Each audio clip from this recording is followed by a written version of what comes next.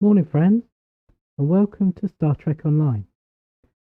Today's episode, we are going to create a new Temporal Recruit. So, what I've done is I've started up the game, and at the top of the screen, there's a new character selection, and you click that, and once you get that, you get this screen where you can choose a faction. You got 6 factions to choose from. You got Starfleet,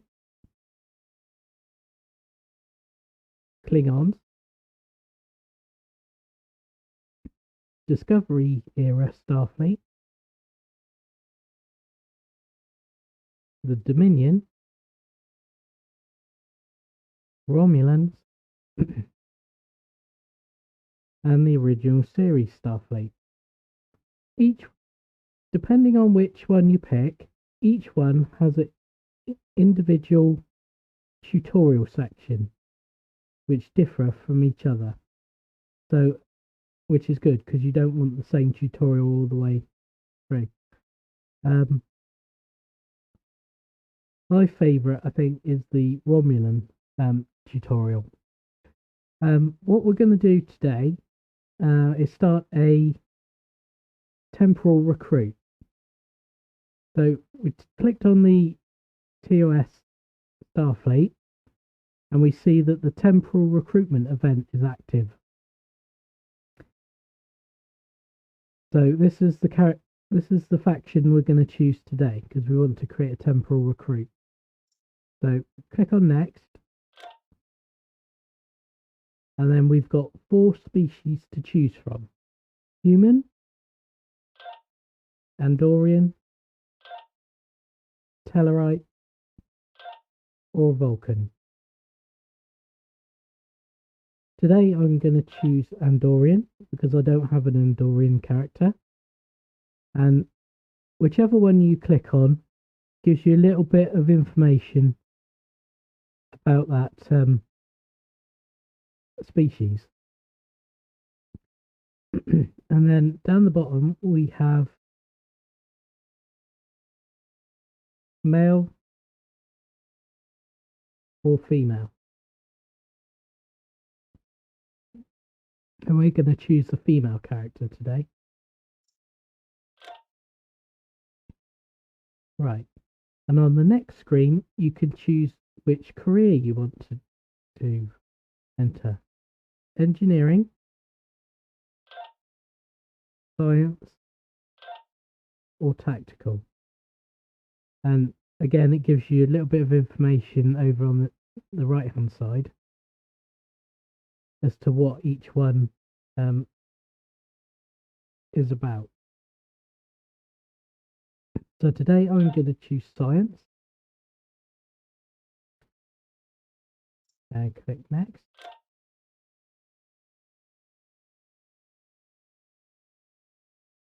And now we can choose a few appearances.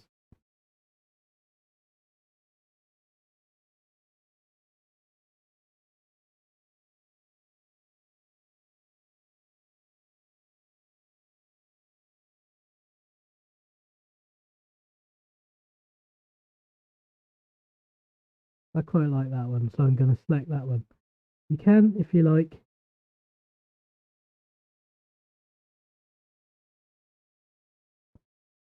customize your character a little bit, so you can change hairstyles and different heads. You can choose the colors, the skin, eye, and hair.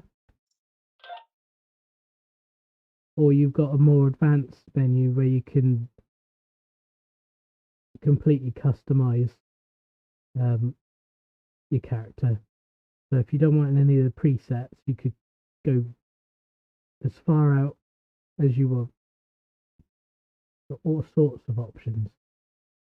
I'm going to leave it as it is, although I'm thinking I might change the hair. So we've got a Klingon looking hair. We have a Nurse Chapel type hair.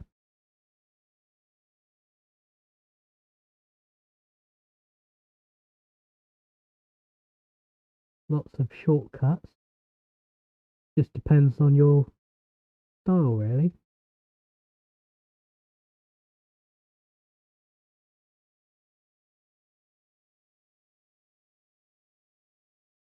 Or you could just go bold.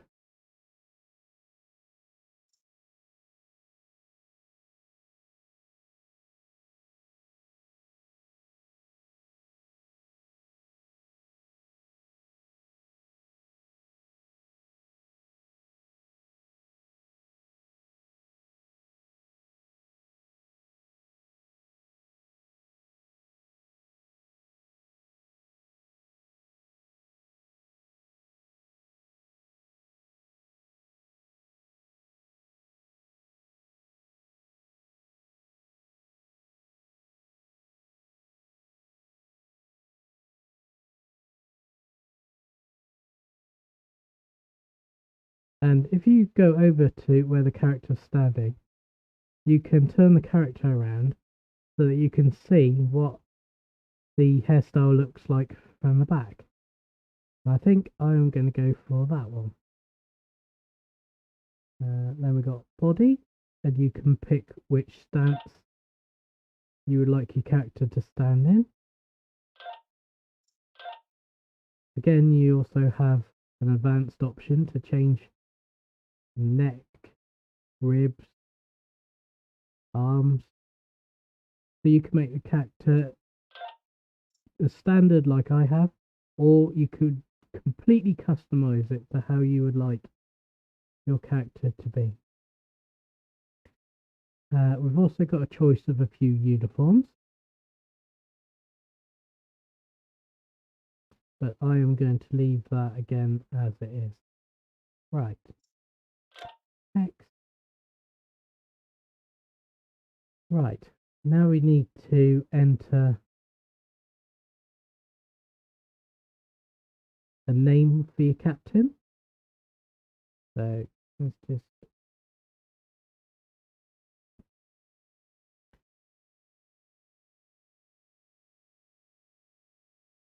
that's my handle, so that's what we're going to put in there. And I'm also going to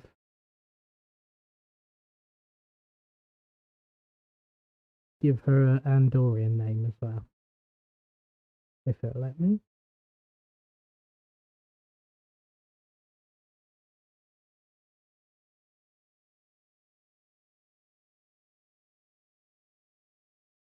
There we go. Well, we won't give her a middle name. You can, if you want, click random, and that'll give you a random name if you can't think of a name to put in. Also, ship names. You can either put in the name that you would like to put in, or you can click random, and it'll give you a random name.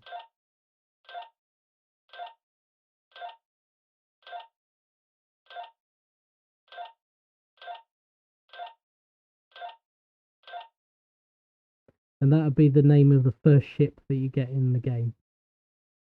And you will be able to change it later if you want, but you'll probably end up with quite a few free ships given to you, so you can choose all sorts of names.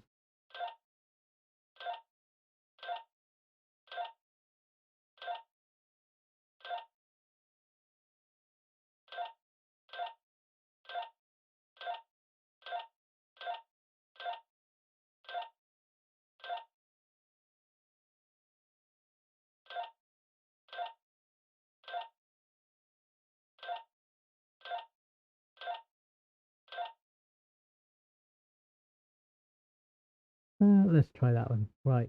And then when you're ready, click engage.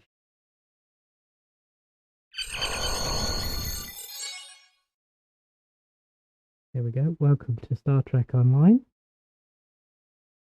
Right. Because of the Temporal Agent recruitment event is active, you may not skip the tutorial with a new TOS character. Remember that you must acquire the Temporal Agent transceiver now during the event to be eligible for the Temporal Agent rewards.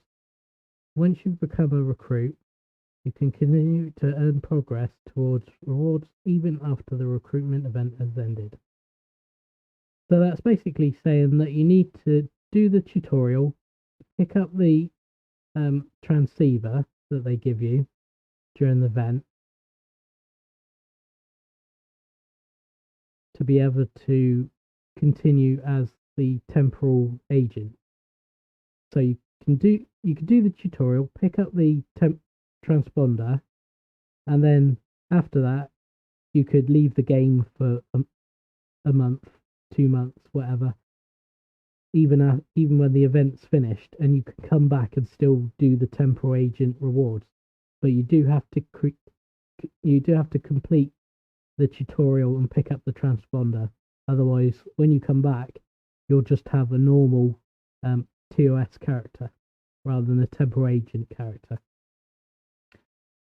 Okay, so let's proceed with the tutorial.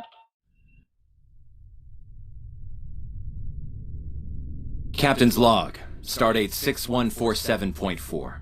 We're orbiting planet Taurus 2 in the Murasaki 312 Nebula. Our orders: investigate the disappearance of a science vessel in this area. Search and rescue operations are about to commence. Okay. People you can interact with have icons above their heads. You can press the interaction key, default F, to talk with them.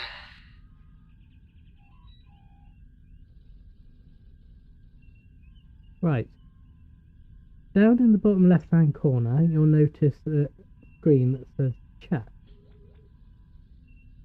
This is your chat window, which To allows move, you use to... the W, A, S, and D keys. To look around, hold down the right mouse button and move your mouse. which allows you to chat with other people in the game. If you're in a social zone like Earth Space Dock or DS9. I won't go through all the options now, but you can click on the settings and chat settings, and you can set up extra tabs. So if you've got friends in the game, you could add a friends tab, which would then only show you conversations from your friends, or the chat shows any zone chat. NPC shows all the chat that comes from NPCs only, and a basic combat reader. But we're not going to need that, so let's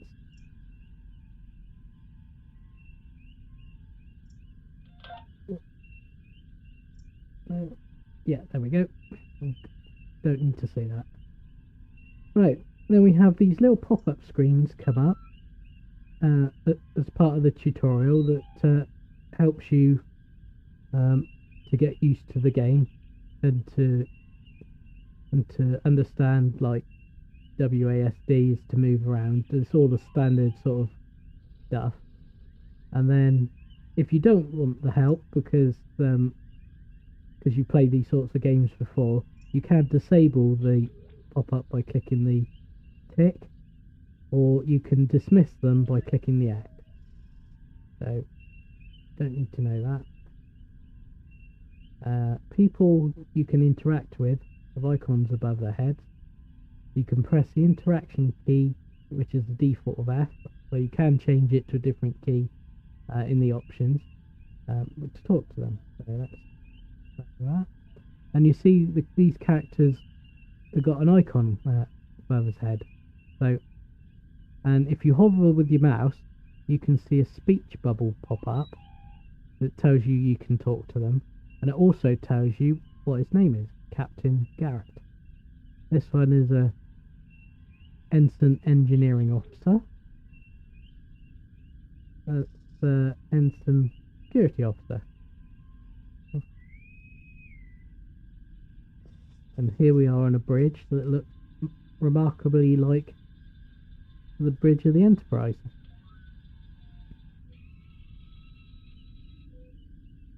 with its view screen up front. So let's talk to the captain. When you get close to a character, it comes up with a little pop-up that says talk to. So you either click with the mouse or, as it says, press F. So click. Lieutenant, we've located the wreckage of a crashed ship down there. I need to get boots on the ground. Find out what's going on. Take a landing party down to the surface. Assess the situation and look for survivors.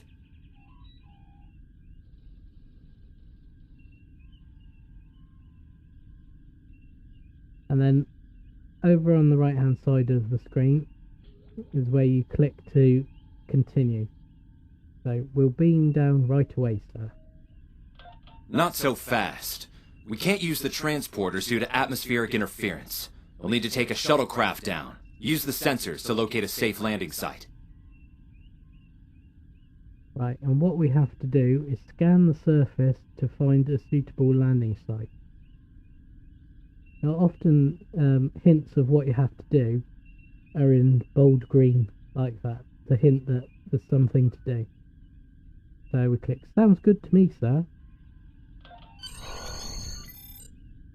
Right, and on the right hand side is a little screen over here that tells you what mission you're on and hints as to what you have to do, like scan the surface of Touch 3. So, Taurus 3. We've also up here got a map, which if you press M will give you a larger version, and you can use the scroll wheel on your mouse to zoom in and zoom out. And this big yellow circle here gives you a hint of where to go. So we need to scan the surface, and that's going to be somewhere within this yellow circle. So let's get rid of the map again. In a lot of missions they also put an exclamation mark as to where you have to go. So let's go over to this console, and then we got another little pop-up, scan the surface.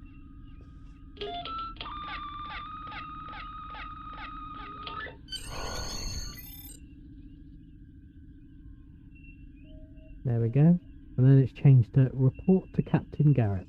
So we need to go back to the captain. Report to captain. Did you find a suitable landing area? Yes, sir. There's a good size clearing close to the crash site. Excellent. I've assigned Ensign Mears to your landing party. She's been to Taurus 2 before. Her insight will be quite valuable. Meet up with her and the others in the shuttle bay. Don't forget to grab a phaser in the armory on your way. From what I've read in Jim Kirk's report, Taurus 2 can get a little rough. Right. And we need to head down to the armory. Aye, sir. On my way. Your current tasks will be displayed here. Ah, giving you a hint of what I've already told you. So, dismiss that. We take the turbo lift to the engineering deck. So, seems to only be one turbo lift.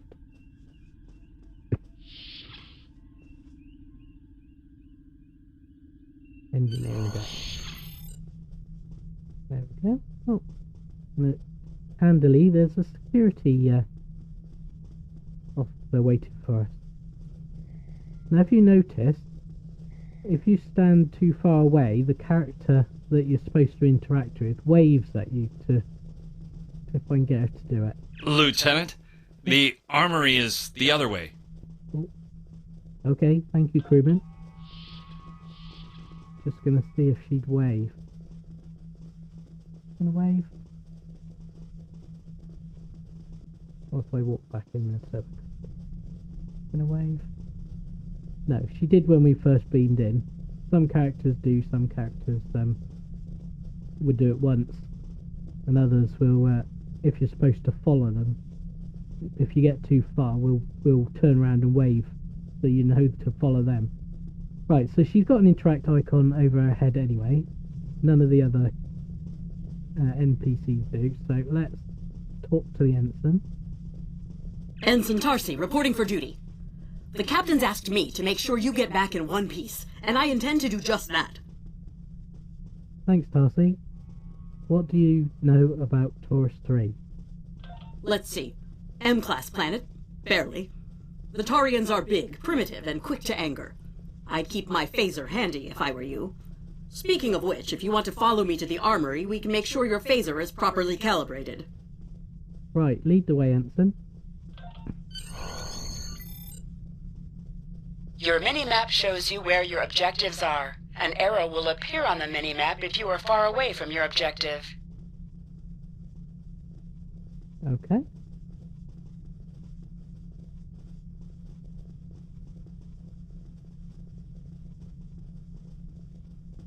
And as you see, there's a big group of arrows to show you who you're supposed to be following, and stopped to wait for us. So if we get close, she'll run away. There we go. So we'll go in here. Interactable items have a glow around them. Walk up and press F to interact with the phaser to pick it up. Okay. So we see that interactable items have got the yellow glow, and when you get close to them, you get a dialogue. So pick up phaser. There we go. And that's equipped it down the bottom here. Your phaser pistol has been automatically equipped. You can practice on the nearby targets, select a target, and then right click to attack it. Okay. So stand in the booth, and primary attack is number 1 on your keypad. Number 2 is secondary attack, which in this case is stun, and 3 is your melee attack. So if we do 1, he gets a weapon out. Here we go. Then do it again, like that. Number 2 is the stun, which in this case doesn't look any different. Good job, Lieutenant. There we go. That should be enough, unless you want more practice. And then of course, number 3 is your melee attack, when you're up close to the target. And if I swing round, she's holding a weapon. If you press H for Harry on the keyboard, she'll holster her weapon. And if you hold down your left mouse button, you can move around your character, and if you hold down the right mouse button, you can turn the character, and if you hold down the left and right mouse button, you can get the character to run around while you're moving the mouse, if you would like to do that, or just use left, right, WASD as the normal movement characters. You can also, if you want to, use the arrow keys to move around, which when you're on the ground is sometimes, depending on your keyboard layout, easier to use the arrow keys and the number pad to the right hand side to do your 1, 2, 3 and whatever you've got set up on these extra slots. So like if I press 4 on the keyboard, it would use the hyperspray,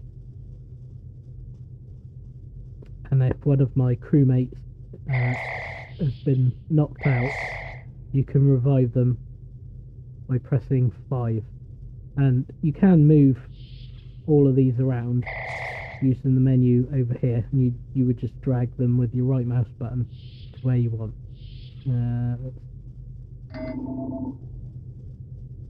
There we go. So I could right click, hold and drag to 0, and I can also There's not many on here at the moment, but you can also, by left dragging, drag any of these onto your little hot bar at the bottom. And then, to stop you from accidentally dragging them off when this window's closed, you can lock the tray. Click OK. And hovering over each one will tell you what it does. Right, let's move on. Oh. Right, we need to reach the shuttle bay. Right, so we're following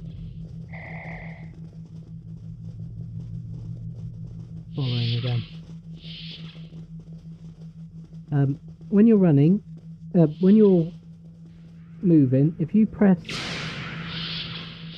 Enemy targets on sensors. Flanking damage detected. Press the shift button,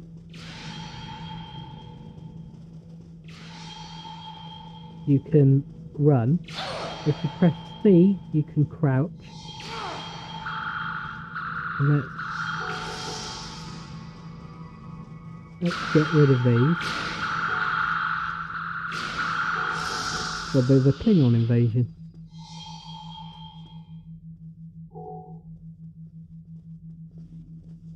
Strange. Anyway, yeah. So, if while moving forward you press shift, and press and hold shift, you'll run. Press C to crouch. And if you press V, that if there's something you need to do, it will often point you in the direction. At the moment I have nothing, but ordinarily if it finds something or finds an anomaly, it will point you in the direction of it.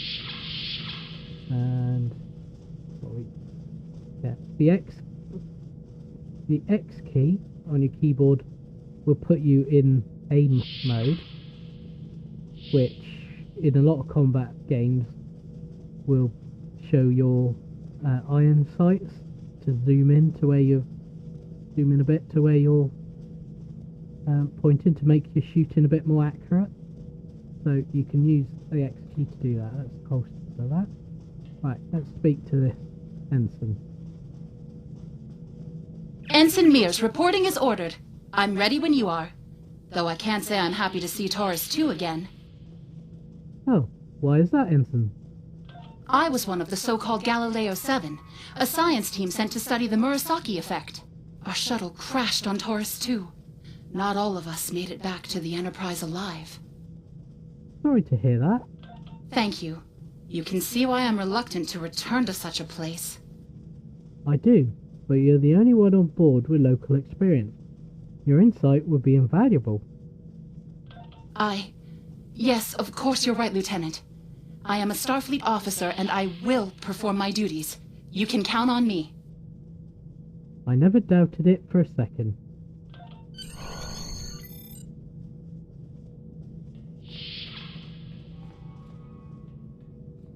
Where are you going?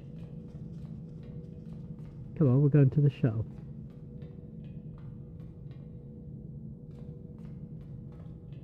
Have a little look. Copernicus.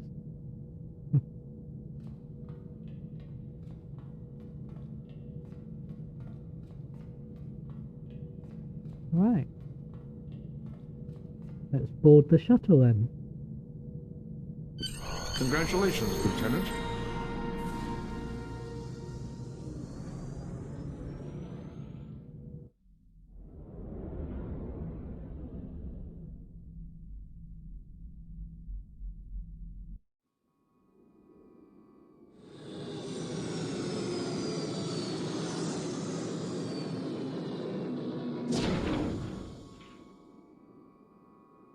Right, here we are down on the planet.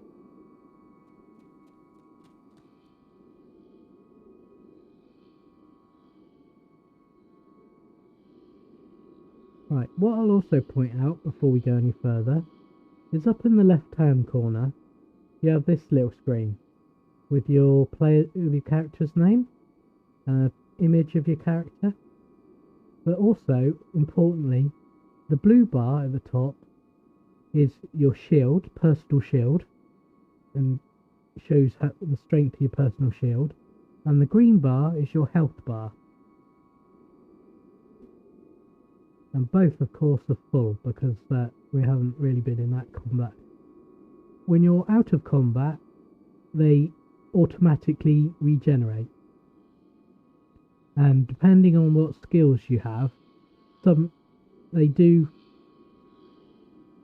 recover while you're in combat, but at a slower rate.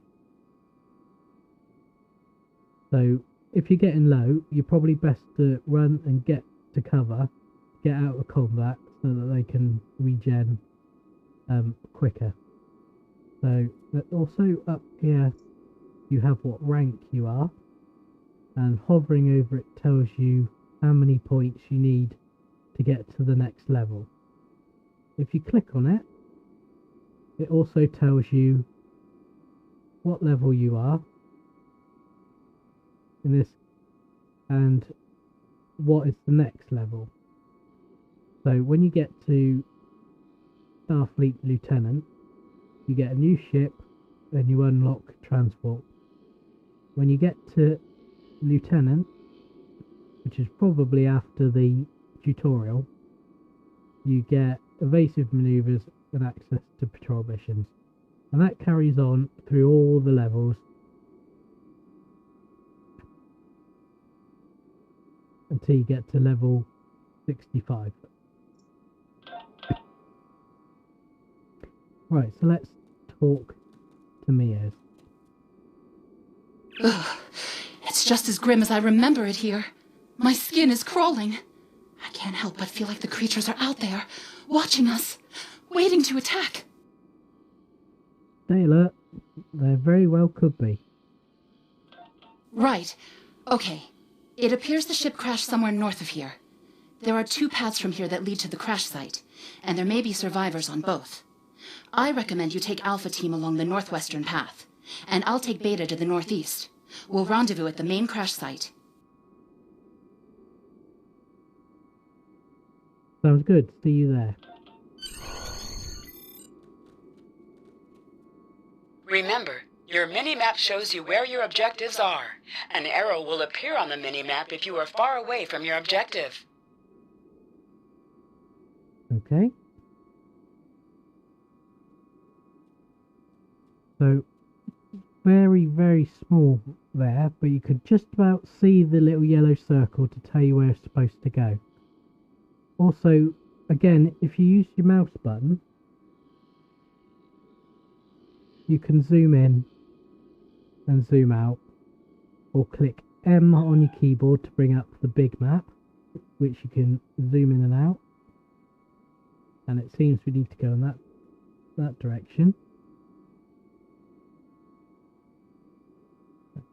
And you can press M again, or up at the top right, display big map,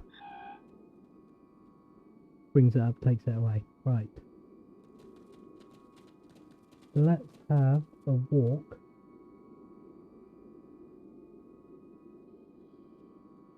over to the big yellow circle.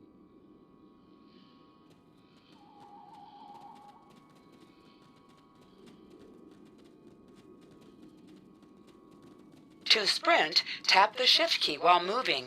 Oh, there we go. We can hold shift to run. Is that a warp nacelle? Whoa. Yeah. Big.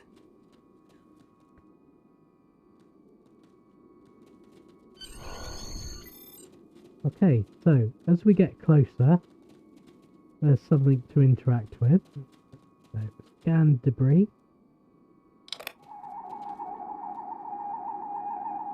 Definitely Federation tech here. What's left of a shuttlecraft's coolant assembly, according to my tricorder. Might be a crashed shuttle nearby. Let's have a look.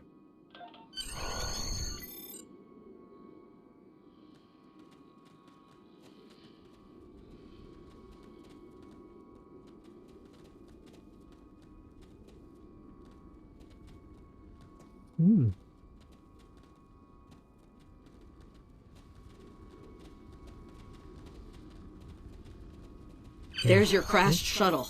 What's left of it, anyway. Look! Someone's over there. I think they're hurt. Let's give them a hand.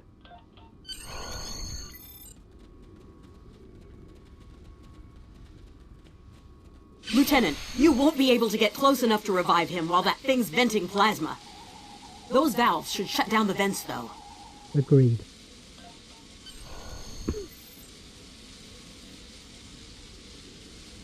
Right, shut off vents.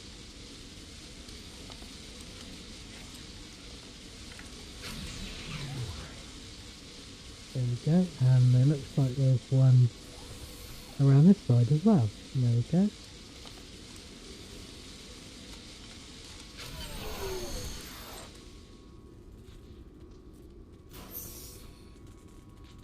Careful of the fires. Right, treat injured survivor. Thank you. We need to move. Those things, they're out there. What things? Where?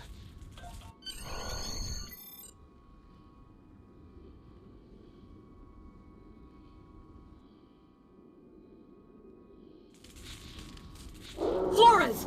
Look out! Oh dear, poor red shirt.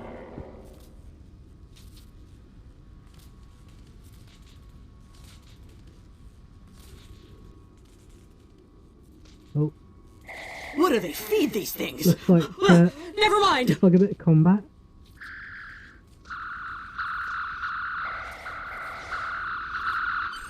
Oh.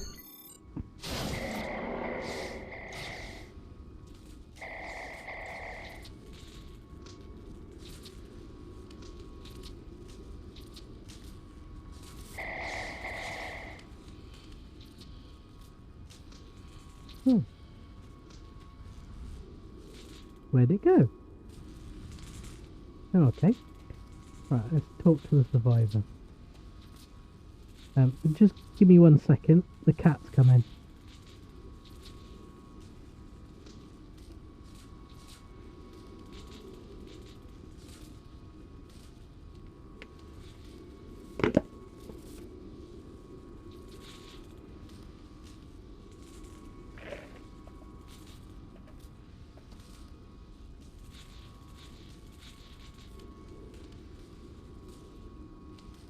Give him some biscuits, keep him happy.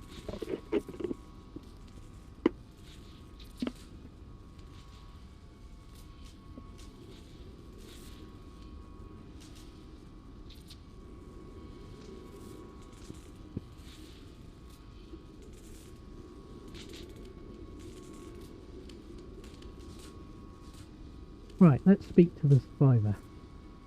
I'm Dr. Phineas Grogan, part of a research team studying the Murasaki effect. Well, I was before the ship crashed.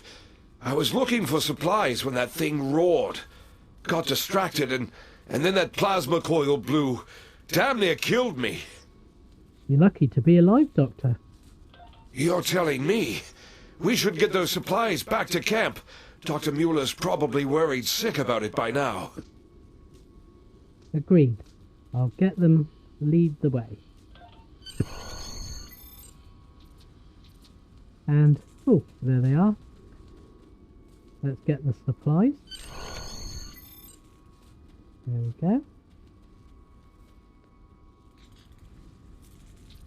And as you see, once you complete a part of the mission, it changes in the screen to show you the next thing to do. So let's follow the survivor.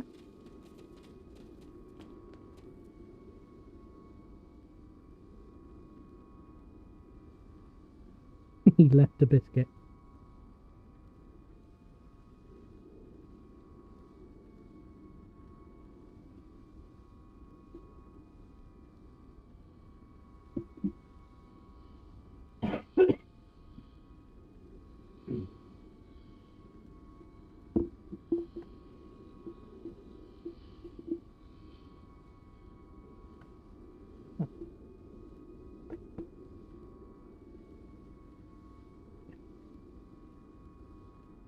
Right, let's continue following him.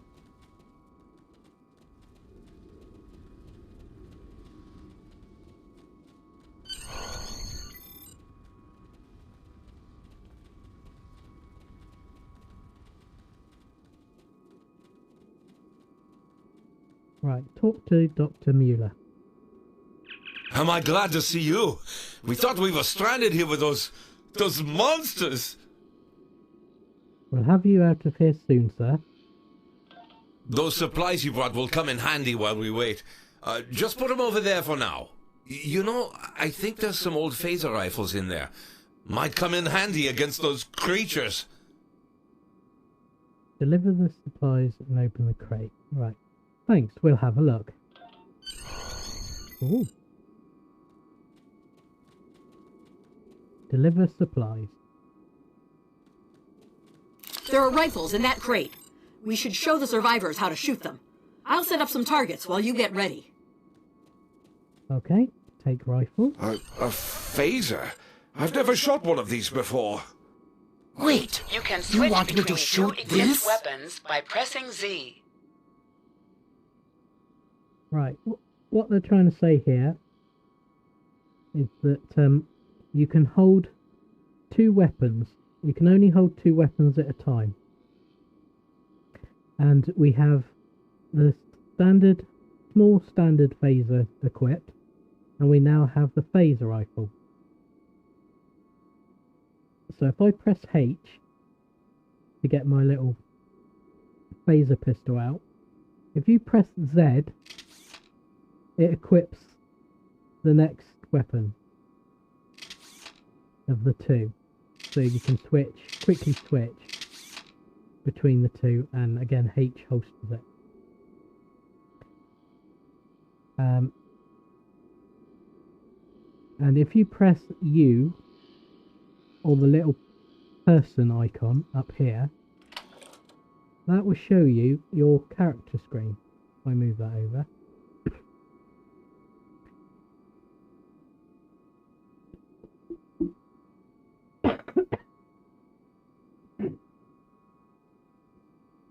Sorry about that. Right. And if we click on any item slot, your captain, ship or bridge officer, whatever that means. Anyway, this is where you see where you can equip and unequip your two weapons. And you just left click, drag it over to your inventory, left click, drag it over, and drag it back. You can also change which weapon is equipped, and you'll see that the little red outline down here tells you which one you've currently got.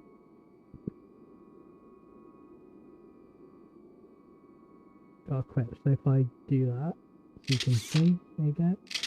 So that'll change it its way, but that of course is a slow way of changing the the weapon if you're in combat. Also, if you holster the weapon, you'll see that it's shown where it's holstered on the back or on the hip. If you don't want to see your weapon at all when you've got it holstered, you can click the eye icon, and now you'll only see the weapon when you're carrying it.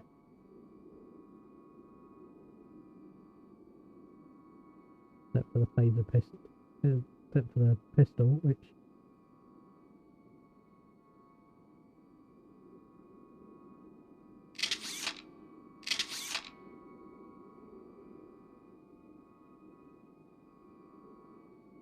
seems to be a bit bugged, but anyway.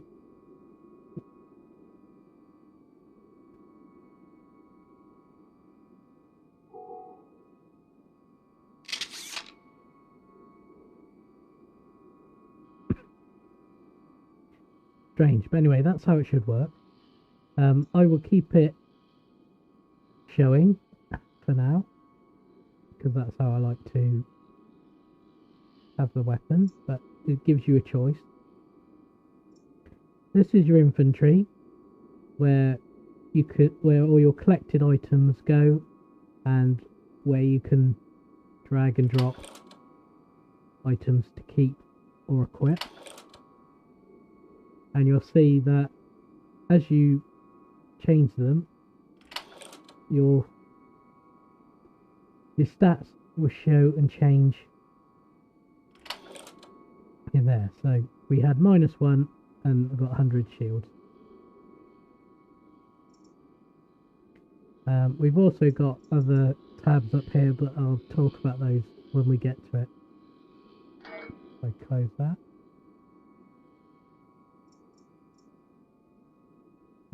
The asset screen will show how many energy credits you've received. When you unlock reputation, which isn't for a little while yet, that shows how many reputation tokens you've got. Then when we join a fleet, it will show how many fleet credits fleet marked. This is your dilithium, and you collect the ore from missions and drops and things, and you have to refine them every day to be able to spend them. You can collect gold press platinum, which shows here, and when you get salvage you can get that there. R&D we don't need to worry about yet because we've got a few levels to go before that. Okay. And to open the inventory, I on the keyboard or the little circular icon there to open and close.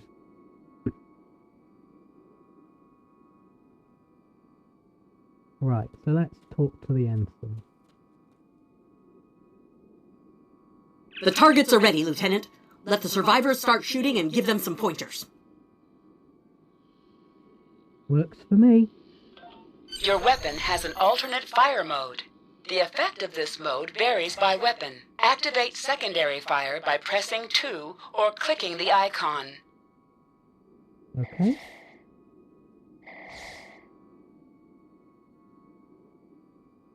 Right. So as I explained before, you've got 1, 2, and 3 for each weapon.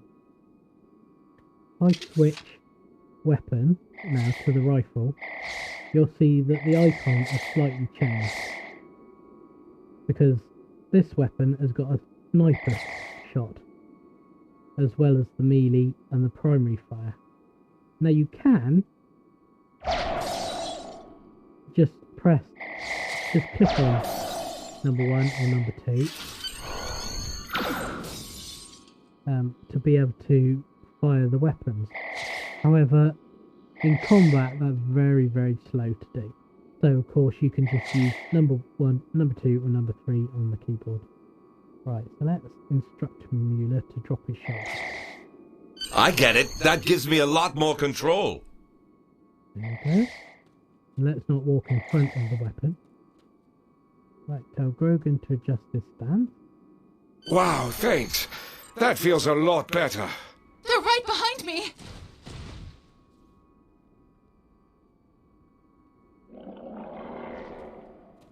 That's why you should never wander off.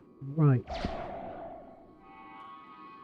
Heads up! So The Taurians are So attacking! there's one up there. So that's secondary fire with 2, maybe primary fire with 1. And also, if you press E or Q, you can strafe, which helps you to avoid weapons fire. And as you see, where I got hit, my health has gone down slightly. With energy weapons, it takes your shield down first before it takes your health down. But if you get hit by a melee weapon, like I was getting hit by this spear, your shield won't drop, but your health will. And as you see, by coming out of combat, my health has gone back up to full. Right.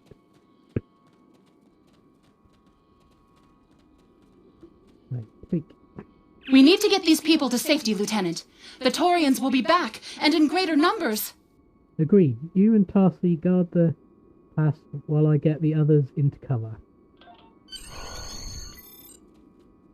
Fall back. Into the ship? But then we'll be trapped. And move that. Off you go. Right, so As we see in the minimap up here, there's more survivors that we need to talk to and interaction icons. So we'll tell Duncan to fall back. Ooh. And hello. Retreat to the ship? With pleasure! Yep. Right, now we need to talk to Ensign Mears again, so let's run over here.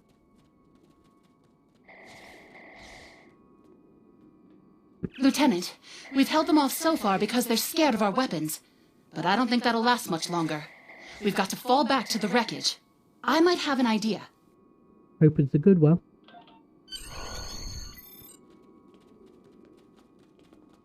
Shut the doors! They're right behind us! Right, there we go. Close the doors. Is this an impractical?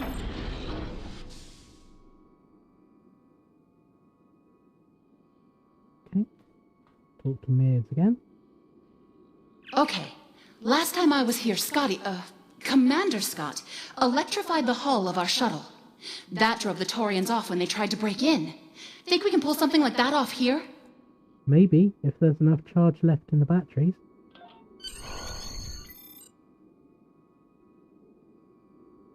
Right. Aha. Back over here.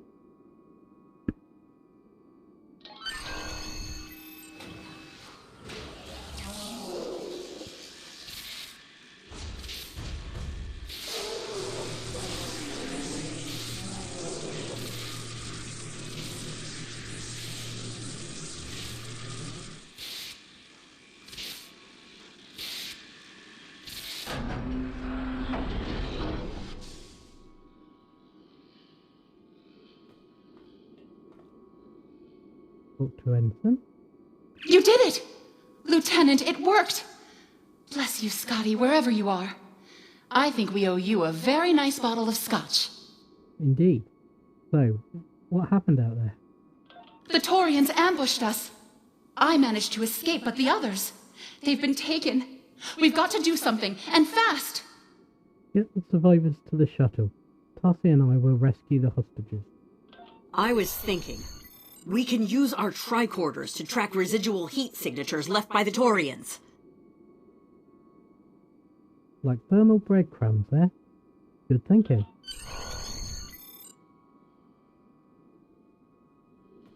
Right. Off we go.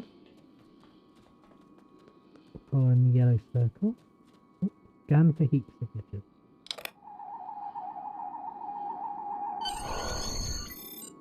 Ah, so they went that way.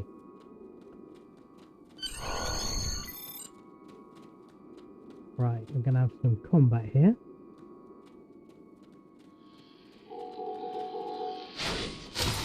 Oh, hold on, he's up here. There he is.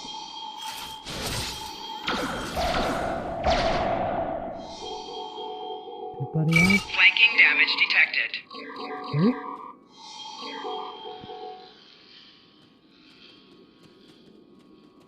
Oh, everyone.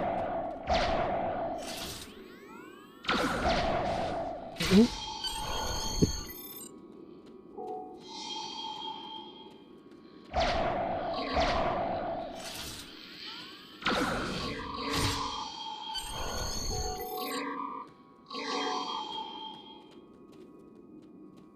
Right, so we've defeated them.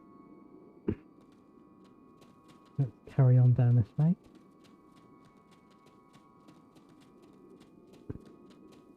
Something else I'll just mention as we're coming along here. You'll see the little red symbol, circle, on the map. That means there's an enemy there.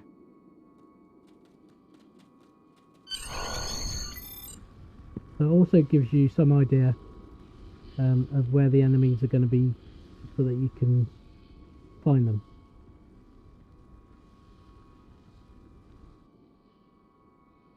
Okay, I can see him over there, so we can defeat the chief. Oh, he's gonna throw something. Oh, Lieutenant! We're over here! Help! think that's probably it for combat for a second. Holster the weapon. There we go. Hello everybody. Rescue. Thanks for coming back for us, sir. We owe you one. Pretty sure those things were gonna have us for dinner. Not on my watch.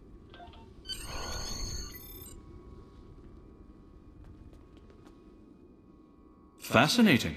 The Taurians appear to be in a late Stone Age state of development. Now isn't the best time for an anthropology lecture, Skial. Right, let's return to the shipwreck.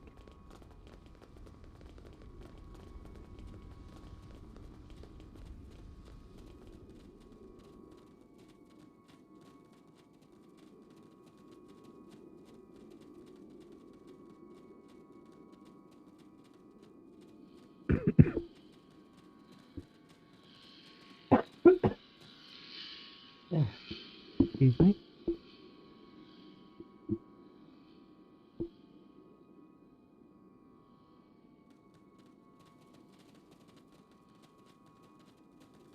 Let's run, shall we? That'll make it a bit quicker. Am I seeing things? Because those guys picking through the wreckage sure look like Klingons. Just what are the Klingons doing on Taurus 2? Let's find out. Ready, phasers. Just in case they're not in the mood for questions. Oh, we're gonna shoot them. Okay. Looks like they're not in the mood for questions, Lieutenant. Yeah. Enemies sometimes drop items. An item has dropped for you. Move toward the item and press F to loot it.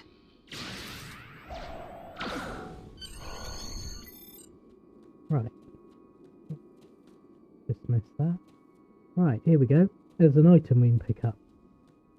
So, Hey, is that a Klingon pad? Bring it to me. I have some experience decrypting Klingon data. Okay. My little sister's diary was harder to decrypt. Sure, Klingons are good at fighting, but computers aren't exactly their strong suit. And voila! One Klingon pad unlocked and ready for your inspection. Nice work, Ensign. Let's have a look. Captain Core, your plan has worked perfectly, sir. Many ships have fallen into our trap. We've snared a few merchant ships and a Starfleet science vessel so far. You'll be pleased to hear that we're picking up a Federation cruiser on long-range sensors. Constitution class. Time to hunt bigger game. Glory to the Empire! Download message. Looks like the Klingons are using both guile and brute force here, Lieutenant. A pretty potent combination. The captain's definitely gonna want to hear about this. Agreed.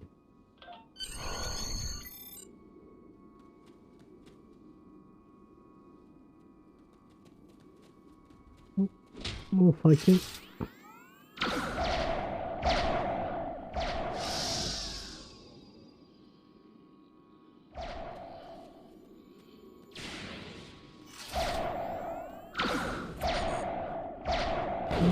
Damn it. Right. Let's follow the path then.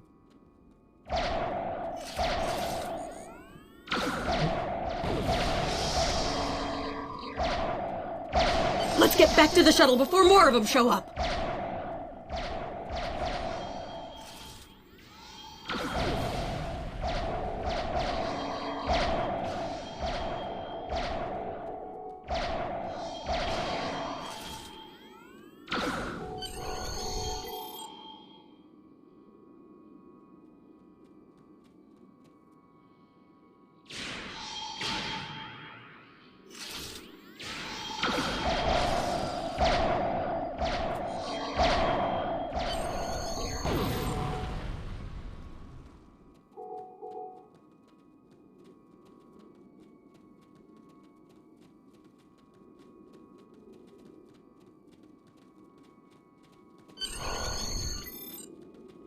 Does anyone remember where we parked?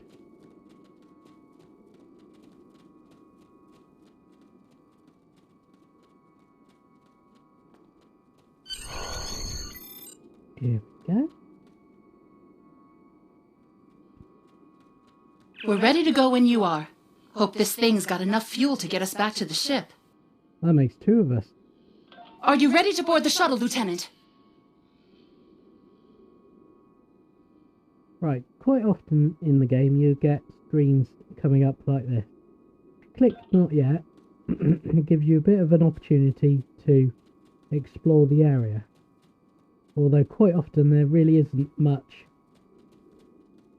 left that you can do. You can do a scan. And if there's any anomalies in the area, what key was it? V? Yeah. V on the keyboard as well. And if there is any anomalies or anything to pick up, the scan will show you, but obviously here there isn't anything. So, we talk to the We're ready to go when you are. Are you ready to board the shuttle, Lieutenant? When you're ready to go, return to ship. Congratulations, Lieutenant. That's more useful in space when there are lots of drops and you can not now and then go and pick up all the items, all the loot drops, and then come back and continue.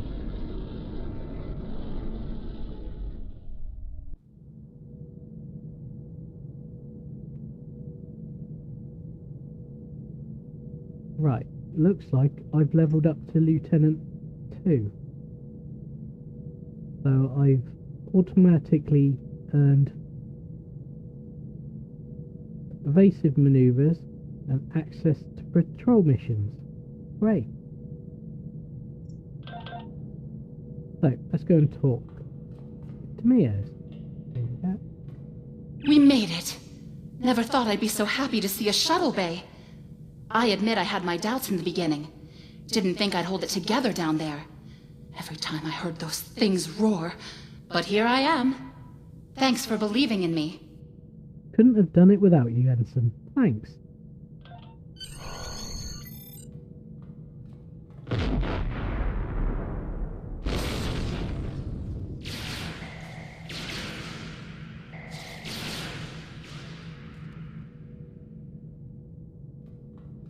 Uh-oh. What was Bridge that? to shuttle bay. Please respond. Okay, we've got to go over to the comms panel.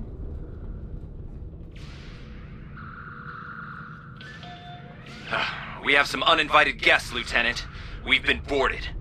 The Klingons have breached the hull on the engineering deck and blocked our access. Since I can't send security in, I need you to secure the deck. Aye, sir. Recommendations? Start with the engineering lab. We need to bring our plasma relays back online. After that, secure the armory and main engineering. We'll handle it, sir. RC Mayor's ready weapons and prepare to repel boarders.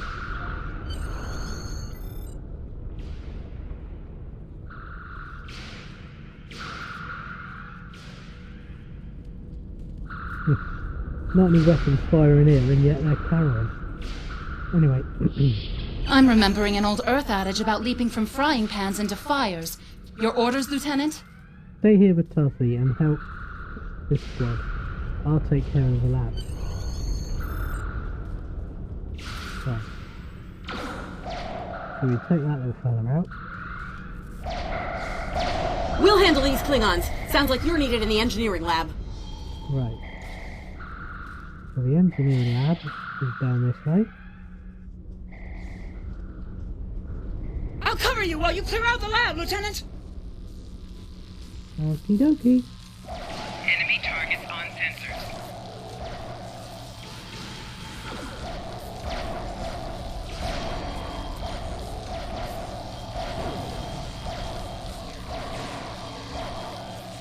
They shut down our primary plasma conduits. Get them running fast. Take that open. Right, so we need to reinitialize the plasma conduit. Plasma conduits reinitialized. Auxiliary power restored. Now clear out that armory. Right, now we're onto the armory. Watch out! More Klingons! Don't just stand there, shoot at it. Shoot at him. I don't know. NPCs, they don't help you, do they? Oh. Damn. Ping-ons in our grenade. Personal shield losing power. Great work. Secure engineering next if you can. Of course I can. That's why I'm here.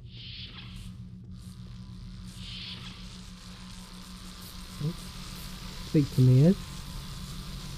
We've cleared the rest of the deck, Lieutenant.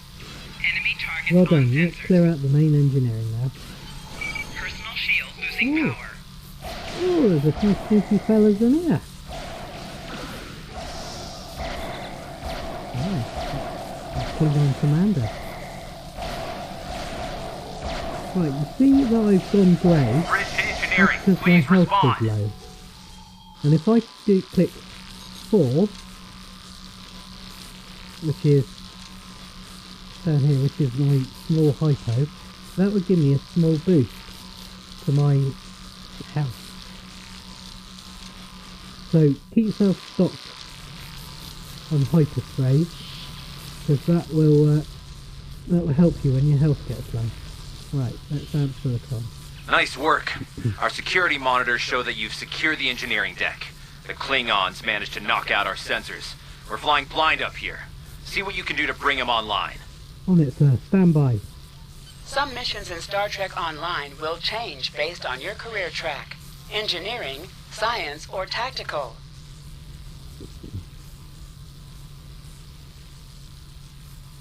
Okay. Let's go around. Bring sensors back online. Sensors are back online. Let's see who's out there. I need you on the bridge, Lieutenant. Okay, so let's pause there a second. Now, depending on whether you choose science, tactical, or engineering, in some missions would depend on what you are asked to do. So, like here, I was asked to repair this system, which is a science system. And I suspect tactical would probably be to bring the weapons online, maybe over here. And if you're engineering, you'd probably have to repair this for the warp core. So none of those specializations can do all three of those things.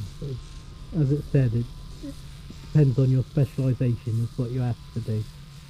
In reality, there aren't that many missions in the game that ask you to perform your speciality. Probably maybe 4, 5, 6, something like that. There really isn't that many to do with your specialisation, but this was one of them. Alright, let's carry on. Where are we going now? Let's try down. No, this isn't going to tell us where we need to go. Let's have a look at the big map.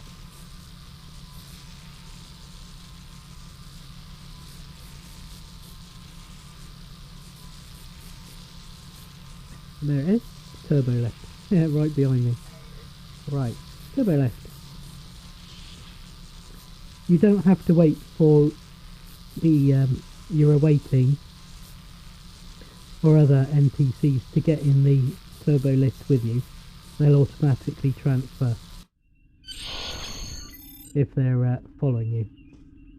Sir, incoming transmission. Oh. So I've got to activate the view screen. Where is it? Over there. Okay. Activate. Federation Starship, this is Captain Core. Surrender if you must, but I'd rather you fight with honor.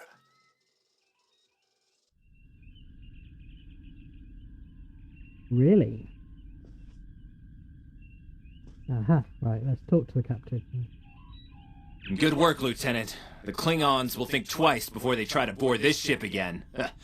Now take the helm. We need to get to a friendly sector. Right. This is an important screen because we have come to the end of one of the missions. And you'll see that because you will receive the following reward. So you'll get experience points, expertise. In this case, we're going to get our first away team member. We're also going to get some impulse engines, twin phaser beam array, and a shield array. So if we click continue. Congratulations, Lieutenant. We have our first bridge officer. So click OK. Right, so now it's probably a good time to click on the character status, and you'll see that you have Tarsi as your new bridge officer. And if we click on stations, you'll see that we have a standard awaiting. If you leave them blank, you'll just get some generic tactical officer being down with you. However, if you click on the down arrow, you will see that you have your new bridge officer. So if we click on her, she'll go in that slot. And then when we get 3 more, we'll be able to add those 3 to our away team. Also, in your starship, when we get one, we haven't got one yet, but when we get our starship, we will have slots for our away team on our ship, which I'll show you when we get to the ship. But that's where we add these to it, and Tarsi's already added automatically. We go back to, and you switch between your character and your bridge officer, and I've unlocked a lot more bridge officer slots, but you can have multiple bridge officers. You can only have 4 away team members active at one time, but you can have lots of bridge officers. You can buy bridge officers in the store, or you get given some of them like we have with Tarsi. If I bring up the inventory, you'll see that each bridge officer will come with a default set of weapons, shields, and body armor. Some do come with body armor, some don't. She doesn't. And devices. Now, when we got that, when we got the bridge officer, we also got a Type 2 phaser, a Type 2 Mark 1 stun phaser. And if you hover over it, it shows your current primary weapon and the weapon that you're hovering over. It also gives you the damage types, how much damage it does, and what its first and secondary, that's the blue text, for primary and secondary fire. So if we look, the current weapon, the default weapon that we got with her, does 67.9 DPS.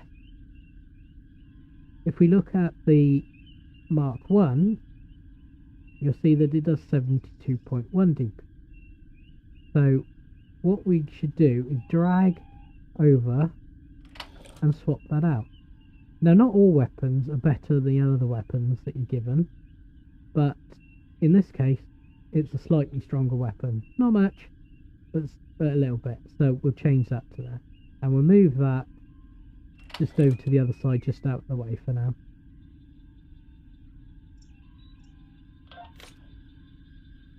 Now this is the ship that we're on.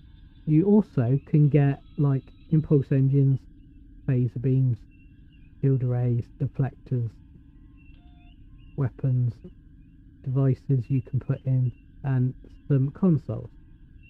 Now, in this default ship we've been given, you get a default weapon layout, which usually aren't that good, depending on the ship.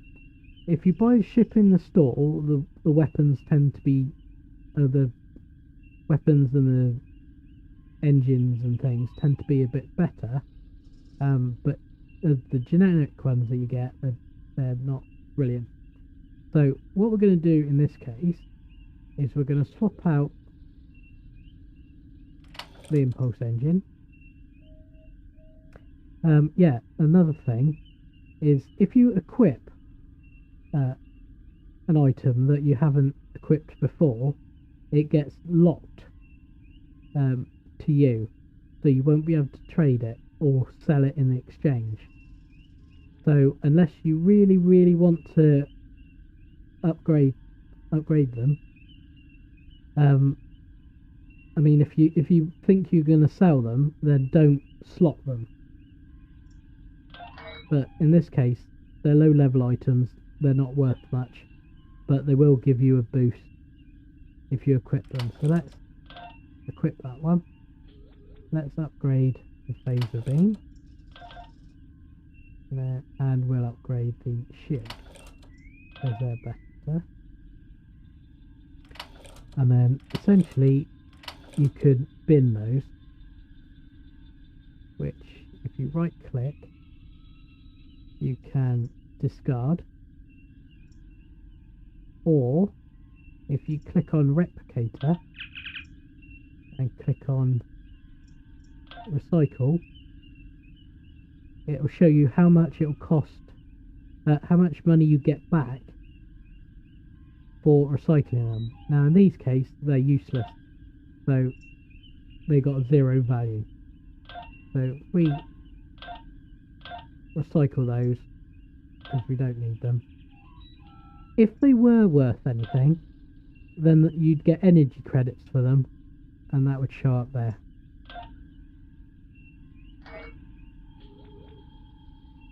Over in this screen, we'll show when you equip or unequip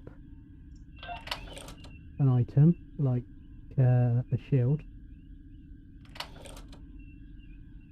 It will show you over here the defense rating of the shield. So if I put it back, yeah, 2750. This tends not to show accurately when you're on the ground. You usually have to be in space, like in sector space, and not next to like a space dock or DS9 or anything there. You generally have to be in space to see the accurate number for this. It's always the way it's been. So let's close that. Let's close that. So I think that's all for now. So let's take the helm. Sensors are picking up Klingon power signatures in 2 nearby satellites. I'm thinking they're broadcasting the distress signals that lured in our ships. Bring us in close so we can scan them and find out. Aye, sir. Increase your speed using E. Decrease your ship speed by using Q. Right. So, to go backwards in your ship, you click the reverse button, and you can't really tell, but you've gone backwards, and you click on it again to stop. If you want to go forward, you can click and drag the slider up and down.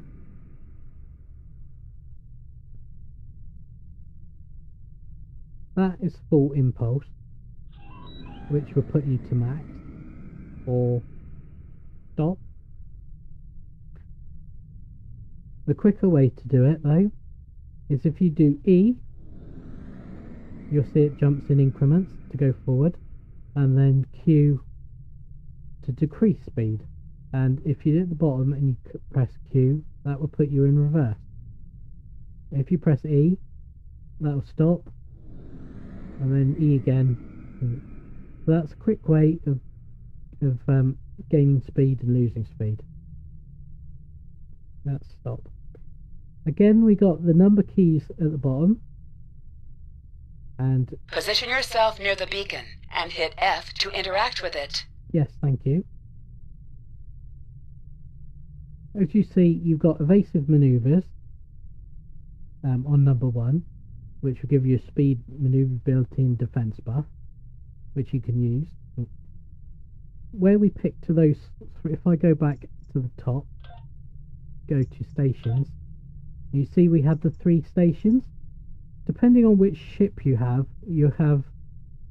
have up to 4 stations. But we've only got 1 bridge officer at the moment. Can you see? None. We've only got 1 bridge officer, and they've only got torpedoes available. So there we go. There's Tarsi down here with a torpedo, and that is torpedo high yield. So you can click it, and then the next time you fire a torpedo, it will be a high yield torpedo, and you get a countdown timer before you can use it again. Here shows your weapon loadout, and if you hover over it, it shows the phaser arc, and this one is your torpedo, and that's your torpedo arc. And the aft phasers. So when you're firing your phasers, you got a 360 around your ship, whereas torpedoes you have to point your ship towards the direction of where you're firing in that arc. Over here shows your shields,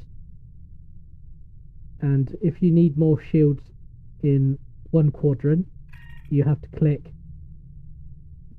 to move power over to there. But once you stop, it resets.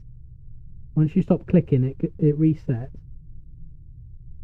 and goes back. So you'd have to continually click on that. Over here, you've got your weapon output, your shield output, your engines, and your auxiliary battery. If you want to put more into attack, you click the button and you see that numbers change to max and go up. Or if you want more in shield, that will adjust the numbers to give you 100 in shields. With speed, if you want to go faster, or there's balanced, where it's all balanced.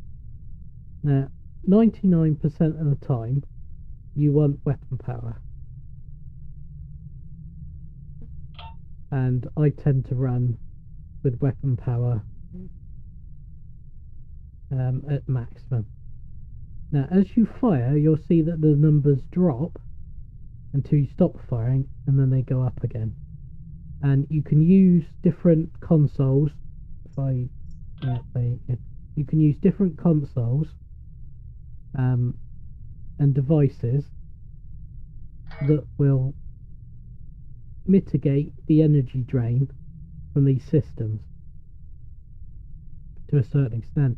We don't have any at the moment, so it's probably going to drop quite rapidly, but at the level we're going through the tutorials and the beginning levels, it's not so much of a problem. Then over here you've got firewall beams, firewall torpedoes, firewall weapons.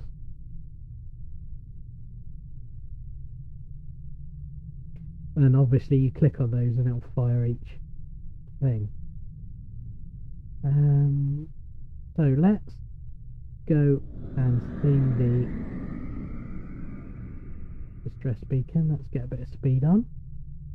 Down here gives you your ship name and a basic outlay of what your ship's signature is, I go top view, just right click and drag. It will show you outline. So there you go, warp nacelles, the main hull, and then you right click and you can drag around, or left click and drag around. Right, let's stop at the beacon, and we're close enough to scan it, so let's scan it. You get a scanning. Science report coming in now. The satellites are using a triaxulating signal. It's strong enough to cut through the interference and reach ships outside the nebula. Clever. Almost a shame we have to blow them up, isn't it? Aye, sir. It's a real tragedy. Use your torpedo to attack enemies who are not shielded. Right, in that case, let's move away. Now you'll see above, if the text is blue, you can, some objects you can interact with or go near without problems. It kind of means it's an ally. If it's in orange, it means that you can fire on it. It's an enemy. Use W and S to move up or down. Use A and D to move left or right. Yep, thank you. And also, if you get within about, I think it's 10 kilometers, it will show up in here in white the distance from the target. So you go forward, you get closer to it, it counts down. You can only fire at objects when you're within 10 kilometers of them. So this 1.5 is perfectly fine. Don't get too close to enemies when they blow up, because it will damage your ship.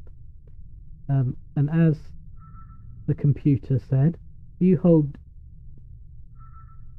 D, turn to right, to A, turn left.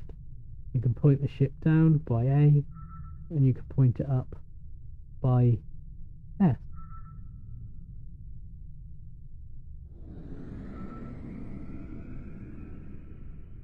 So yeah, let's not get too close.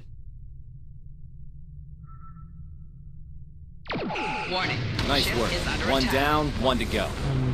Looks yeah. like this one is shielded though. You must be within 10 kilometers of an enemy to attack it. Yeah, there you go. You must be within 10. So that one is 15.6, and also shows up in orange. That shows you that it is an enemy target. But because it's 15 and outside your attack range, it's in orange. So if we move closer to it,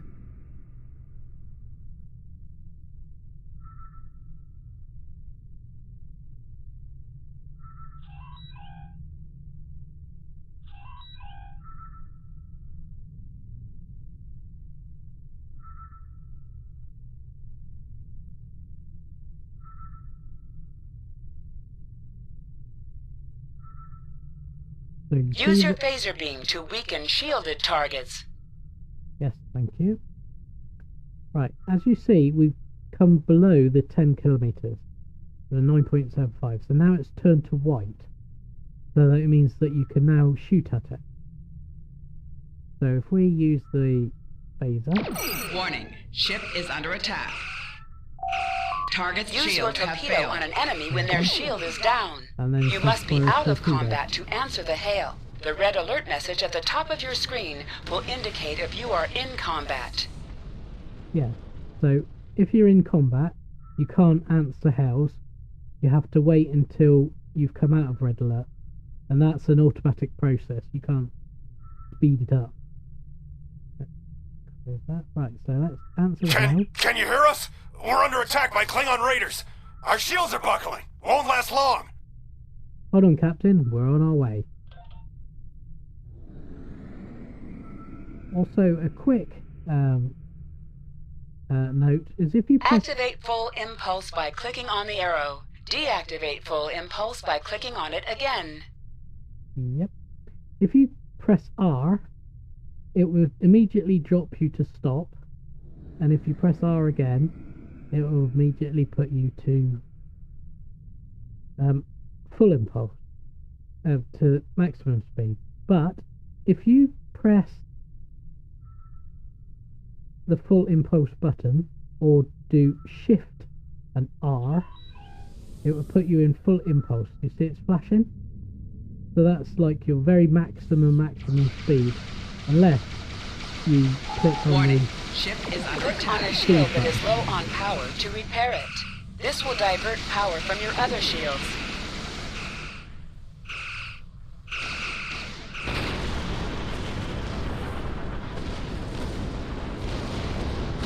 and you will immediately drop out of full impulse when you start firing. Thanks for your the help. target Our or your engines are hit by offline. target. Could you transfer some energy and get them started again? Can do, Captain. Stand by. Let's stop for a second.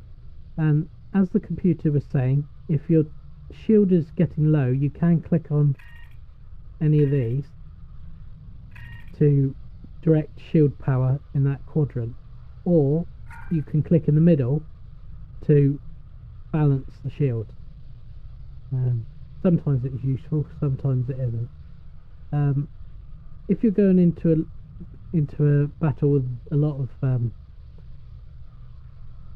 other ships, you could direct power to the shields, or if you're trying to get somewhere quickly, you could direct them into speed. That tends only really to be useful during anything up to level 65, because before that, using a combination of phasers and torpedoes tend to work as you'd expect them to work. Once you get to level 65, you tend to either go all phasers, or if you're or you could go all torpedoes, but to do that you need plenty of shields. But most people tend to leave it on the weapons and then upgrade all their kit to the max level. But you'll find your build, you swap things in, swap things out, see what works for you. So we need to get on this freighter, that will transfer energy to the freighter, so let's do that. Thanks for everything. Good luck with the Klingons. Right, safe travels, Captain. Lieutenant, I've made some modifications to our torpedo launcher. I think you'll like the results. Acknowledged. Okay. Remember that you can activate full impulse by clicking on the arrow. Deactivate full impulse by clicking on it again. Okay. Do that in a second. If we look up at the minimap, we'll see that there's a green circle. And just like the yellow circle, that gives us some indication of where to go. So, we need to go that way. Also, if you see you've got an arrow where your ship's pointing, and a V of where you're looking. So my ship is pointed north, but I'm looking west. If I turn the camera, you'll see that that V moves to where you're looking. So if you get a bit disorientated, you can look at the map and go, well, my ship's looking that way, so if I want to look the same way as my ship, I can just use the mouse and drag it around. Also, they've helpfully put targets on, so we need to go over there. So there's a triangle, a circle around it, and those great big bars there to give us some indication of where we're going to. So if we do Control R, which is the same as clicking at the top, that'll put us into full Activate high yield torpedo by clicking on the icon or using Alt +1. As I did there, I did Shift R again to turn off. Target's shields have failed. Turn off full impulse.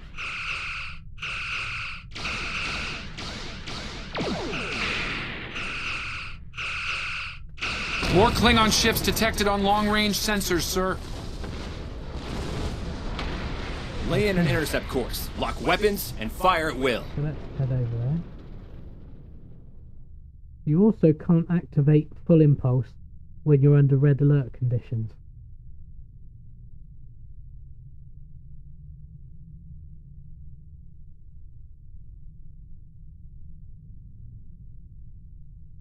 And you'll also notice if you go to full impulse, your levels drop.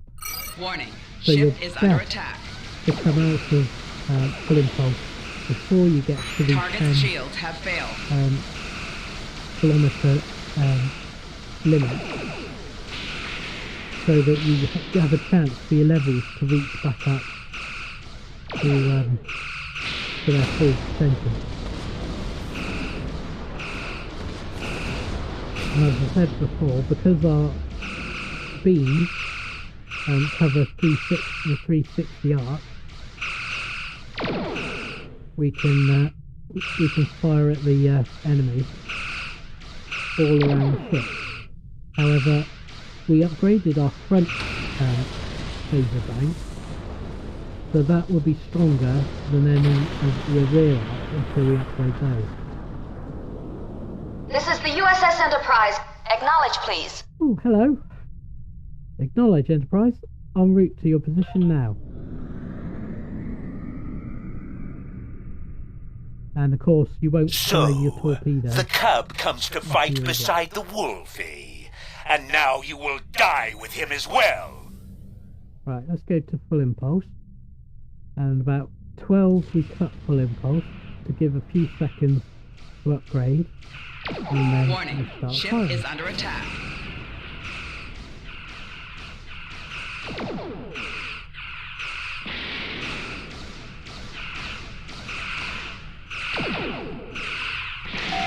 Target's shields have failed.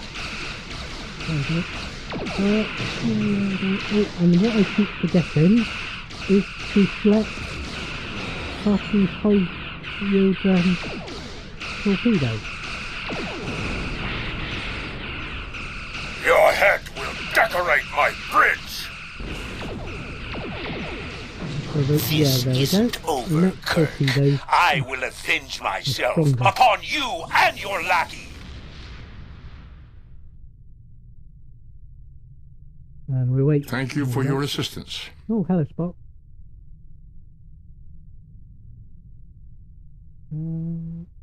Okay. Sensors indicate there are no enemy vessels remaining in the sector. Our actions today should deter the Klingons from further acts of piracy in the area, though they are often far from logical in such matters. Thanks for the update, Commander. Safe travels, Reliance out. Looks like we're done here, people. Starfleet Command wants us and Enterprise back for a debriefing on this mess. Okay. Helm, set a course for Earth space dock, warp factor 3. Okay, so looks like we have leveled up again. So we're at Lieutenant level 4 now.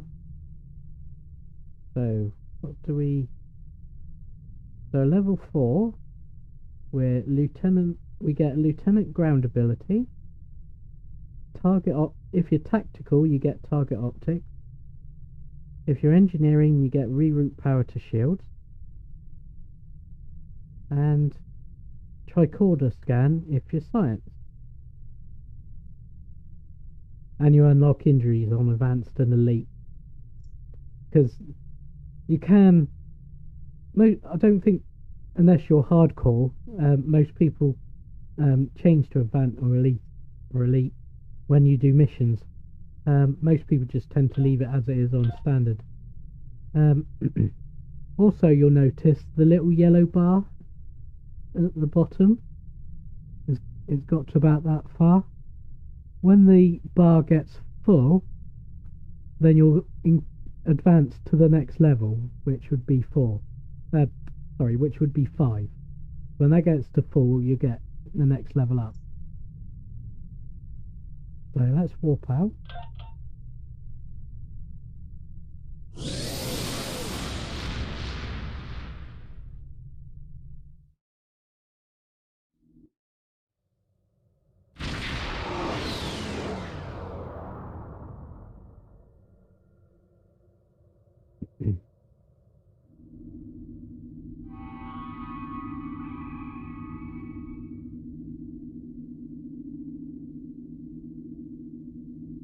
Captain Garrett wants to see you in his office, Lieutenant. But he says to feel free to mingle with the other officers first. I'd take him up on that if I were you. I mean, how often do you get the chance to meet the crew of the Enterprise? The best of the best. That they are, Tarsi. That they are. Right. So let's go and enter the bar.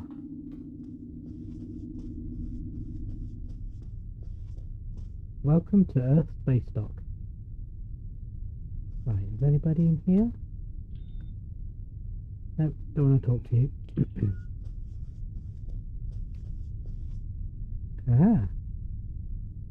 Right, so here we got a list of people to talk to.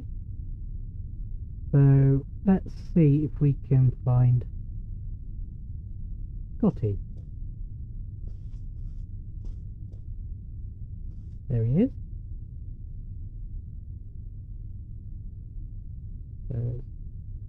That was some fine work back there, friend. It's not every day one walks away from a brawl with the Klingons. You look familiar. If you don't mind me saying so. Have we met before? I don't think so, sir. Ah, must be my imagination then. You meet a lot of folks serving in Starfleet, to be sure. By the way, I heard you're into the local wildlife on Taurus too. Right unfriendly devils, aren't they? I won't be forgetting those gigantic spears anytime soon. Look me up sometime. We'll have a drink and share some caveman tales. Thanks, Lieutenant Commander. I could use a good drink. As you see, it ticks them off as you complete them. So, let's talk to Chekhov, who's over here. We were in Starfleet Academy together.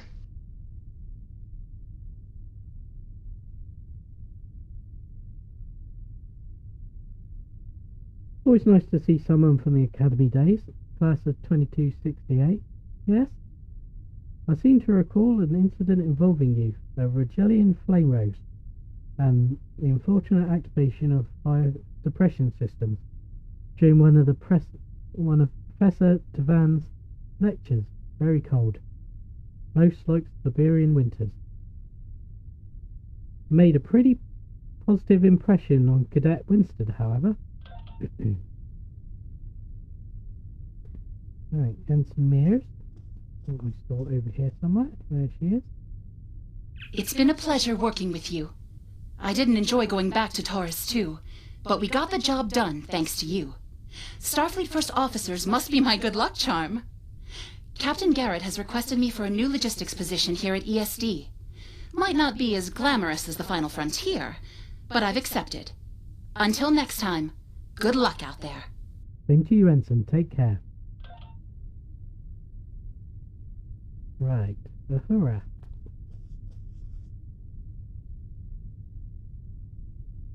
Lieutenant Uhura of the Starship Enterprise.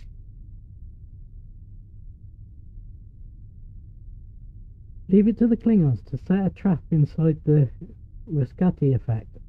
I don't think they'll try anything like that again soon. Be careful though, Klingons tend to hold grudges. Your friend Captain Core might try to settle the score with you down the road. Good advice, Lieutenant. If he wants a rematch, I'll be ready.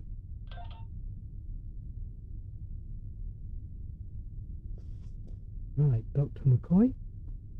If you're going into the lion's den, you'll need a medical officer. I'm going to offer you some free advice. Don't be afraid to listen to the advice of your CMO, especially when it's followed by the words doctor's orders. In my experience, officers in command branch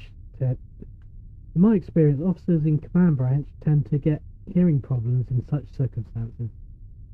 I'll keep that in mind, Doctor. You know, it feels like this isn't the first time I've given you some advice. Know anything about that? Can't say that I do, sorry.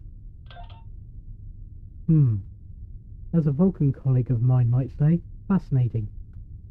I'll let you get back to it, Lieutenant. Thanks for the help back there at Taurus. Don't mention it, Doctor. And Stulu. May the great bird of the galaxy bless your planet. I understand you were at the helm during the fight with the Klingons. That was some fine flying. Keep it up and you might get the chance to helm a Constitution class. From what I've seen, you're up for the challenge. Thanks, Lieutenant. I hope I'll get the chance. Right. Let us go then to the captain's office.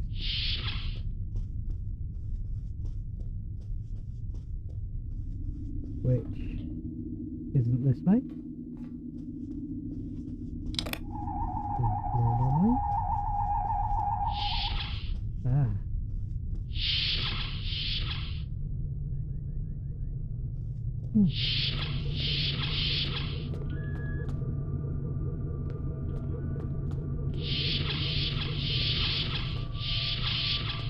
Another armory.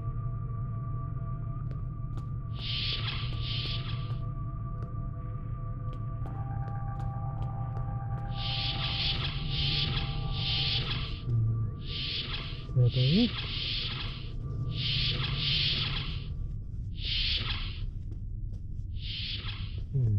Admin office. Easy in here somewhere.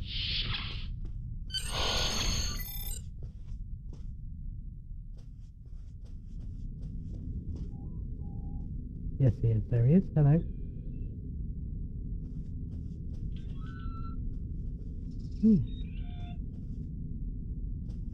Hey, let's talk to him then. Thanks for coming.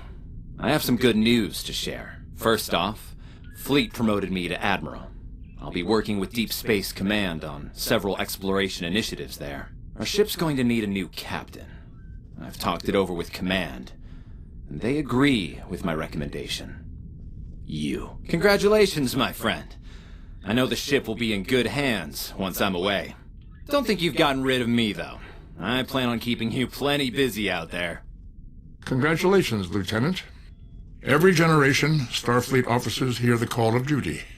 Hidden dangers lurk in space, and the threat of Klingon attack has made even the most stout-hearted reconsider their choice to travel throughout the stars. A last-ditch effort to find a common ground could end this conflict, but there are many who oppose peace. If the Federation is to be saved from chaos, new officers will need to take up the task of restoring peace. Live long and prosper, Lieutenant.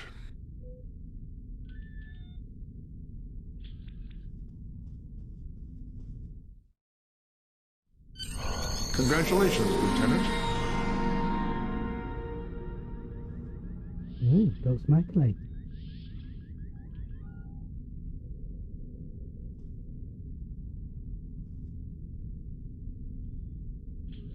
Looks like there's a couple of other people that have turned up. Right. Looks like we have level 5.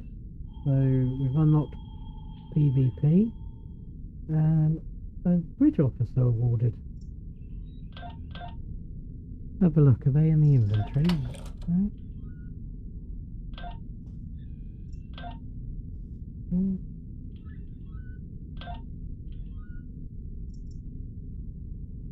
Not sure. There's our tricorder scan. And I think let's talk to the Admiral. I have some new orders for you. Right, explore space dock. I've outlined important people you should talk to while visiting Earth's space dock. Speak with the tailor to customize your appearance. After that, speak with the ship vendor to claim a shuttlecraft. Right, and if we do that, we get experience points, expertise, another phaser, and a battery pack. Stay safe out there. Right.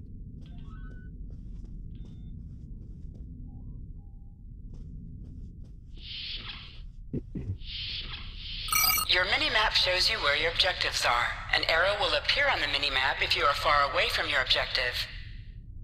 Yep, I've covered that. So, you want to go this way? Armory. Because of course Taylor would be in an armory.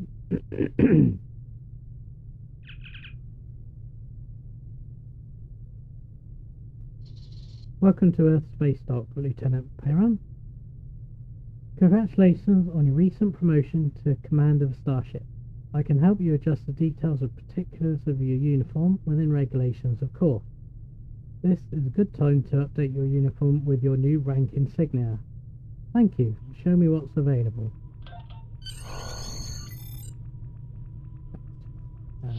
Taylor. Okay, so we can modify.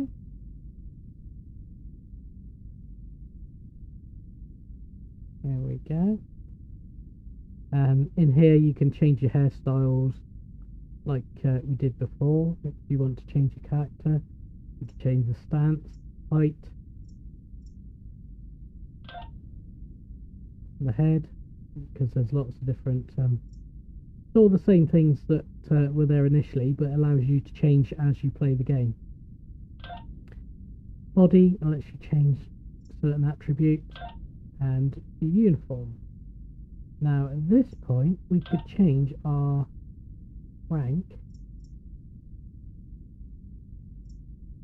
to lieutenant, which would put the gold bars on the sleeves.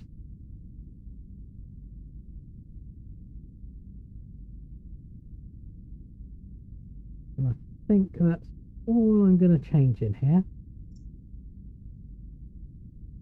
Some items you can purchase, which show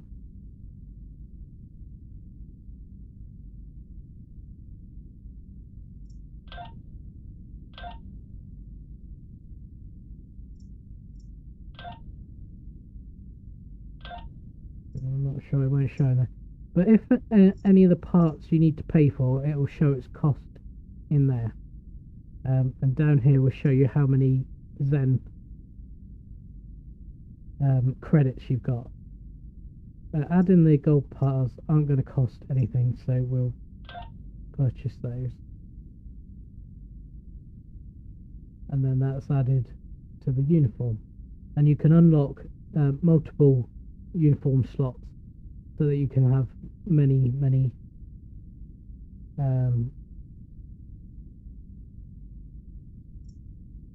additional uniforms. So let's see. There we are. That's added those to there. Right, so that was there. Now we need to go and claim a shipcraft. So welcome. Fire ship. Admiral Garrett said you would come by to requisition a new shuttle. While you're here, feel free to look at the other ships we have available for requisition. Thank you. I'm here to help you choose a vessel. What would you like to know? So if we get a new starship... Which one were you interested in? Browse selection. And this will show you all the ships that you can buy. Some are free, so you can just collect them.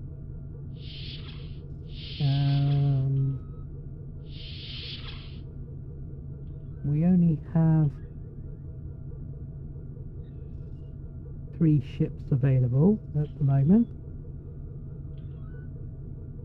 I don't think we need the light cruiser, but if you wanted the light cruiser, I must have unlocked that at some point. Usually you get the shuttle, which shows that you've got a token for it, so you can buy it.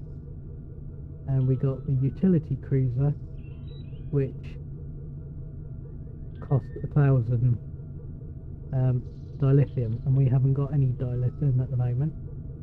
but I'm not sure how that ship compares to a ship we've already got. Suppose we could stick that up there.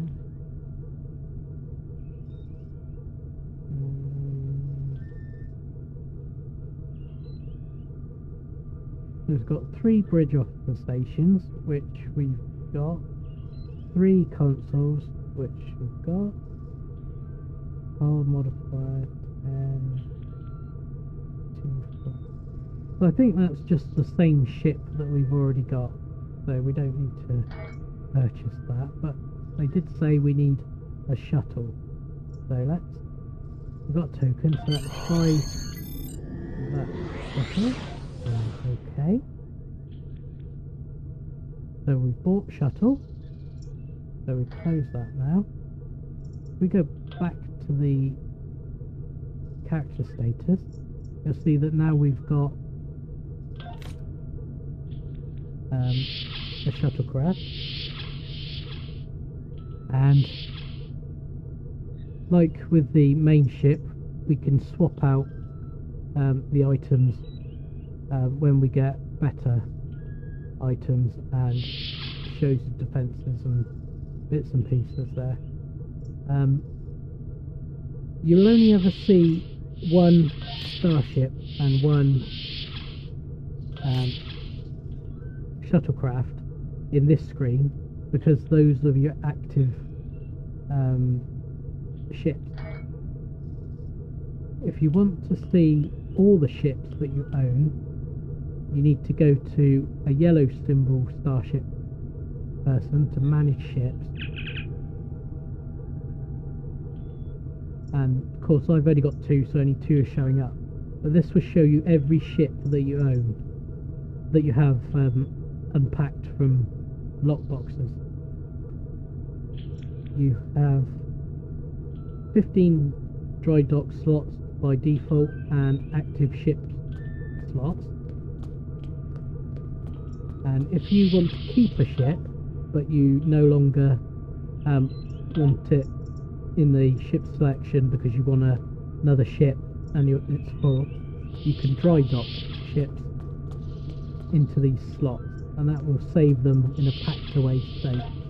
So you have to unpack, so you have to space in the roster to be able to unpack it again. And also, if you dry dock it, you will lose all of these items. So make sure that before you dry dock a ship, that you take all of these out, store them in your inventory or your bank. I'll show you a bank when we unlock that. So make sure you remove all those before you dry dock a ship. Right.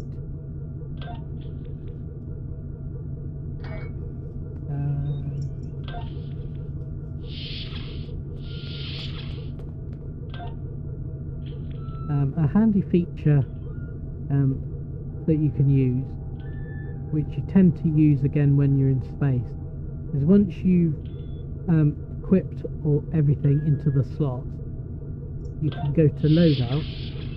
You don't have to be in his menu to do that. I move away. I go back into there, back to the ship, and you can do this on both the shuttle and the main ship. Is if you go to loadout, you can save the loadout to a slot. So once you probably don't need to do it right now, but when you put better weapons on your ships, you can save its loadout. And then if you put different weapons on there that you maybe want for a different scenario, you can save it to another slot, and then it should allow you to switch between the loadouts by coming into this menu and switching quickly switching items in and out for whichever scenario. I don't tend to bother because I tend to get a loadout that I'm happy with in most situations, but I do still save the loadout just in case there's a problem. I can just quickly load it back in. Right. So now we need to go back to the Admiral. Remember, your objective locations can also be found on your compass as well as your minimap. Yep, thank you. Let's go back.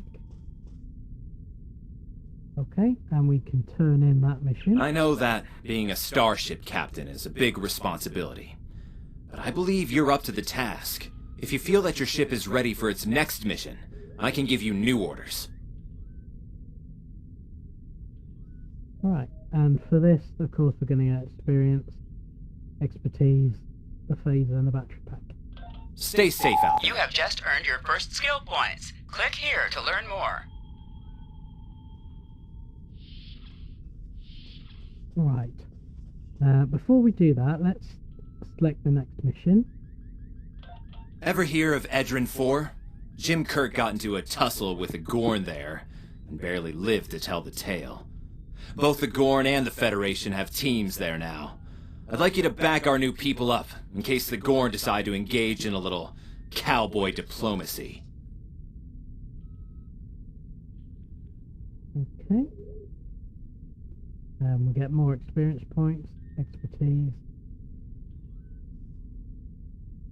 We're going to get a new bridge officer,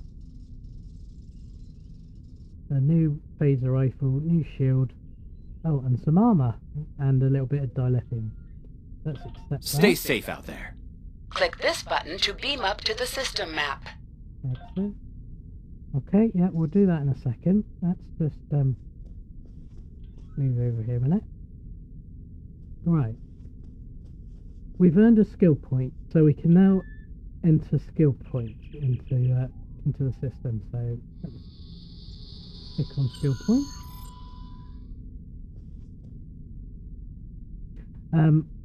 This screen can also be accessed from the character skills menu in there. It's the same screen at the skills tab.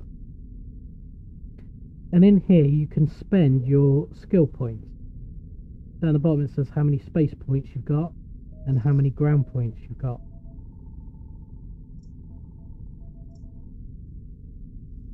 So now you have to decide where you would prefer to spend your skill points. There aren't enough skill points to fill every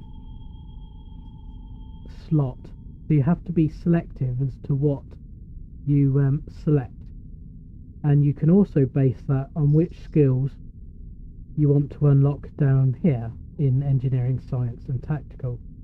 So if you spent only skill points in tactical, in these two tactical columns, then you'll fill up the tactical bar right until the end.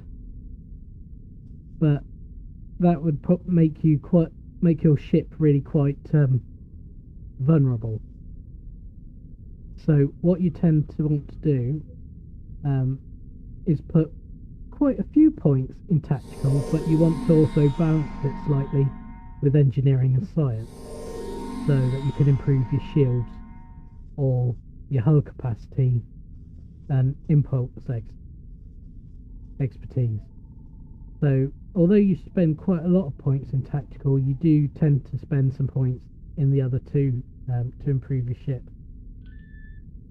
If you're heavily into damage, then you'll spend a lot more points in this section, and try and mitigate what you're spending here with the consoles and equipment that you have in here. Obviously this ship is a very basic beginner ship, so we're not going to be trying to give it the maximum damage as possible. There's just no point. But when you get to level 65 and you get the top level ships, then you'll get lots more console slots in the ships. and be able to improve them. But we're not going to be doing that at this level. But we are going to spend a point. And I believe each one is 1 point. So, also I should mention that you have to spend enough points in each section to be available at 5 points. So I have to spend 5 points in this section to then unlock this section to fill that up, to then spend 15 points to do that. So you can't pick. So yeah, so if you picked every single one of these, you would unlock the next tier, but by the time you get to Admiral, you will have no points left to spend in Admiral. There are plenty of websites that will, I think STO Academy might be one of them, where you can look at ship loadouts that other people have done and where they've spent their skill point. Or you could use what I'm going to use here. I find it it's not I've not got a tactical captain, so I'm not going to max out the damage for my science captain. But if you follow this, it should be good enough for your science captain or any captain. So what we will do first is get hull restoration. So you can either double click on it or click once to select it and purchase skill hull restoration. Okay, and if you hover over it, it tells you that we'll now get plus 50 hull restoration. Now that's spent my points, so I can't spend another point in there, but I do have a ground point. So if I click on ground and I put my ground, there it is. What I also tend to do is take massive amount of pictures of all of these, so that I got a record when I need to spend skill points on new characters, or if something happens and I need to retrain the skills, it will lose all of these, so you have to put them back in again. So let's go with this one, weapon proficiency, which will give us 60 plus 60 weapon proficiency.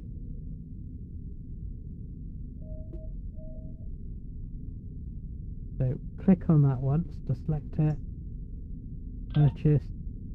Do you want to purchase proficiency? Okay.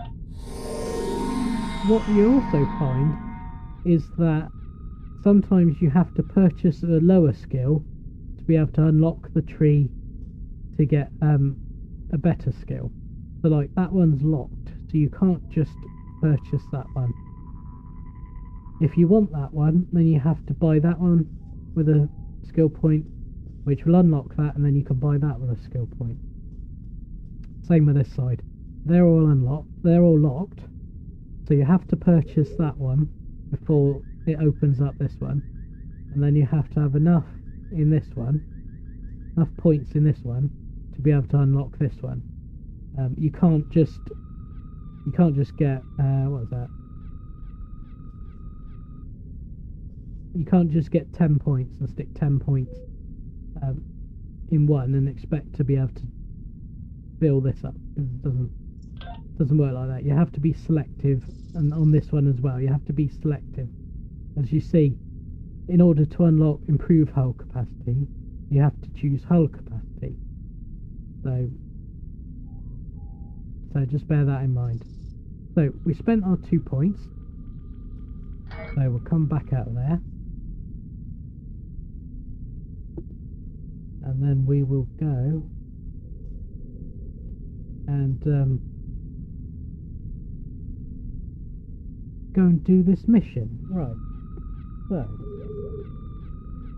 in order to start this mission, we need to beam up to our ship. And in order to do that, we click on this little transporter symbol there, beam to ship.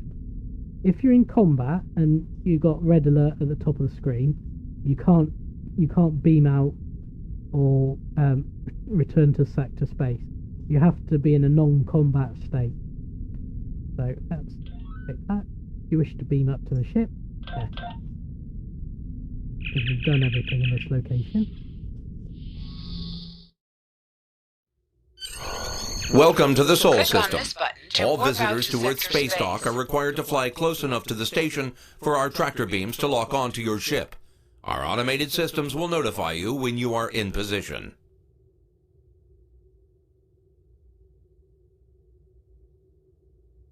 Thank you. Right, let's close that for a second. Right, now we've beamed up to above Earth.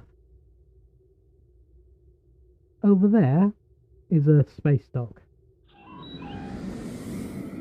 So if we go over to it, when you get close enough to Earth's space dock, you can dock, or should come up if you get really close to it.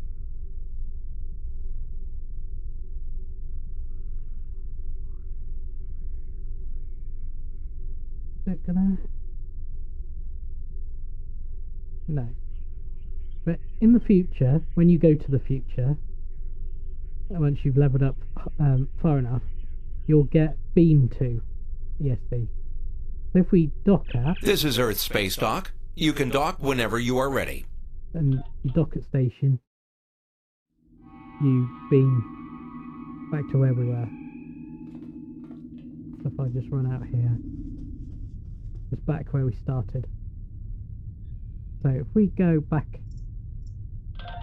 out to outside the space dock, you could also run back to the transporter and beam up. Welcome to the Sol system. All visitors to Earth's... Thank you. Right. Now, we can either click on Exit System, or up here is Depart System. So that's... This is Earth's space dock. You're cleared to warp to sector space. Okay. And we'll warp to sector space.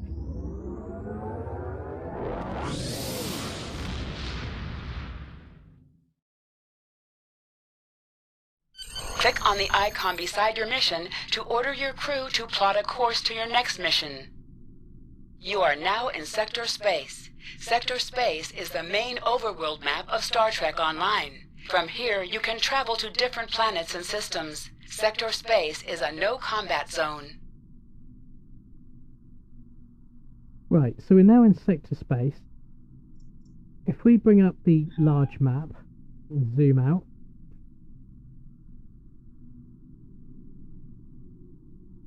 yes, thank you. We can see different systems and different sectors that we can travel to. We have currently a mission to Edrin 4, so as that's our primary mission, that shows up as circled yellow. Now, what we can do is we can, when a name comes up, so like this one, to the system, you can click on the system to plot a course, and you click OK, and your engines are engaged, and off you go. You can also click this icon over here, which will also plot a course and start you going towards that system. If this is the Alpha Quadrant, once you level up far enough, you'll advance into the future. Spoiler alert. And you'll have access to the Beta Quadrant. And if a mission is in a different quadrant, you can either fly to the border, and then there'll be an arrow, and you click on it, and it'll take you to that quadrant, or you click the little icon over here, and it will come up with a transwarp to the mission start, and that will warp you out and warp you back in where the mission is.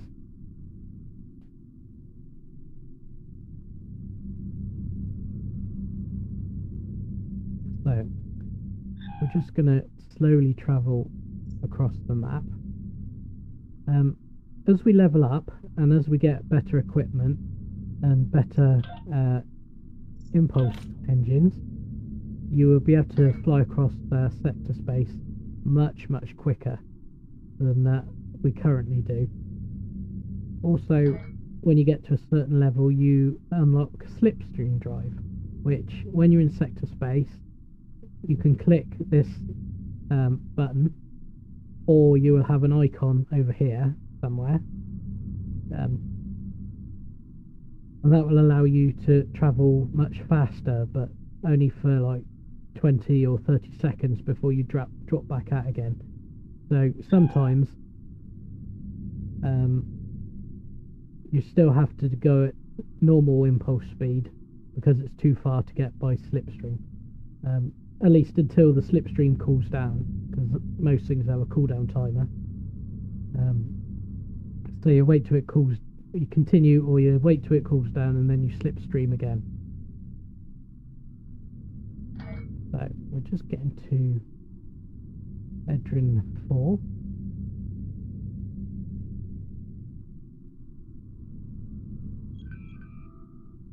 And when you get close to planets, you get the begin and the mission.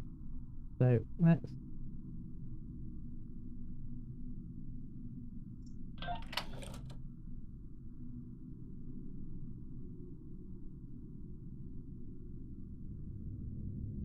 of course, you've also got an overflow bag, which I'm not sure why it's put it in there, because we've got plenty of inventory space. But if your inventory is full, you've got an overflow bag, and items will go in there until you empty items out of your inventory, or you pick up some mission rewards. You don't want them, you sell them or recycle them and get your space back, and then you can take items out of your storage bag. Now, when we bought that Class F shuttle, we also got a non-combat pet, and that non-combat pet, if we bring up the character, can be put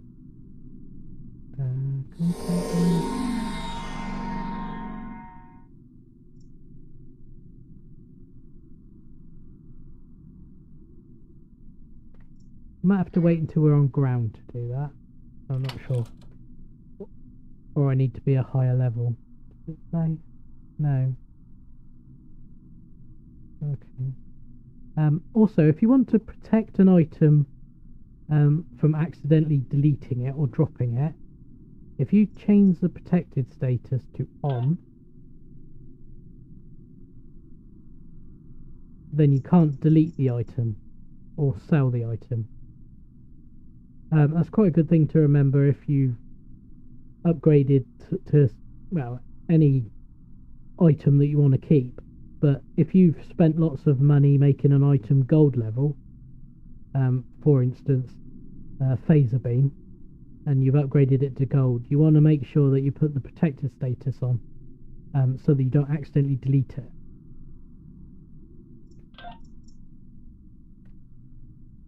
Okay. And it looks like from our mission rewards we've got 2,000 energy credits. Right. So let's begin in the shadow of this.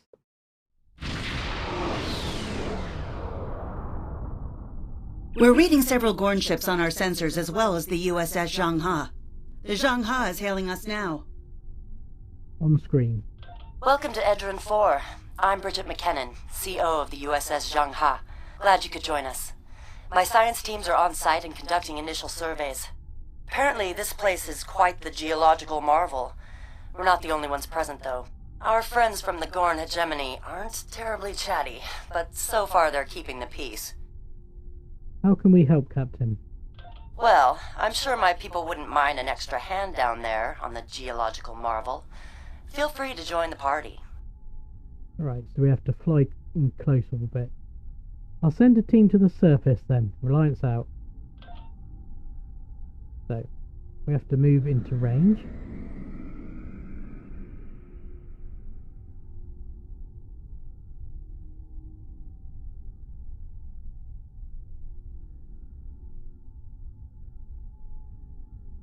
Let's go full impulse, get there a bit quicker.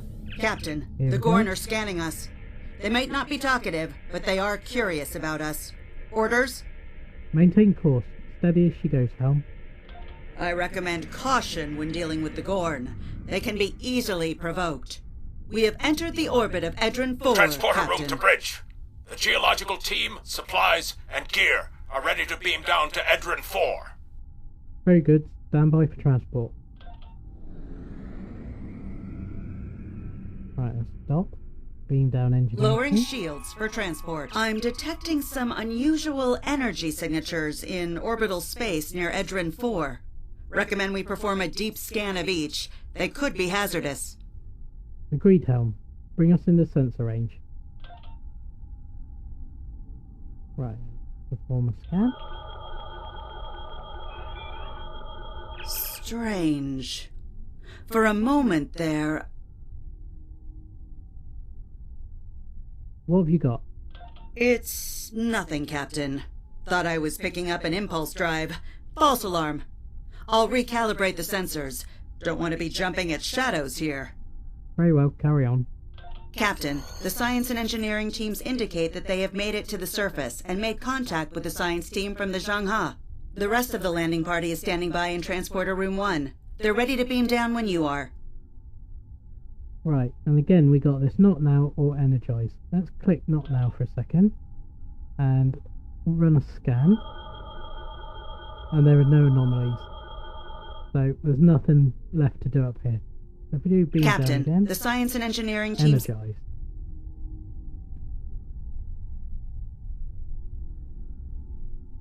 Now in most missions, when you choose to beam down, you get to choose your away team. If I go back into stations, you've got your standard away team, and I've only got the one member at the moment, so that's the one person showing. So if you have your favourite for away team that you've put all your advanced weapons and shields and things on, and you want to make sure that they're selected in there. And then, because I've only got one member, I've only got shown one. Some missions also only let you take one or two away team members down, so they'll only show two. But most missions you use all four when you've got four, and your default ones will show up first. If you do decide that maybe you've set up four officers for Borg combat, for instance, so you've got remodulators for your shields and things, you can use the drop down menu and pick the officers you want for that mission. If you're going to do a mission in space where you need EV suits, if you set up officers with specific weapons and the environmental suits, then you could use the drop down to pick your members for that particular mission. Or you just set up like your best of the best officers, set them in your standard away team, and they'll appear straight away in there, and then accept once you've made your choice. Ah, there you are. Better late than never, huh? Ensign Skavron, Starfleet Corps of Engineers. Lovely planet we've got here. Charming, even, if you're fond of heat and rocks. Still, it's not a complete wash. To say this place is mineral-rich would be an understatement. Scan mineral samples marked by waypoints on your map. Okay. Right. What's your background, Gavin? My first assignment out of the academy was on Vulcan, working at a geothermal power site in Shikar. Great people, the Vulcans. Good at arguments, though all the logic comes off a little dry for my tastes. This is my first deep space assignment, and I'm damn glad for it. Hope we're going to travel to more than desert worlds, though. I hear Riza's nice this time of year. So I hear. Glad to have you aboard, Ensign. You can find mission objectives on your mini-map or by pressing the scan area key. Okay, so we can use V to scan for anomalies. There we go, and it's pointing the way. Or we can use the scan area up there. So we need to go that way. Also, quite obvious with the green marker. So let's have a walk up here. My tricorder's showing some interesting mineral formations beyond this ridge. This looks like a good place to start our scans. Okay. So you need to get close enough. Scan. Nice to see a report was spot on for once. The mineral deposits here are remarkably pure. Okay, that's good. Let's find the next one. Here we go. Scan. This carbon deposit is unusually pure. Apparently the Metrons don't prepare half-rate planets. Really? Right, let's get to the next one.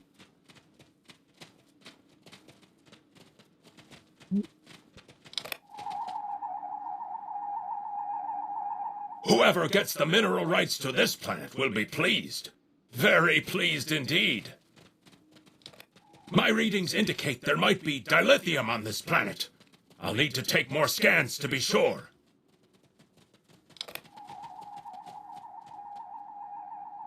The variety of minerals in the topsoil alone is astounding.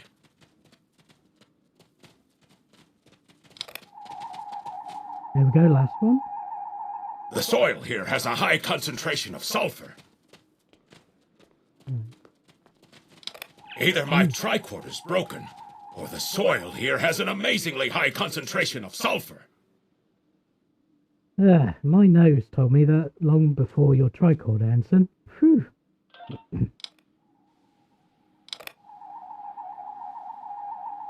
What the? Mortar fire? We'd better head back to... Whoa! The mortars have closed off the pass.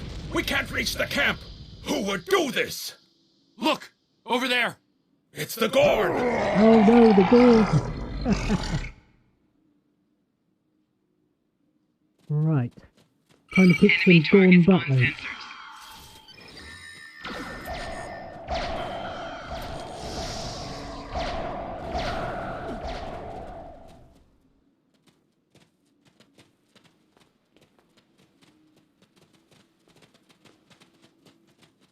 Captain, this is Lieutenant Newman. One of the Gorn ships just exploded. They're blaming us and attacking our forces, on the surface and in orbit. Captain McKinnon tried to explain, but they aren't responding to any hails. Go to red alert, Lieutenant.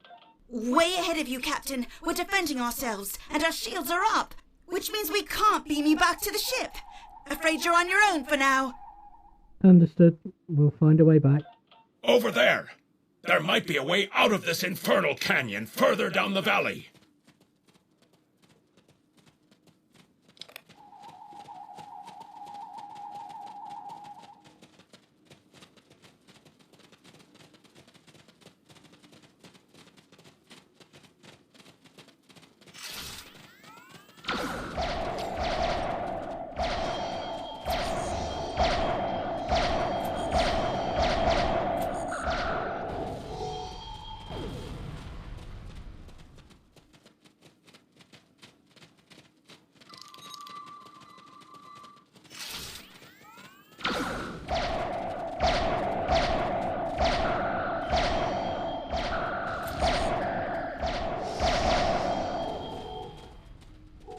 There's some pickup.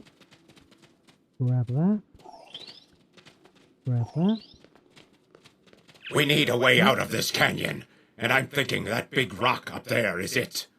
With a little Federation ingenuity, we can topple this rock with a makeshift bomb. Once it's down, we can walk across it and get back to camp before the Gorn use the Zhang-Ha's science team as target practice. Where will we find this bomb, Ensign? Have you read Captain Kirk's report on this place? We have all the materials we need here to make bombs. They won't be pretty like me, but they'll get results. If you can collect the materials, Ensign Hunter and I will work out where to place the explosives. We're going to need at least 3 bamboo containers, sulfur, potassium nitrate, and coal. Let's do this. Behind us!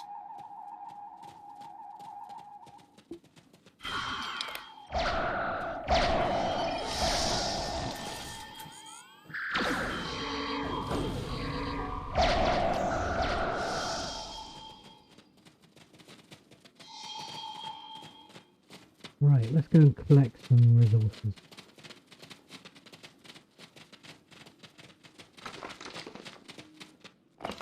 There we go.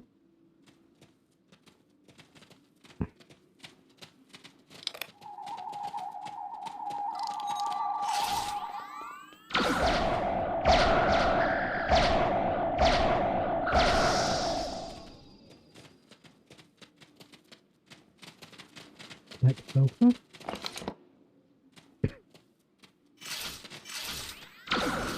Control.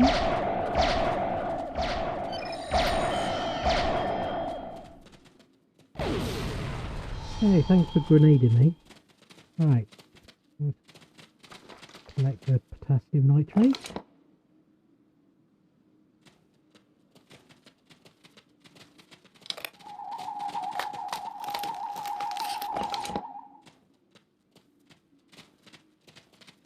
Use bamboo.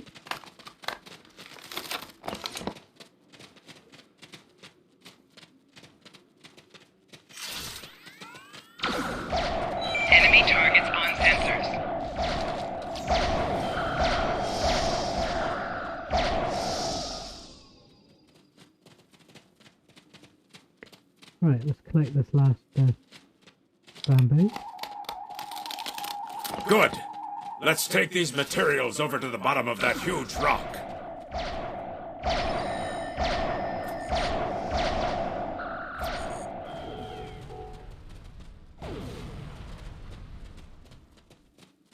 Grab this pickup.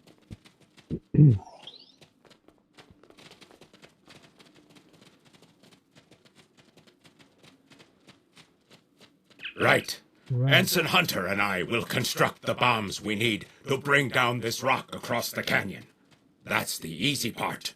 It's up to you to keep those angry Gorn off us while we work. Hope you're a good shot. Understood. Work quickly, Ensign. Well, at least the Gorn are punctual. Keep them off us! Enemy targets on sensors. Crush that coal up good, Hunter. Not like that. Finer.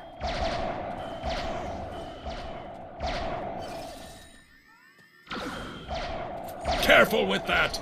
Potassium nitrate can react explosively with these materials.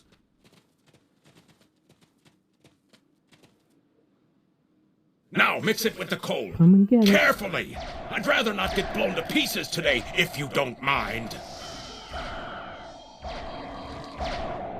We're just about done.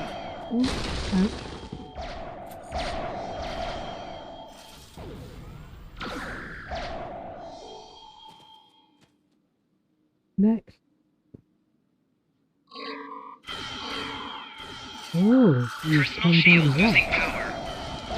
Okay. And okay. It should be much. Don't. Right, let's call for help and see if Tarzi is going to revive me. Yes, we are. Good job. Right.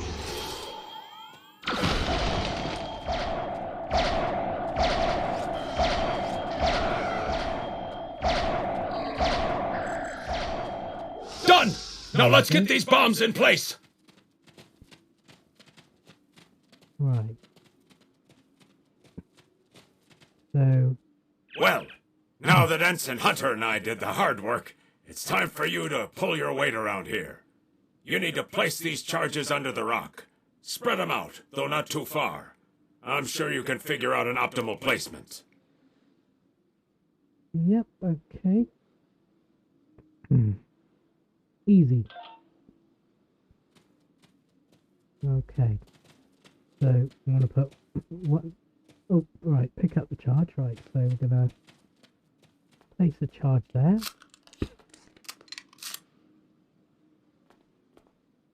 Place a charge here.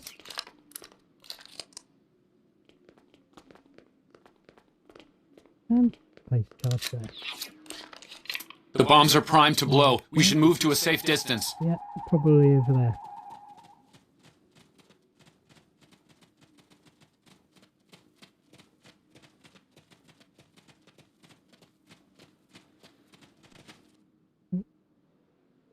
Fire in the hole!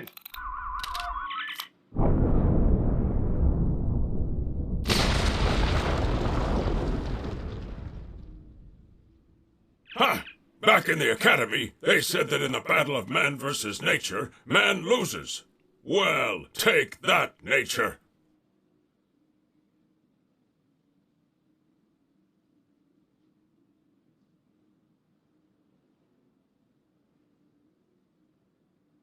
Think your victory over Mother Nature will hold, Ensign? Absolutely. We should be able to climb that rock just fine. It's steep, but a minor obstacle for us nature conquerors. Just, watch your step. Will do. Move out. I hope the scientists are all right. The Gorn aren't known for their mercy.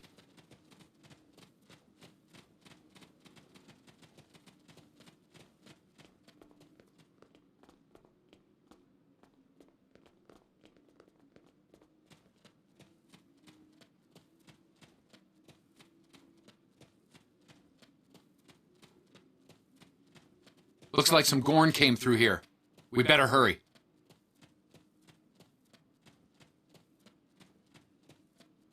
And there they are.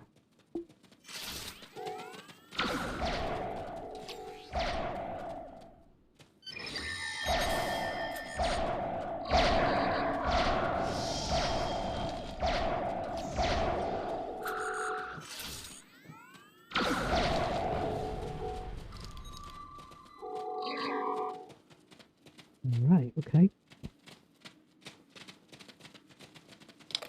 Pick up the item.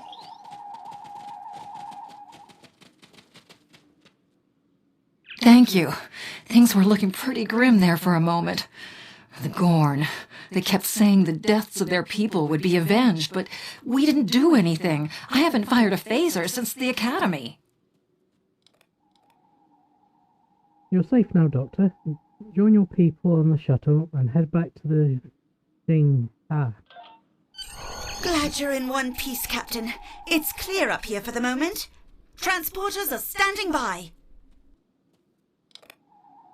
Right, I don't think there's anything left to pick up here.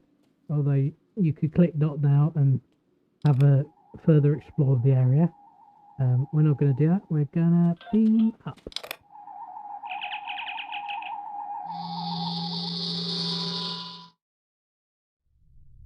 Looks like the Gorn have exercised the better part of valor, Captain, but the Zhang Ha's in rough shape. Captain McKinnon is hailing us now. On screen. Good to hear from you. Thank you for saving my people. No thanks needed, Captain. What's your status? We're making repairs, but it'll be some time before our engines are back online. We'll head to your position. Maybe we can get you up and running faster.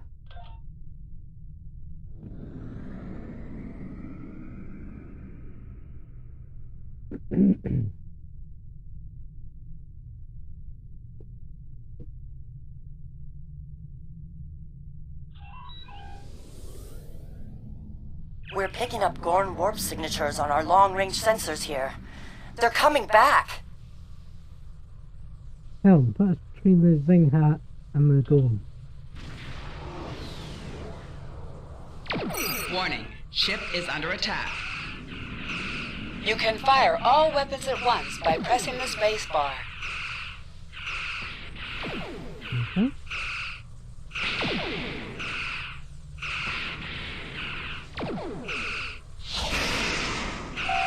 Target's shields have failed. Got a bit of high yield torpedo. Have to watch out for those mines.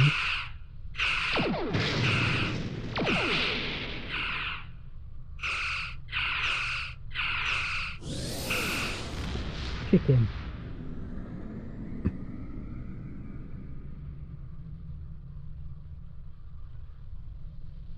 We have to wait for the Thanks for vigilance. covering us. The Gorn would have made short work of my ship otherwise. I owe you one. How's the repairs coming? Slow but steady. Our warp drive is still disabled, but we're making progress. We have some spare supplies we can beam over to assist you. Thanks. I hate to ask, but something's bothering me. We picked up strange energy readings before the attack. It could be nothing. Send your data to us. I'll have some of my crew take a look. Sending it now. I'd start with the debris of the Gorn ship that was destroyed. There might be a clue there. Acknowledge. Stay safe, Captain.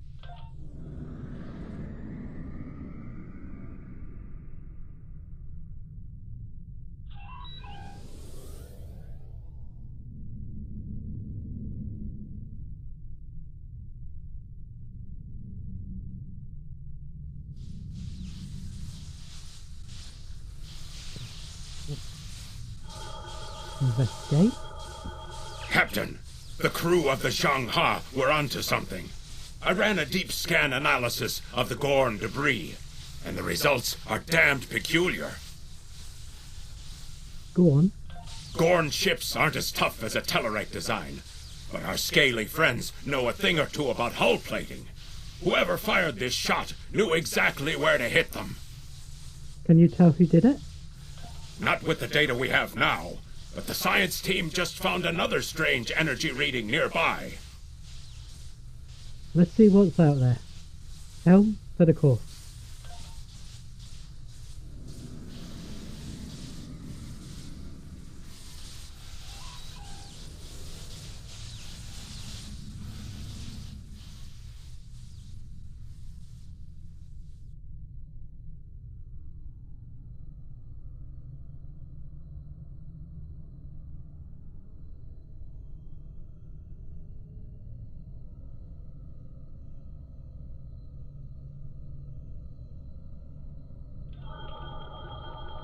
Picking up debris from the Gorn ship, and some trace elements of weapons-grade plasma.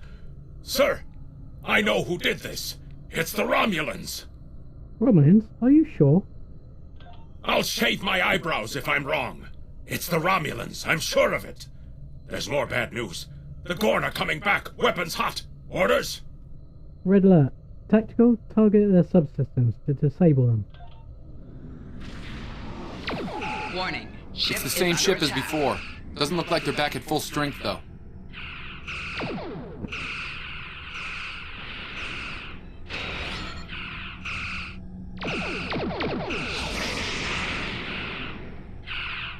Target's shields have failed. What you'll also notice when you're firing your phasers, if you fire from the back, you just fire your aft phasers, but as you come round, you will overlap both arcs, forward and aft, so you can fire both sets of phasers at the same time. So a lot of the time, your best firing position is We from the thought we side. could share this space equally, Federation. Your unprovoked act of aggression against our research vessel tells me otherwise. Captain, we have data that proves the Romulans attacked that ship.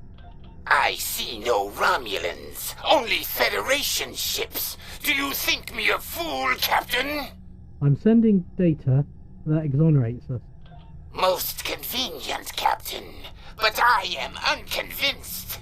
Produce these Romulans that you claim destroyed our ship, or prepare to pay for your crimes. Captain, I've got an idea. If we can generate a charged particle burst, we might overload their cloak. Make it happen.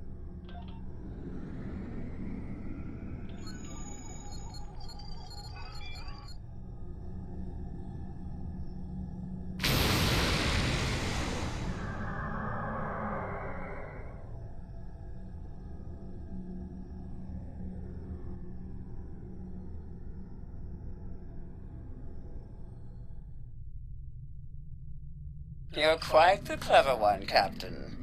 Too clever, I'm afraid. No one can know of our actions here today. Your death, while regrettable, is necessary. We'll see about that. Warning, ship is under attack.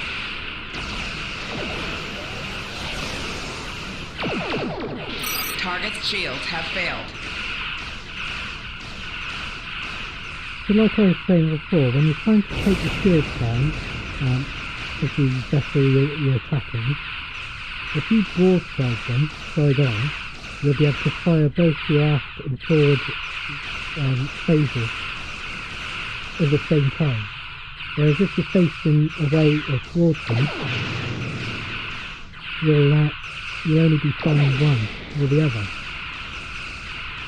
Of course, once you get them down, the shields down far enough, then you turn towards them and you'll be able to fire your forward torpedo.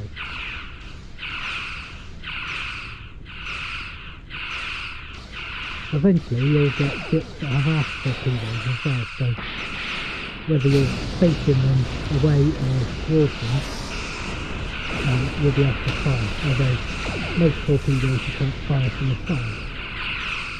Target's shields have failed. But then you're trying to take down their shields and then turn towards or away from them to finish them off with a torpedo.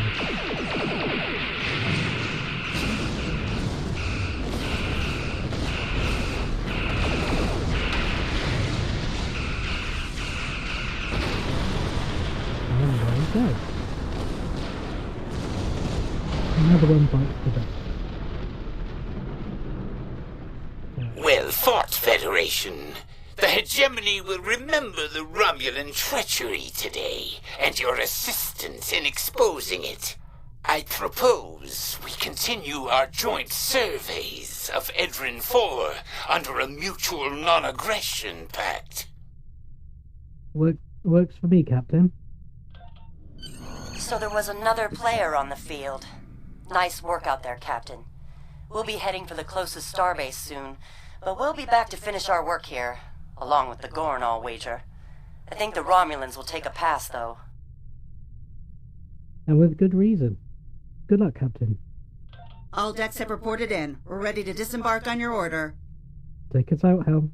Warp 3.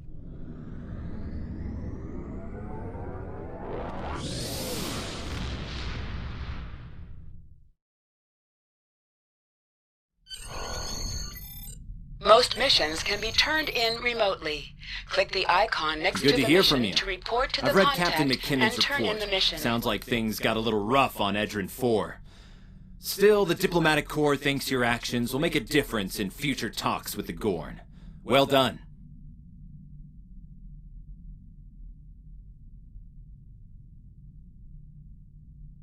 Right. Most missions, when you get to the end of them, like we have here, they will automatically pop up. If they don't, then, like the little voiceover said, you can double-click on it. So, stay safe. Congratulations, Lieutenant. And here's our new officer, bridge officer. So we click OK, and we'll click. Starfleet hasn't heard from Deep Space Station K-13 in a while. It's in a tactically sensitive part of the quadrant, and the brass is getting concerned. Get out there, find out what you can, and render assistance if needed. And hey, be careful, okay? This could go sideways, fast. Right, so we get some more experience points, more expertise, another bridge officer, torpedo, warp core,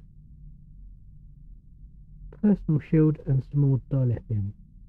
So, stay safe. You are now in sector space. Here ships travel at warp speed between systems. Combat does not take place in sector space.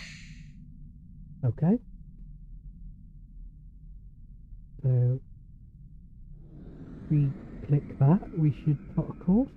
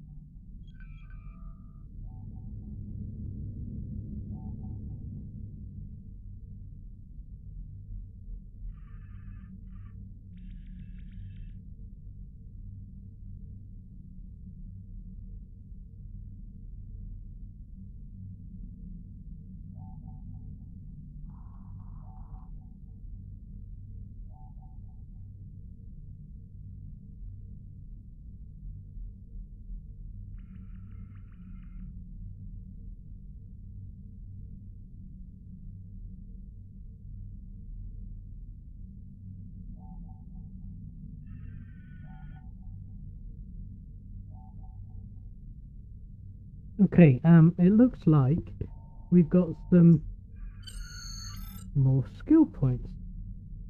So let's see, what are we going to put the next skill point in?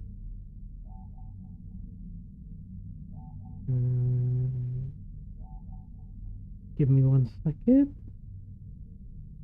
Right. So we can put that next one in improve hull restoration.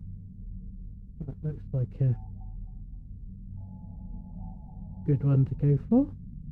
So we'll purchase that. Improved hull restoration. Okay. And that gives us bridge officer training. Hazard emitters 3. That's quite nice. Right. That's that skill point.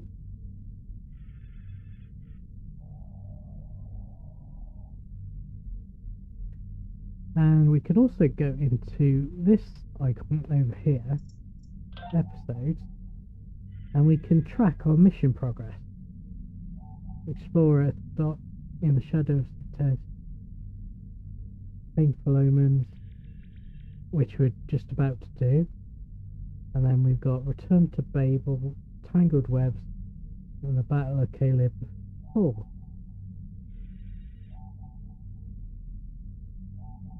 So we've got 4 missions left by the looks of it to complete this section.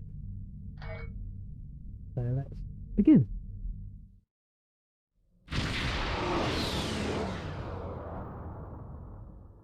We've arrived near Deep Space K-13, Captain. This is odd. I'm not picking up any comm traffic. No signals, nothing at all, from K-13 or the other ships in system. Scan for signs of enemy ships or activity. Sensors aren't detecting enemy vessels or warp signatures. No signs of combat either. This is peculiar. I'm not sure what to make of it. Yellow alert. Prepare for approach.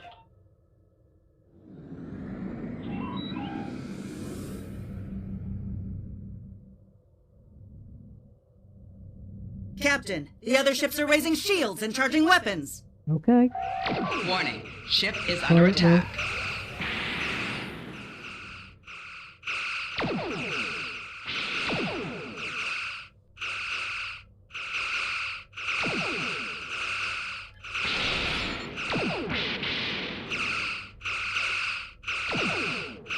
Target's shields have failed.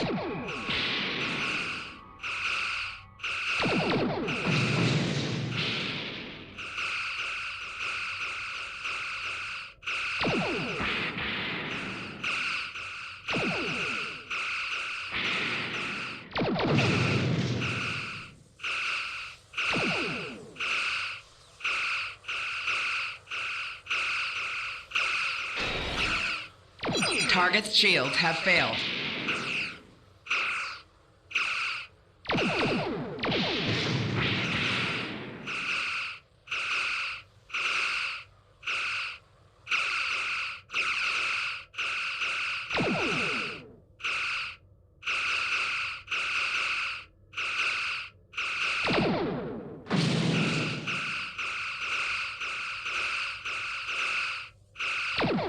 All ships disabled, Captain.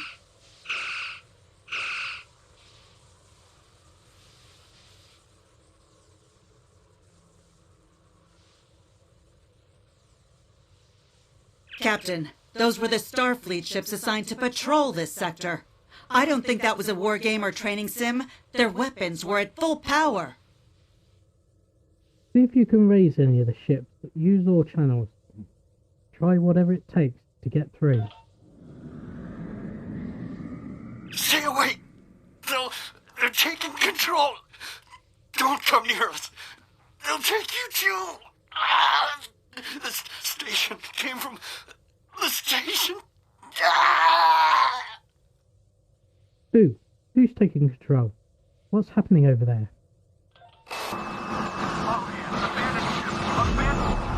Message from Starfleet Command, Captain. We're to investigate the situation immediately.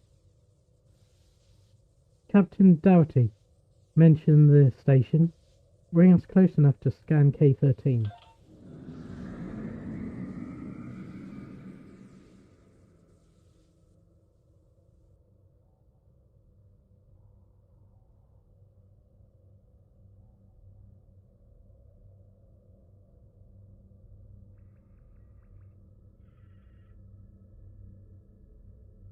Right, before we scan, let me just mention that we gained another bridge officer, which is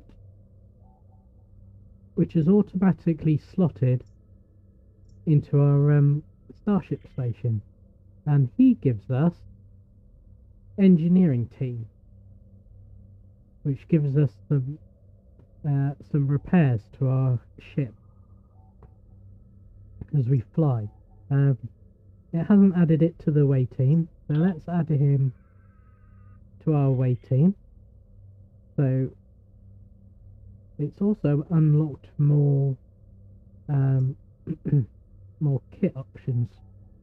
So Tarzi's got photon grenade, target optics, battle strategies, and ambush 1, and Gavrin, quick fix, weapons malfunction, turret fabrication, and medical generator fabricator. Now it is possible later on, when we unlock more options, to change these out if we decide that they're not doing very well.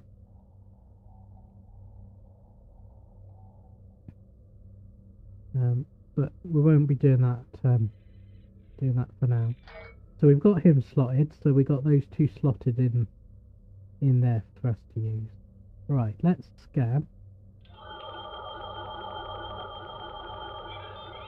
No signs of combat on board the station, Captain. No hostile life form readings either. Everything's quiet. Something's not right. Sensors are picking up a number of life signs over there, but I'm not reading any unusual activity. All of the station systems seem to be functioning normally. Think we should beam over and have a look around? Now again, we could cancel out, but we're not going to, because there's nothing for us to look at. Have a landing party meet me in the transport room. And there we go. There's our two bridge officers now. That. I don't like this. No one's at their duty stations. Not even the transporter operator. Station's not on alert. What's happening? Tricorder's picking up a life sign nearby. Looks like they're in sickbay just across the hall. Set phasers to stun. Let's get to the bottom of it.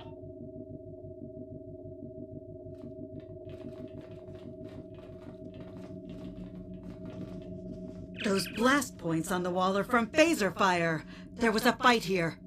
But with whom? No sign of Klingon or Romulan weapon fire.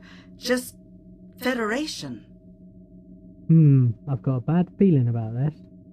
The lights have all been dimmed, but it looks like sickbay's still operational. Over to the right. Captain, I think I saw motion in that room to the left.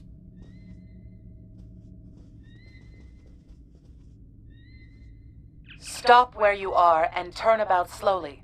I need to determine if you are infected. Infected with what exactly? Neural parasites.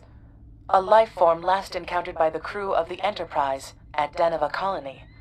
Those possessed by the creatures tend to engage in hostilities with the uninfected, the better to render them fit for infestation. Well, as you can see, we're friendly, Ensign. Temet, and while you have not engaged in hostilities thus far, I have seen infected employ false passivity in order to lure unwary prey. A tricorder scan of your adrenaline levels should verify your status. A logical precaution, Ensign. Scan away. Scans show a slightly elevated level of adrenaline, though nowhere near that of an infected life form. Thank you for your patience. One can never be too cautious where these parasites are concerned. Tell me more about them. I want to know what we're dealing with. They are a life form that propagates by infiltrating the nervous system of a host creature. Through this neural link, they can compel their host to obey their bidding. They can also inflict extreme pain upon the host at will, and do so to discourage attempts at resistance. While effective, this punishment can lead to permanent neurological damage or death. At this time, most of the station personnel have become infected. While there is a possibility of uninfected survivors, I must warn that it is remote. I see. Any recommendations, Ensign? According to Starfleet data files, the parasites can be safely destroyed by exposure to high-intensity ultraviolet light. My attempts at reconfiguring the station's lighting thus far have been unsuccessful. I am a physician, not a habitat engineer. I see. As a precaution, I have developed a serum that can render a person toxic to the creatures. However, medical supplies here are limited. I have enough serum to inoculate your landing party and one other person. Hopefully we're not alone here.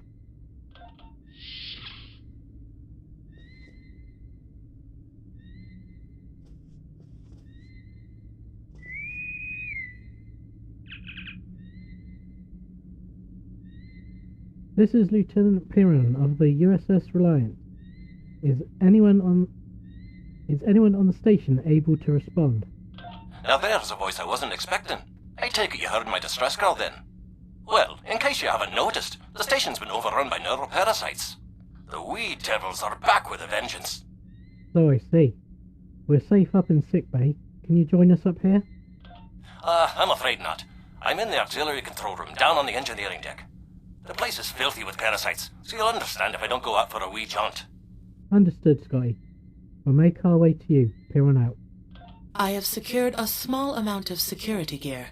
It may give you another edge against the parasites. Excellent, Ensign. You're with us. Let's gear up and head to engineering. Equip your bridge officers by selecting them, then double-click an item in your inventory to have them equip it. Okay. If we pass through the mess hall, we can access the turbo lift to reach engineering. Whenever you are ready. Right. So, you can have that.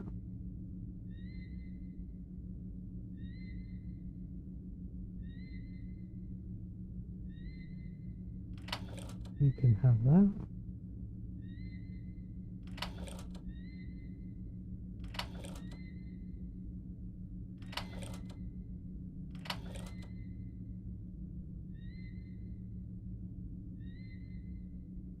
Leave you with that one for a minute.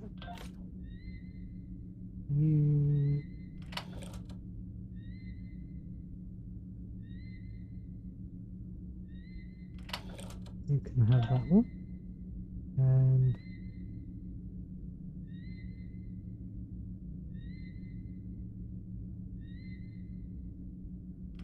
you can have that one. And we'll save that one.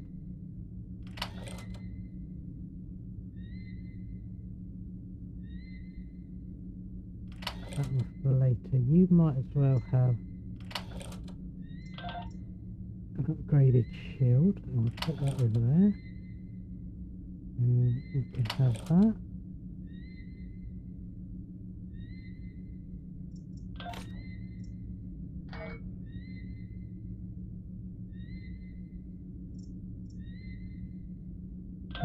Where's me?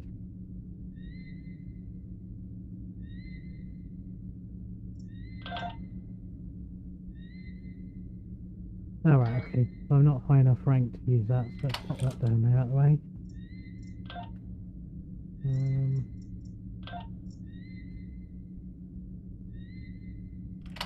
Put that device in there.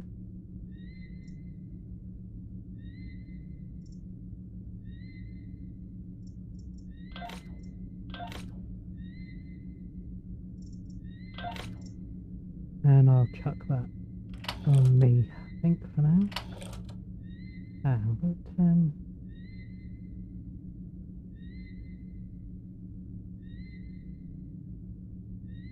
And we'll swap that out for me. Pop that over there. Let's stick those devices out of the way. That's the weapons battery, which gives you a boost for 10 seconds, and that's a shield battery, which also gives you a boost for 10 seconds.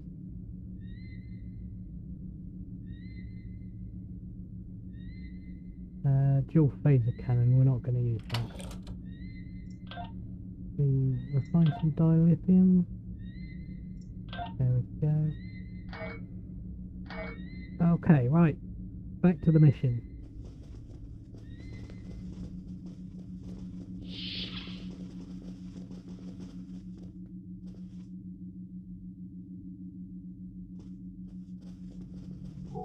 These crew members, they're all infected by the parasites. Be careful. Enemy targets on sensors.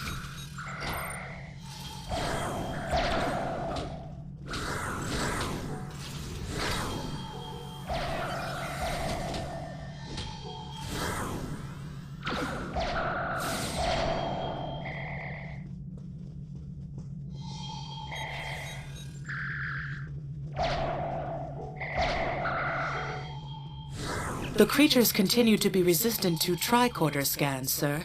It may be fascinating. I'm detecting an unusually high level of tachyons nearby. Based on these readings, it is possible that a temporal event has occurred on the station within the last 4.2 hours. Fascinating indeed. Let's keep going.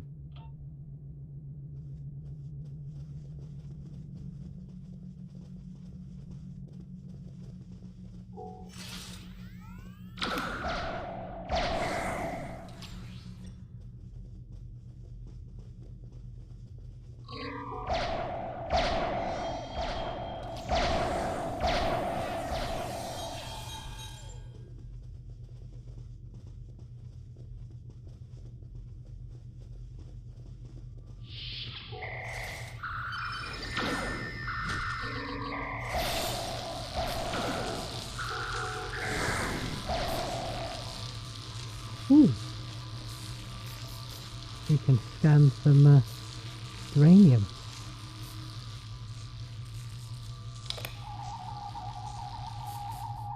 Now we have to match the modulation, and you use the up and down arrows to make the yellow modulation get bigger or smaller, and that has to match the red one in the background. It was a bit quick to be able to show you because there's a countdown timer on it. But if you match the modulation, then you get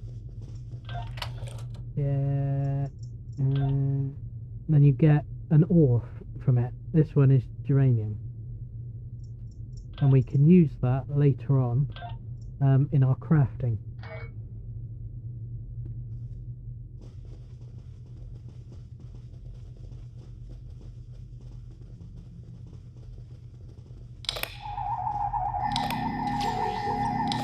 You need to do that. Personal shield losing power.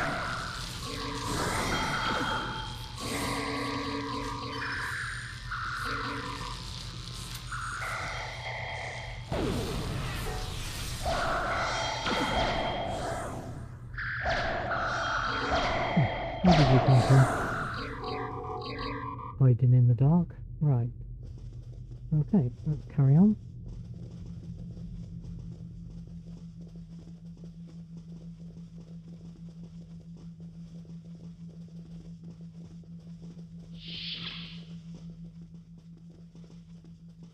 Right, as I mentioned before, we don't have to wait for them all to get in the turbo lift before we go, but they have all nicely decided to join us. So let's go. The auxiliary control station is down the hall to our right. I'm reading a single human life form within the room. The biosigns match those of Commander Scott in the Starfleet Medical Database. Let's not keep him waiting then.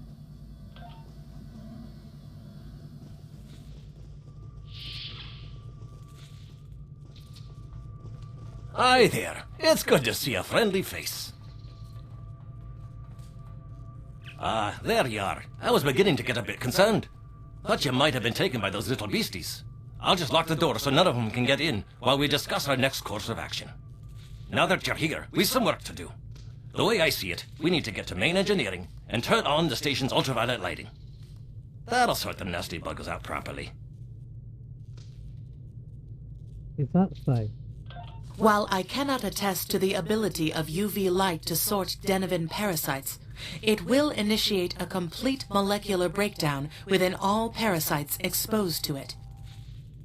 Ensign? Aye, she's a Vulcan, all right. I was trying to override the lighting controls from here. It looks like someone sabotaged several duotronic relays. We have to repair them if we're going to have any chance of saving the station. Before we go, grab yourself a kit from the crate there. It might come in handy. We better get a move on. The parasites aren't ones to loiter about. Glad you're with us, Scotty. Lead the way.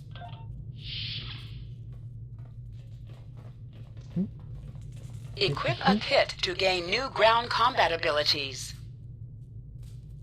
Aye, this is one of the broken relays, right here. Right, so let's just... That one was easy. Just a few more to go. Just all right, there are several ways through the engineering section here. Keep in mind that the parasites tend to stay in dark corners. If you want to avoid them, do your best to stay in the lit areas. Thank you for the reminder, Mr. Scott. Right, let's just grab that kit module, which is stasis beam. I'll put that in our kit module slot. And then close that. And there we are. Stasis beam. So we can use number 6 to do stasis beam. Right.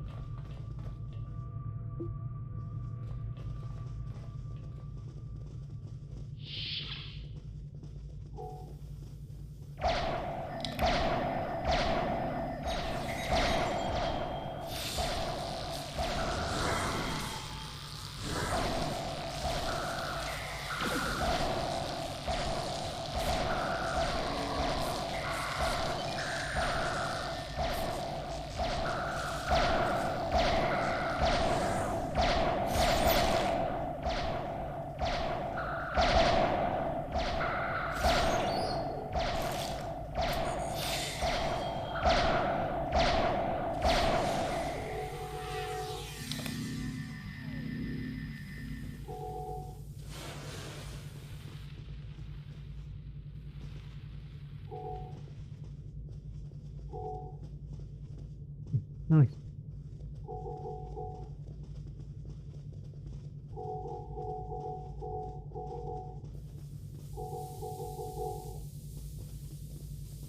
Remember, the parasites like the dark. Wee devils that they are.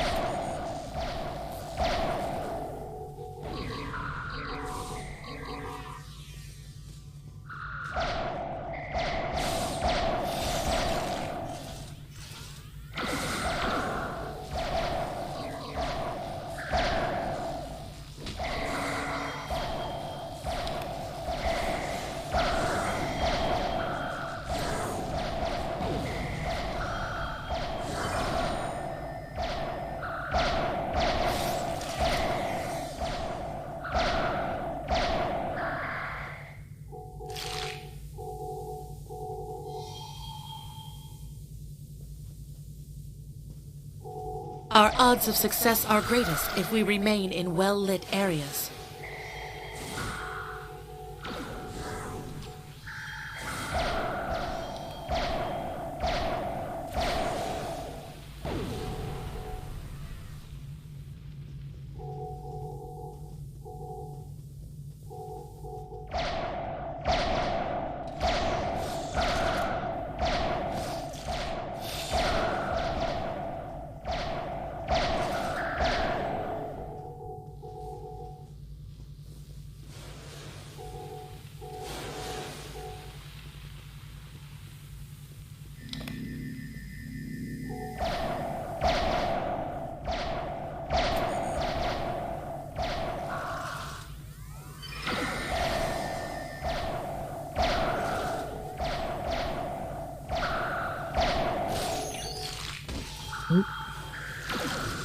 Oh no, it's got me.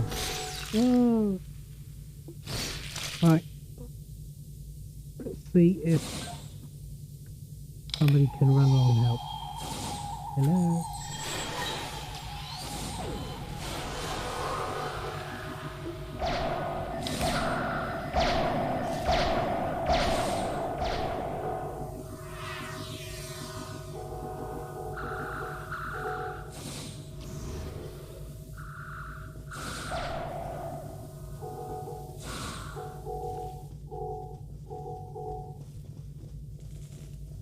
Now this may be a bit tricky.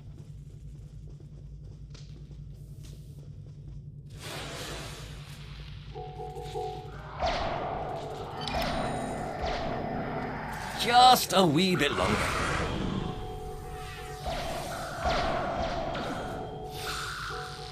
There we are now.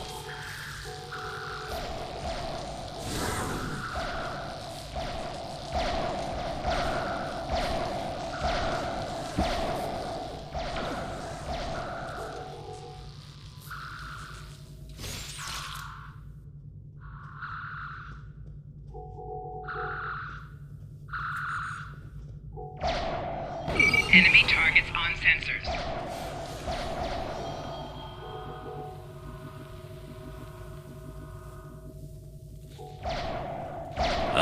This one just needs new fuses.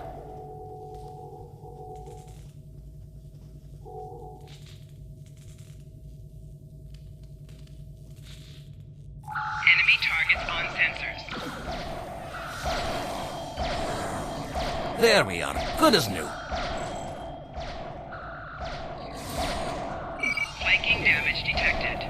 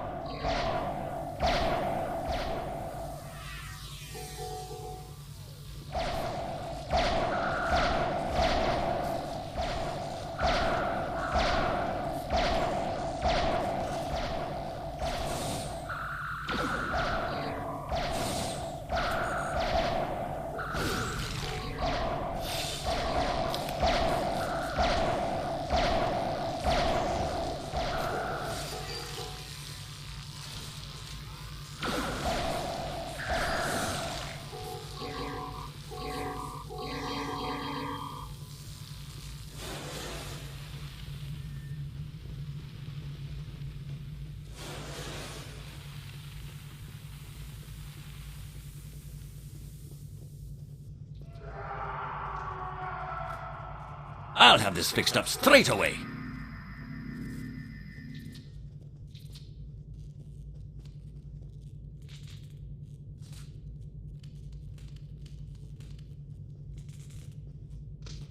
That takes care of that. No trouble at all.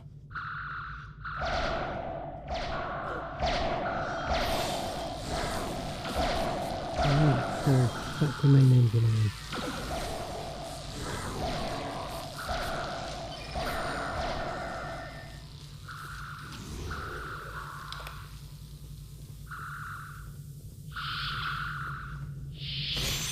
Oh, ouch.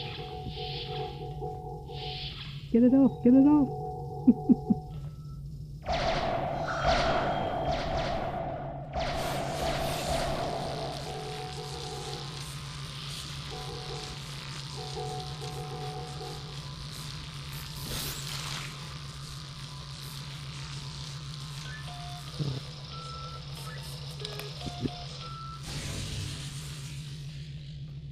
Ah, it looks like someone has overridden the command codes. You best get to the command center and see what you can do from there. I'll stay here, barricade the door, and keep trying to get those UV lights going. Alright, Scotty. Stay safe.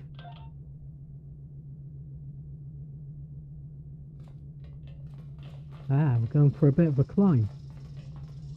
Off we go. Oh. Right. Onto the command center.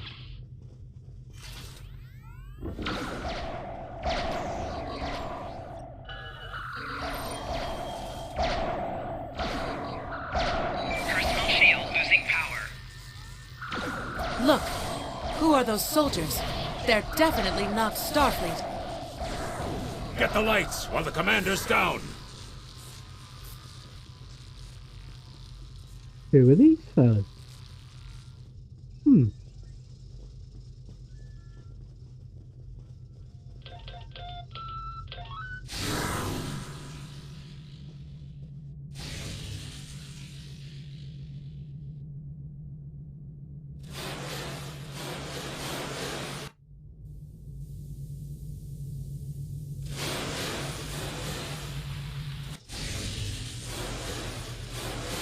The parasites, they're dying. All of them. Salvage what you can and send a squad to kill the Federation vermin.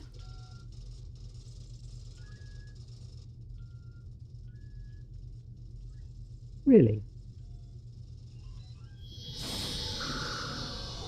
Oh. Enemy targets on sensors.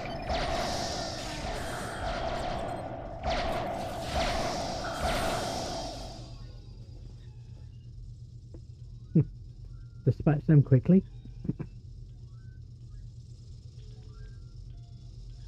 We need to talk. Now is not a good time, Hunter.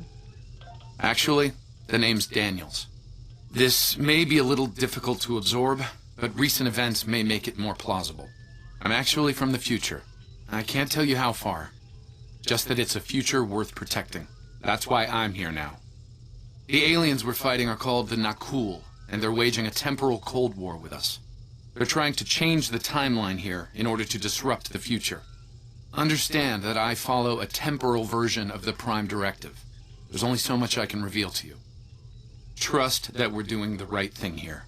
I can't tell you how far, just that it's a future worth protecting. Time's a factor. We need to stop the Nakul from obtaining the neural parasites. The Nakul ship that brought these invaders is now fighting the USS Ptolemy. Someone must have sent a distress call. Unfortunately, Ptolemy is no match for the Nakul. Neither is your ship, at least not alone. We should eliminate the parasites on the ships you fought earlier. Those crews will help you once their minds are their own again. It's risky, but it's our best shot here. That is a lot to take in. We can return to the ship on your orders. Right, return to the ship. Let's go.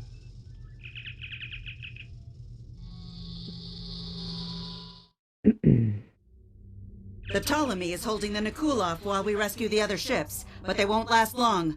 K-13 is hailing us, Captain. On screen. I'm transferring command codes to you now. Use them to remotely access the computer on those disabled ships and emit an ultraviolet flash inside. Thanks, Scotty. This is Captain Seralt of the Ptolemy. We have engaged the enemy ship, but we are outmatched. Please restore those ships and join the fight quickly. That did it, Captain. Looks like everyone's coming around. The parasites are gone. This is Captain Doherty of the USS Myrmidon. What happened? What's going on? Your crew was taken over by neural parasites. We defeated them. Now we need your help fighting this alien ship. Parasites? What? Okay, sorry. We're right behind you, Captain. Lead the way. Acknowledge.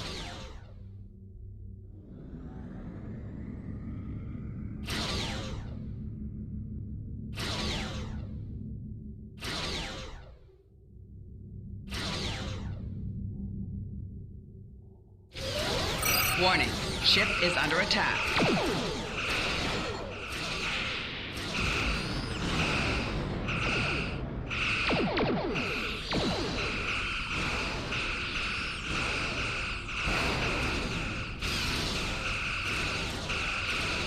Target's shields have failed.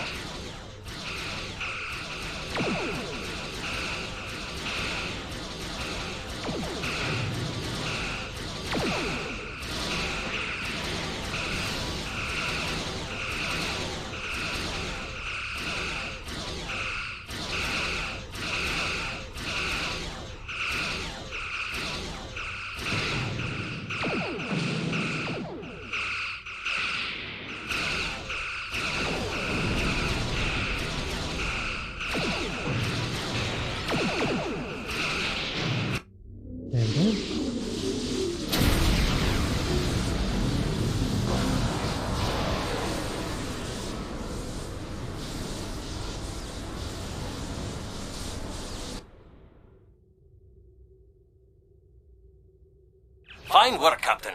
You sent those devils back to wherever they came from. Aye, we do have a wee problem, however. The burst I sent, when combined with the power source, created a feedback pulse. The feedback is creating some kind of spatial anomaly, which is beginning to pull the station in. We need to evacuate, immediately. Acknowledged.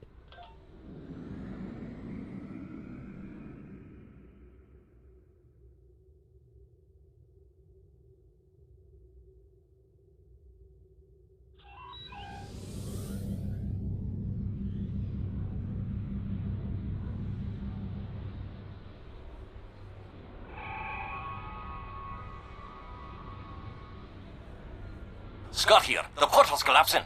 We're in for a right bumpy ride. Everyone's aboard. Get us clear before that portal blows.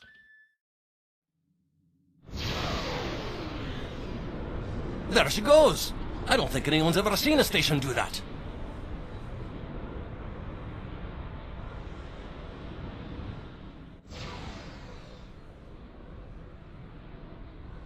Captain, before K-13 was pulled into the vortex, I picked up a few distress signals from inside the station. Scotty, you said we had everyone. They're gone. Perhaps not. After all, it was a temporal vortex. They may well survive. In another time. Let's hope so, Scotty. Let's hope so. Well then, it's been quite a day, hasn't it? Neural parasites, time-traveling raiders. Why, things will seem almost normal once I'm back on the Enterprise. Speaking of, I'm sure the ships here can give me a lift back to her now that they're parasite-free. If Starfleet Command gives you any grief on this, remind them that lives are more valuable than equipment. And you saved a lot of lives today. Thanks, Scotty. Give my regards to Captain Kirk and the crew. I apologize for springing all of this on you at the last minute, and I'll explain more as soon as I can.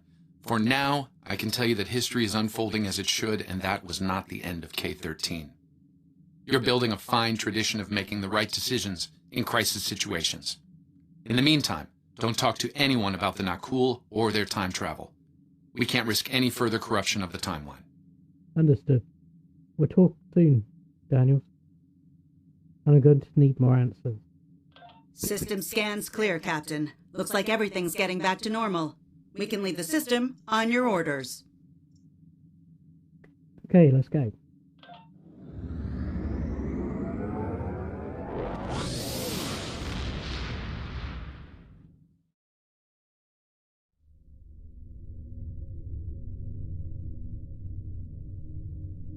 Let me get this straight. K-13, an entire space station, just disappeared into some type of spatial anomaly? And I thought some of Kirk's after-action reports were a little out there. Starfleet Command won't be pleased with the loss of K-13, or the people that were still on board. But they'll be happy to hear about the lives you did save. Good work out there. Keep it up. Okay. Stay safe out there. Lieutenant. There we go. We get Timet. And we have a problem at Babel. Caridian rebels have taken several Federation trade officials hostage. They're threatening to kill them unless the UFP withdraws from the Corridan sector. I'd like you to work with the negotiation team and try to resolve this peacefully. Right, and the rewards for this mission is experience points, expertise, an engineering module, deflector array. Oh, and we get to choose another bridge officer.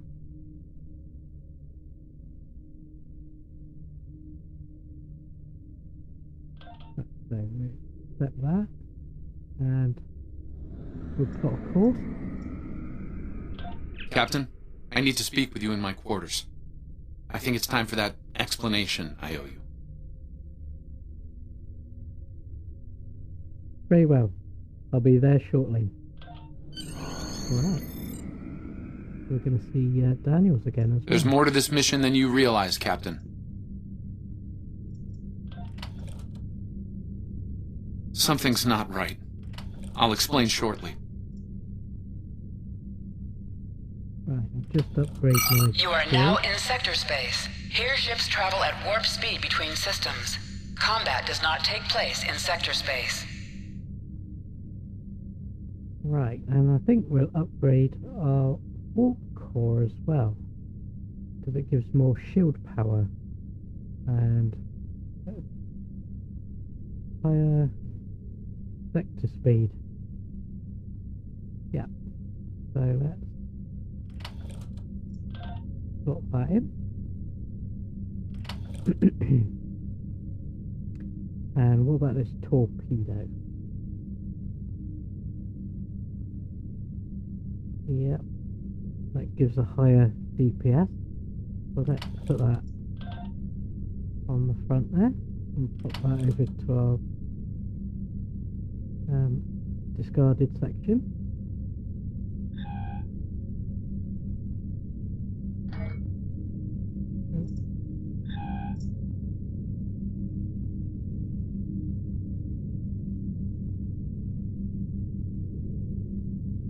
Yeah, okay. I've talked about that before. Let's refine that dilithium.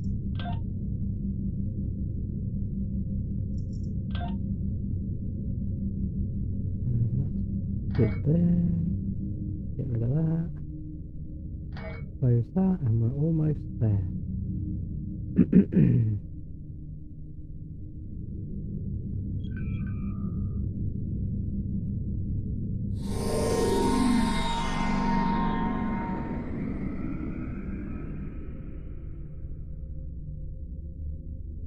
Right.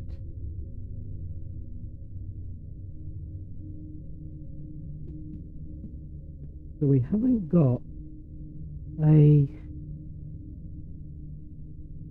mission marker to speak to Daniels, so let's just start Return to Babel and see. Excuse me. All right. I appreciate your patience. I'm what's known as a temporal agent. It's my job to preserve the timeline. You helped me stop one temporal incursion at K-13. There's been another at Babel, and I could use your help with it. Welcome to the Temporal Ready Room. I use it to monitor the timeline. The Nakul have sent agents to a critical point in time. We believe they disrupted the Babel conference in 2268 aboard the USS Enterprise. I want to send you back there to stop them. You'll be sent back to a point shortly before the conference begins. I'm sending one of our best temporal agents along. I believe you've met. Nice to see you again. It's been some time. For me, at least. For you, I see hardly any time has passed at all. It must be strange to see me looking, older. Once you're on Enterprise, deal with the Nakul and make sure the conference proceeds as planned. You'll have a Temporal Transponder, which will allow me to communicate with you and bring you back. You'll also have these bioscanners. They're short range, but will detect Nakul agents nicely. Do the job right, and no one will know we were there.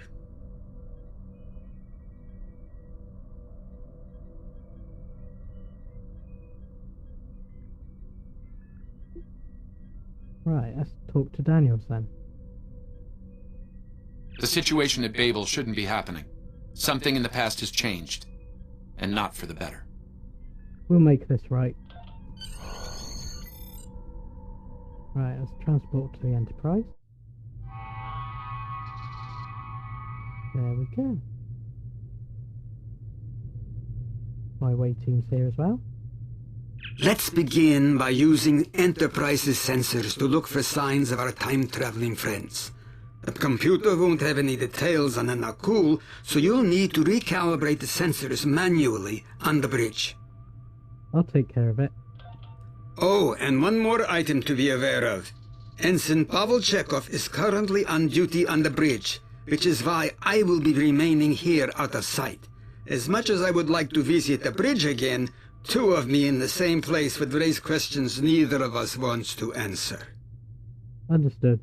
I'll leave my officers here with you too, just in case. Let's get to work. I will check with you again after you are done on the bridge. I haven't worn this uniform for some time. It's a little snug.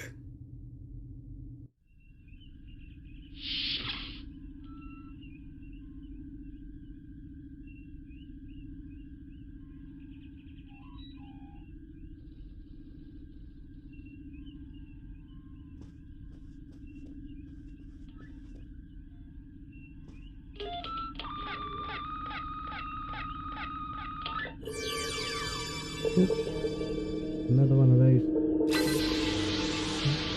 So you just use the Nice work. I'm getting some readings from Deck 11, but I can't pinpoint them. Some sort of interference. We'll need to get close and scan by hand. Start with the mess hall. There are a lot of people coming and going there. Right, head into Deck 11 now. As I was saying, with those modulation puzzles, you just need to use the up, down, left, right keys to match the modulation. It's fairly simple when you get used to it.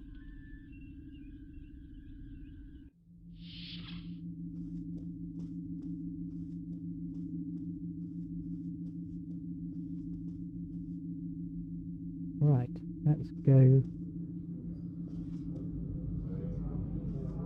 the mess hall. Let's talk to these, scan these people.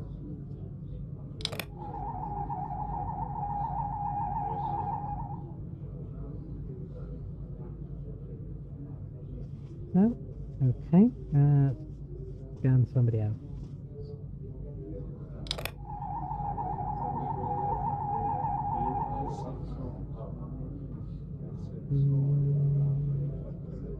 Oh, we found them. Have we found them?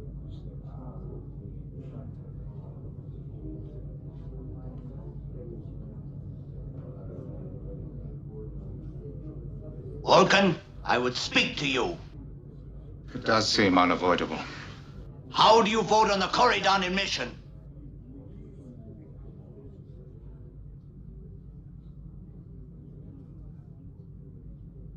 Okay. And the next one.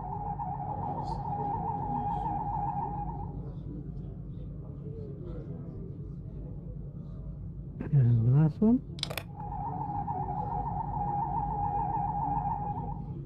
Sensors are showing that one of the delegates is leaving the lounge. Follow him. He might be trying to slip out before you can get a scan. I'm on it. He won't get far.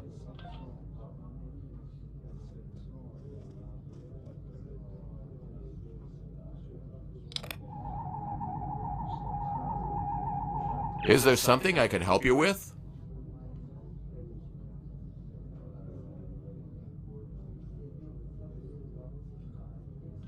Oh, should I be concerned? It was my understanding that the transporter filters out biohazards. We're being especially thorough, Ambassador. For everyone's safety. You understand, I'm sure. Of course. Now, if you'll excuse me, I'll be on my way. Have a pleasant evening, Ambassador.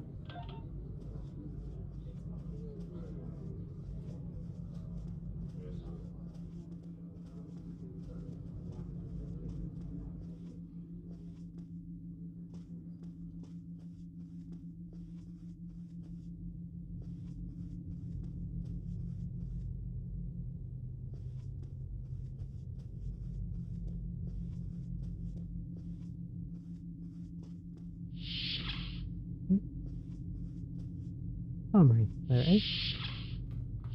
Hello, everybody. Looks like they're on the move, though I'm still getting a lot of false readings on the sensors. Let's keep checking the deck. Like the old Russian saying goes, 2 heads are better than 1. Right, let's head back to the junction and collect some readings.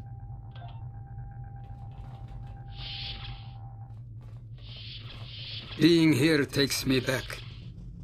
It was quite a different time for Starfleet. Head back toward the reception.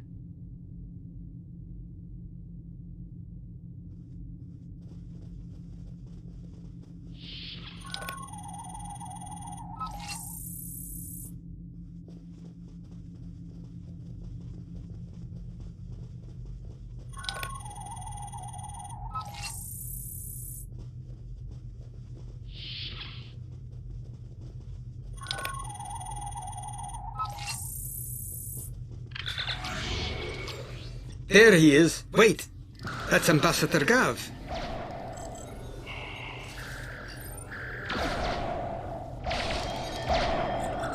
One down and likely more to go. There's nothing we can do for Ambassador Gav, unfortunately. If memory serves, Captain Kirk was attacked next, on Deck 5. Let's move out before it's too late for Kirk.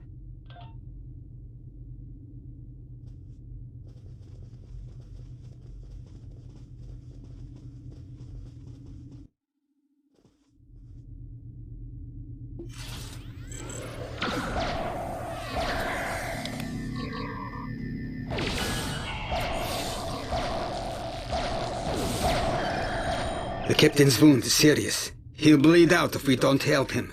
Stabilize him, quickly. Dr. McCoy will be here shortly to finish the job. Leave it to me.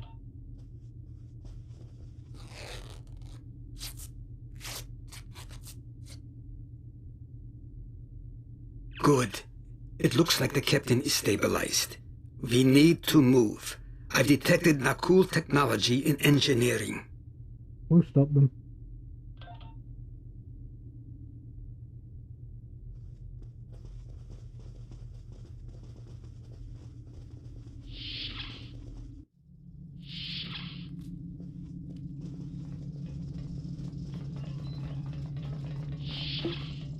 Someone sent a bomb in here.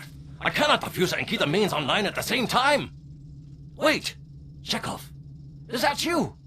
You look older than me, laddie. And you, the last time I saw you was on Dorzana Station. Something was dodgy then, and it's more than a wee bit dodgy now.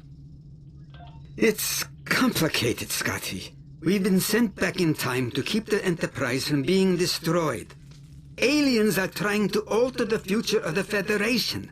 There's no time to explain. You have to trust us, old friend. We're here to help.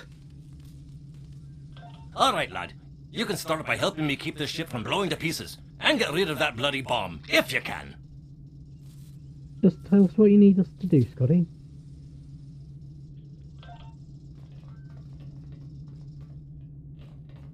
Divert power to the number 2 shield.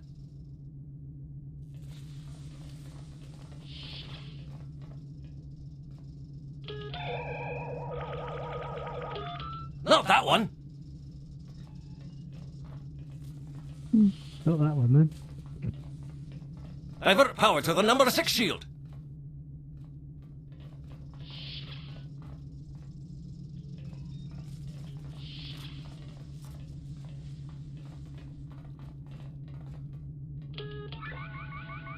Divert power to the number 6 shield.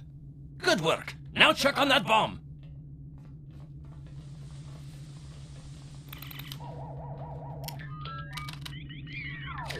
Auxiliary power to shields.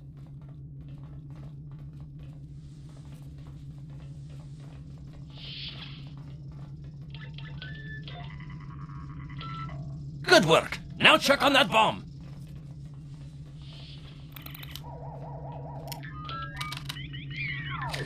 Repair teams to deck 5.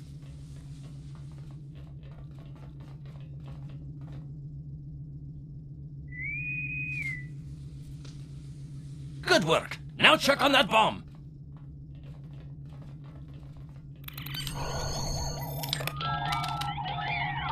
The captain's ordering me to cut the power? I see what he's about.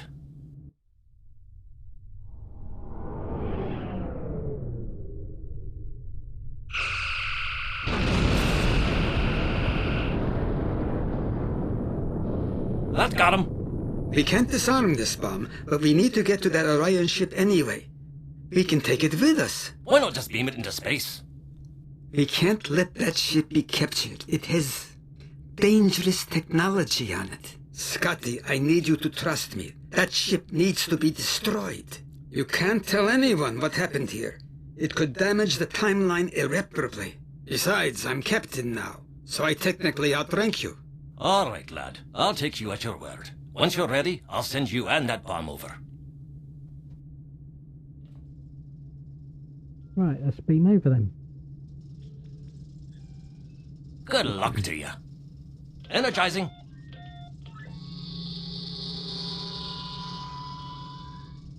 Now, what's this?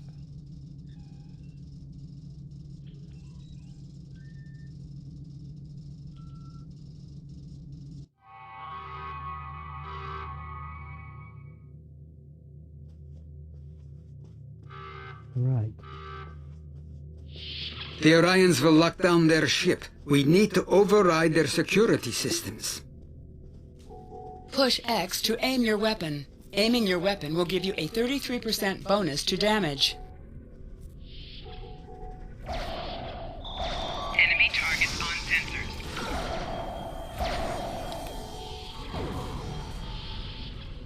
Use the B key to toggle between shooter mode and RPG mode.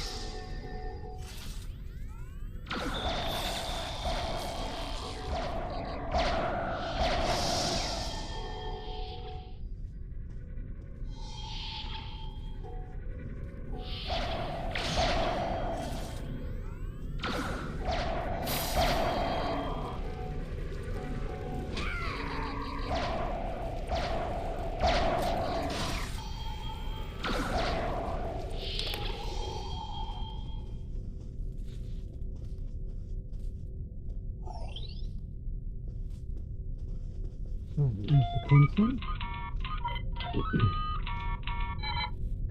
That's the first one. Find the second one. Did I miss that across the hall? Yes, I did. Oops.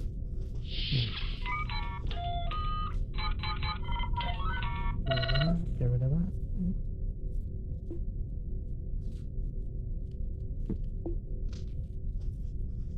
Right, let's find the next group.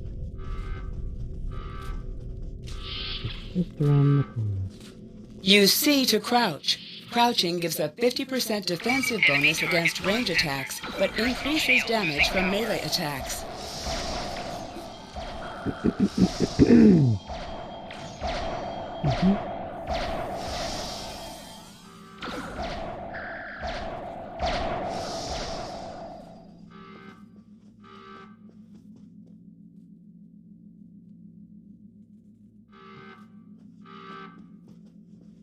Let's just pick up that.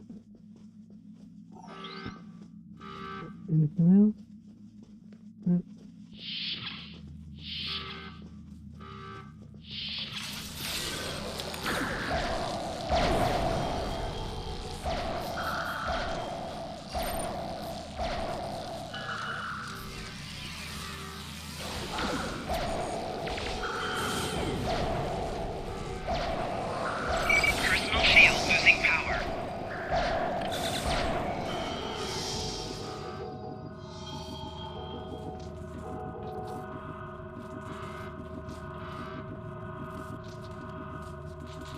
I'm going to try to attach the bomb to the Orion ship's engine controls. I'll need you to cover me. See if you can hold them at the doorway so they can't shoot me in the back.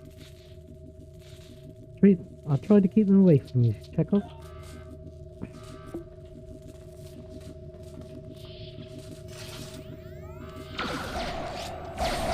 Enemy combatants in close proximity.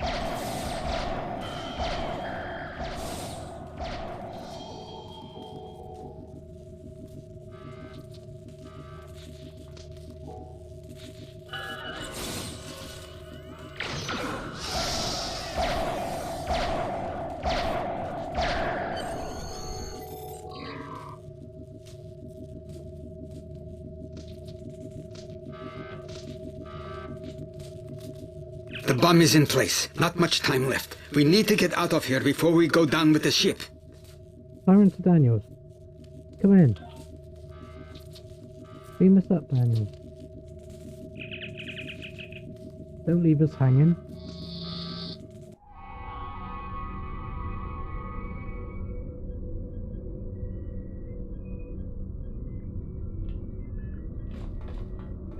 That was close.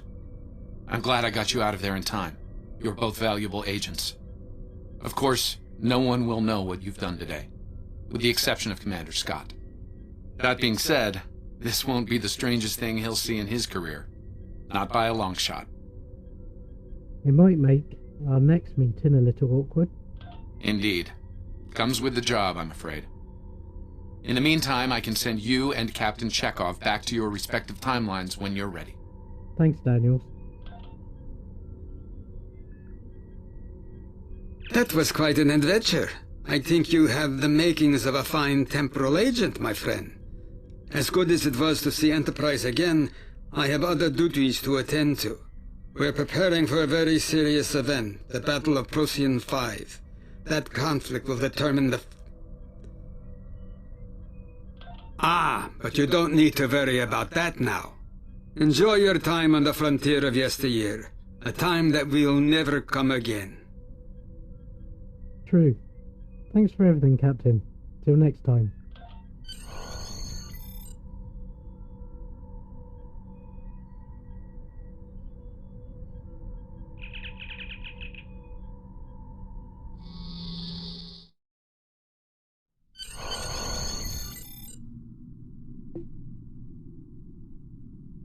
A lot could have gone wrong today.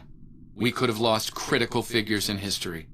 Sarek of Vulcan, James Kirk, and the crew of the Enterprise. The list is long.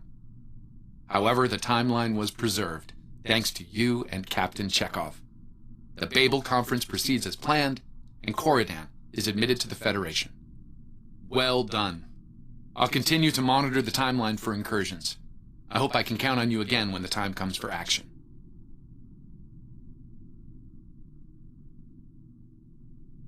Right, now we have to pick a tactical officer. So let's see, what have we got? A Vulcan male.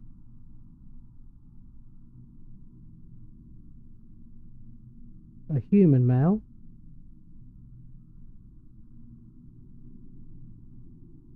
And a Tellarite. Now, the best one of these options is the human male tactical officer, because he has leadership plus, which gives them plus whole gen regenerate, and when you want to add a little bit of damage to your machine, to your starship, if you have a bridge officer with leadership, that will help. So congratulations, Lieutenant. Join. And okay, so things are heating up with the Tholians. Monitor stations are detecting large fleet movements toward Federation space, and they're refusing all of our diplomatic hails. We're doing all we can to prevent a war, but it's not looking good. I want you to join a task force I'm assembling. If this goes south, I want my best people on the front line when it does. Right, so we're going to get more experience points, more expertise, and more another console, beam array, beam bank, and lithium model. Stay safe out there. Let's set a course. And yeah, the Federation shouldn't be having significant issues with the Tholians at this point in time. I've been scanning the timeline and I think I've found the problem. 2 years ago, a Tholian colonial fleet was destroyed. The Tholians blamed the Federation, and increasing hostilities have ultimately led us here. This is something I'll need your help to correct. Okay. Off we go. I've pinpointed the incident in question, setting Temporal Transponder back 2 years. We need to correct the timeline during the Defiance encounter with the Tholians. Right, so that new human that we got that has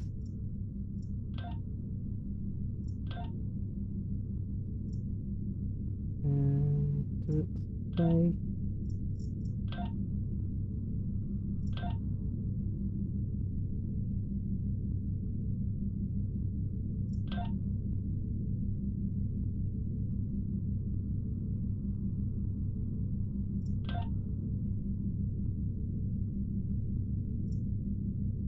okay, so it doesn't say anywhere there, but he's got leadership. So if we put him in a in one of our slots on the ship, that will give us bonus hull regen. Whereas Tarzi, who doesn't have that skill,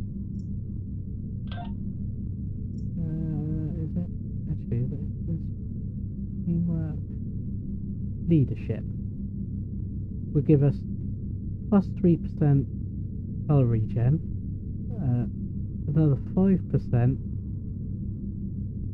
3% in combat, 5% out of combat, and a 20 resistance rating.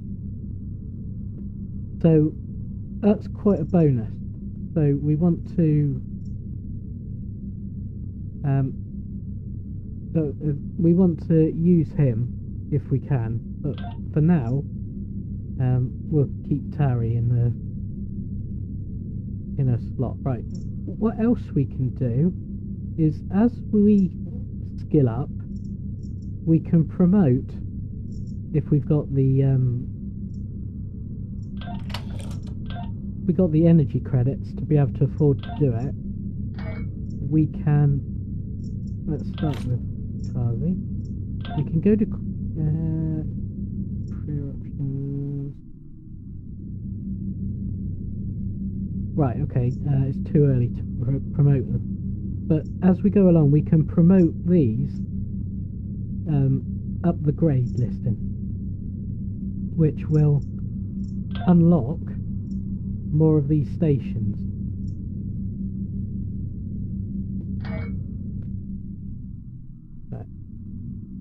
Let's just check our episodes. Where are we? We've got 1, 2. We've got 2 missions left of this tree. Let's go again. And what I'm trying to do is get to the mission that we receive the Temporal Transponder. And once we've received that, we've arrived in 2268, and not a moment too soon. The Nakul are clearly out for blood. Tholians are quite xenophobic. They may feel the Federation is part of the problem here. Yes, so I'm trying to get to the episode that we get to the Temporal Transponder, and that would definitely mean that we're Temporal Recruit at that point. At the moment, we're not. We're just still going through the tutorial and through the first few missions. So we'll continue until we get the Temporal Transponder. Also, it looks like I've got another 2 points to use if it'll let me use them. Let me just have a look to see which ones we need next. So we've got the two in the engineering to start with, hull restoration. So the next one we need in lieutenant is hull capacity, which will give us 50 extra points in hull capacity. So we'll test the hull capacity, and then shield restoration, which will give us 50 points in shield restoration.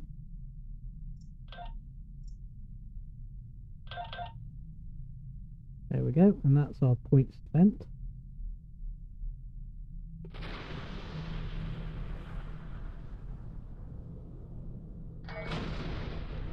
We've got to convince them otherwise, Daniels. We're being hailed by the Defiant. I'll remind you that our orders forbid us from telling them anything specific about the situation. I recommend deflecting their questions until the situation here is resolved. Agreed. Put them on screen. Good to see you. We're in a real tight spot here. The Tholians were taking a serious beating when we reached the system, and the other ships opened fire on us the minute we dropped out of warp. Mind lending us a hand until we figure out what's going on? Sure thing, Captain. Let's save the Tholians while we still can. This was a Tholian colony fleet. See if you can take a little pressure off. We need to firm up our shields. Yep. I'm on my way. Warp coordination. Warning, ship is under attack. The aliens have disabled the Tholian flagship. She's in Target's trouble. shields have failed. One down. Sir, if the Nakul kill the Queen, an entire Tholian bloodline will be wiped out. You might also notice once the target has been defeated, Integrity compromised. you can defeat this one. You see the purple. See the purple Enemy boarding experience parties are point? beaming to the Every Tholian time flagship. you defeat a enemy, you get points. Destroy the aliens. Defend the Queen.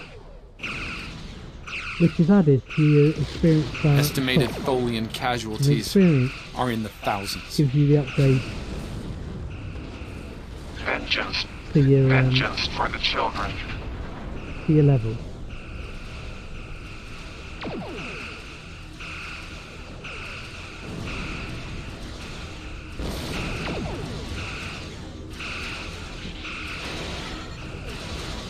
Target's shields have failed. And CNAT has given us tractor beam skills, so that we can put a tractor beam on the target.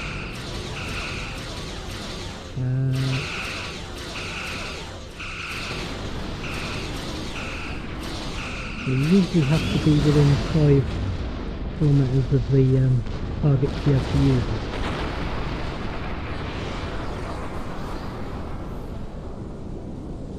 So let's use our evasive maneuvers to speed up a bit. Warning, ship is under attack. We'll use our high yield as well. Target's shields have failed.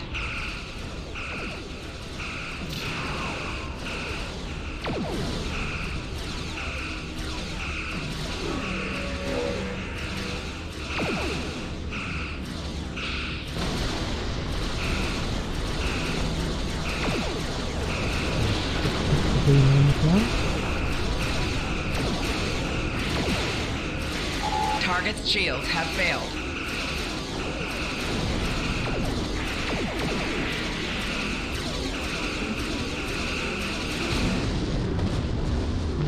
Try and get quick raid before it explodes on us, or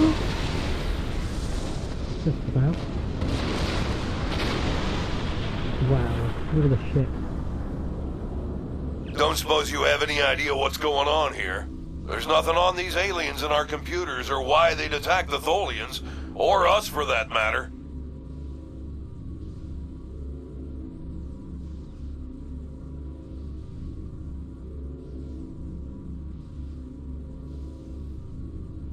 Let's go for later, Captain. I'm going to stop the borders and Tholian flagship. All right, do what you need to do.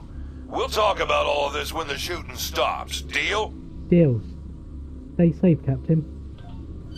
I know it doesn't feel great keeping information from the Defiant's crew, but believe me, it's for the best. I'll monitor the situation here while you assist the Tholians. Do what you can to save them. Good luck. Right, Emo. And now we've got all 4, which is the maximum away team that you can have. So let's accept that. I've found appropriate transport coordinates on the Tholian flagship. Hopefully you can convince them that we're not at fault here.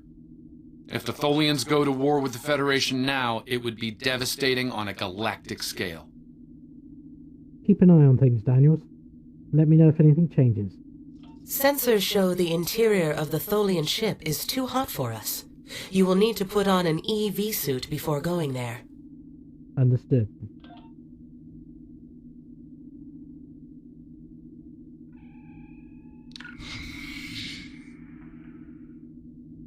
Oh, we've got some automatically. Right. Let's dismiss that. Although actually that's probably a important bit. You're in a hazardous environment and have automatically activated an EV suit for your protection. Your EV suit replaces your armor while you are in this area. Your default EV suit has no defense bonuses, but you can acquire and equip special EV suits with improved modifiers. And if I open up the status, you'll see that you've got a slot for your EV suit. So when you pick one up, like we've got one now, you can slot it in there without losing your armor. And then as you get better EV suits, you can swap them out. And your away team also has the EV suit bodies. Right. And what we might do is chuck on that armor. So they've got a nice bit of armor. We'll upgrade that standard weapon.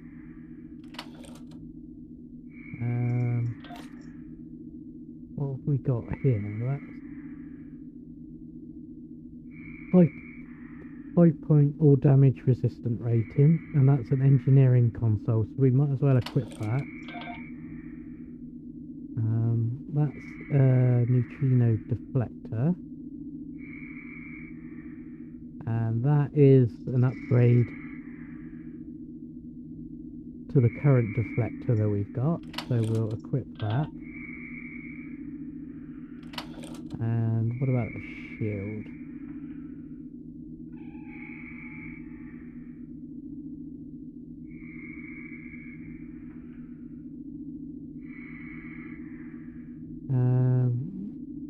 We'll leave that shield for now. And can we add that weapons battery in there? We can, right? Okay. Right, let's beam over.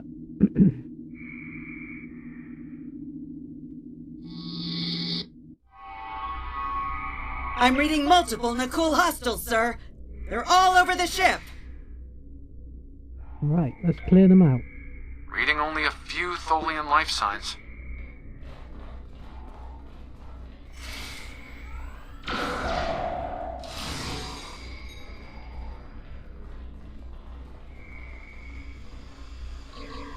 I'm detecting numerous Nakul life signs, and more are on the way. Nakul reinforcements are on their way to your position. Stay alert. Flanking damage detected.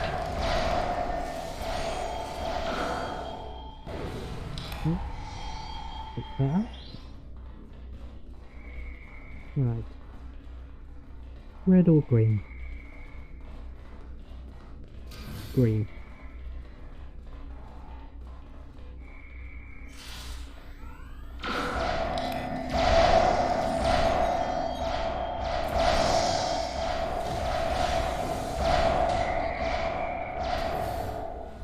Okay. Pick that up and there's some more.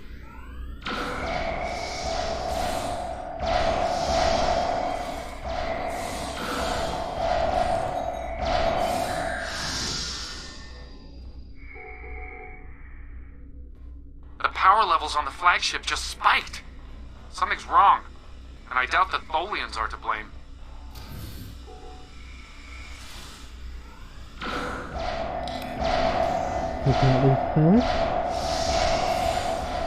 I'm reading more incoming Nakul transporter signatures. Alright, we'll go with them.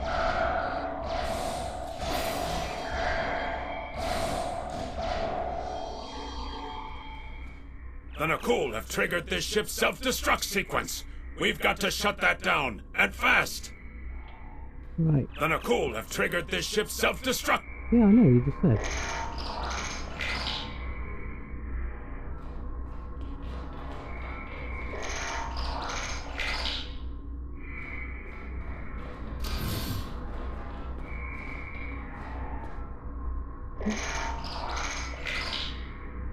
Right. Is that it?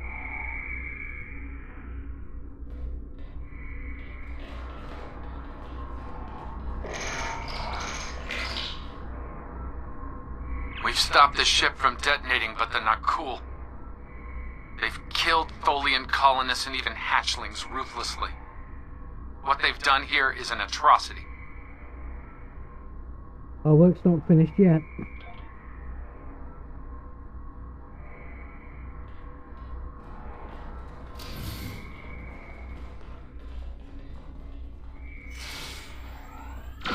Enemy targets on sensors.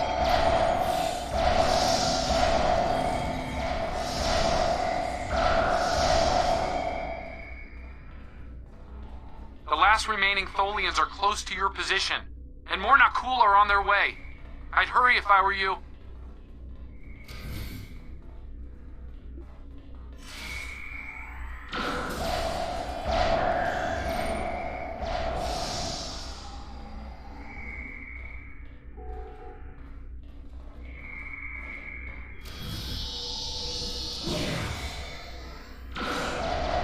Enemy targets on sensors.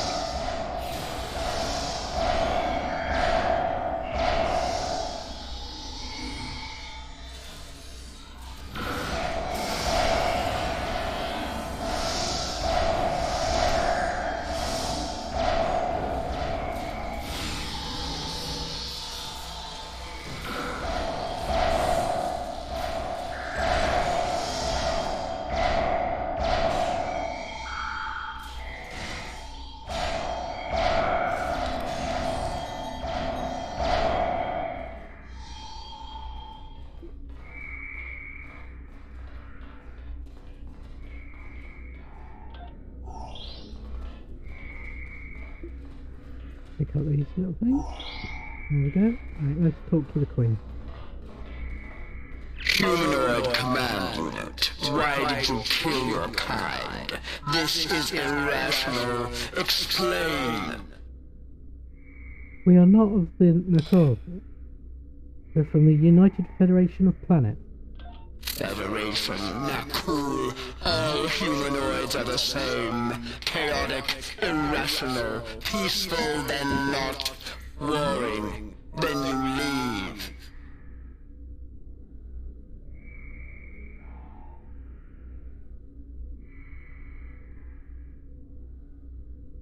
We are not the same as the Nakul, Majesty. We are not your enemy.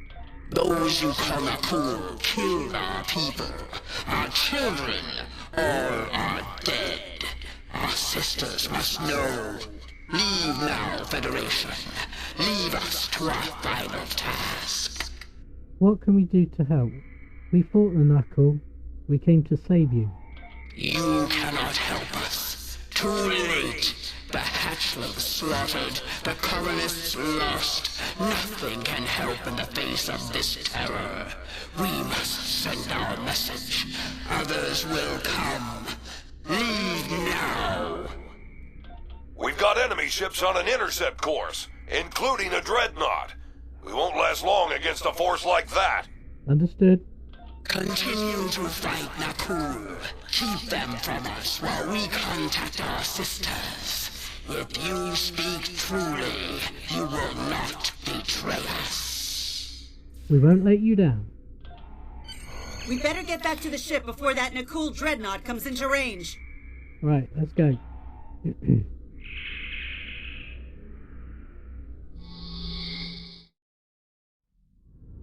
I've been monitoring the Tholian Queen's progress. She hasn't been able to send the signal to her people. Orders? We'll protect her while she works, Daniel. That message must go out. Okay, let's have a little chat. What's the situation here? Where did those alien ships come from?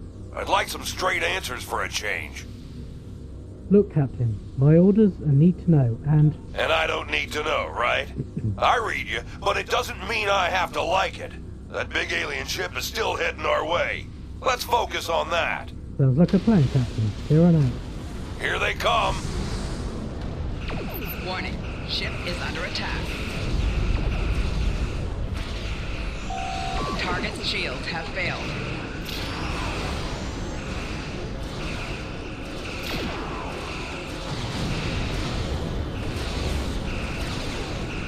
Four shields failing.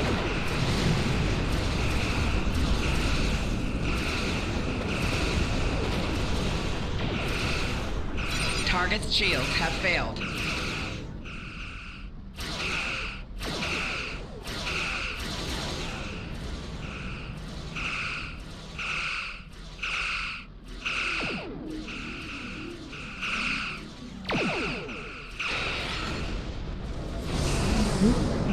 Another one?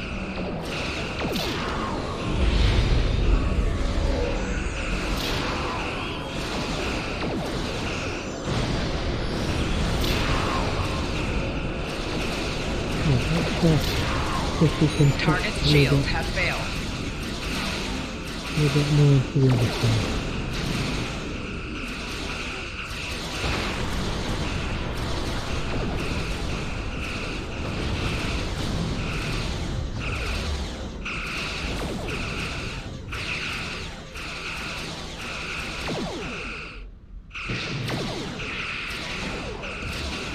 Target's shields have failed.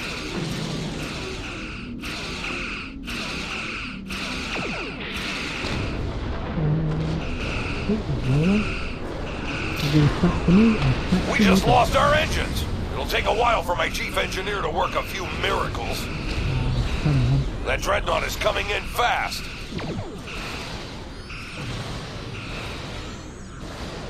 My engineers are gonna need time. A lot more time.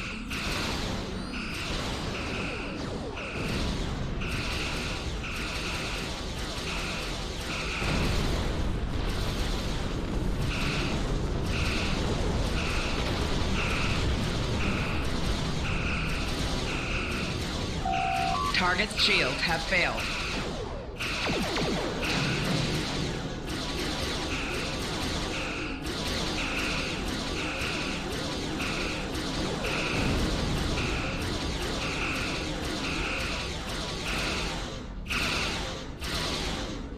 More ships inbound to our location.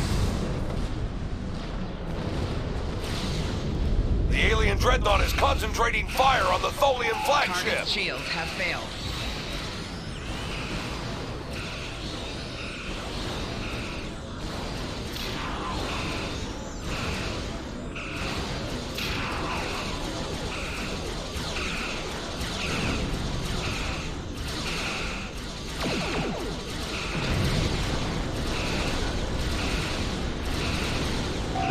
Target's shields have failed.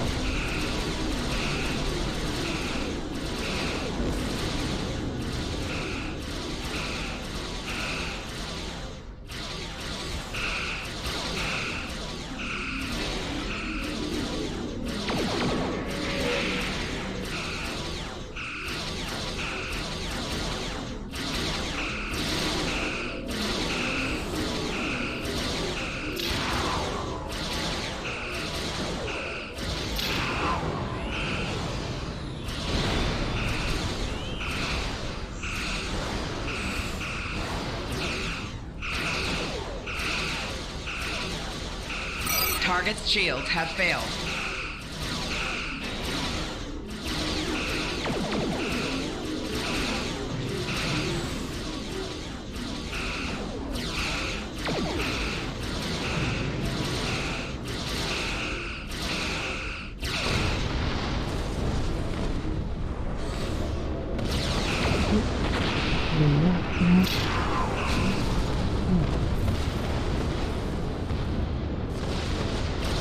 Now, how are we going to take out the big one?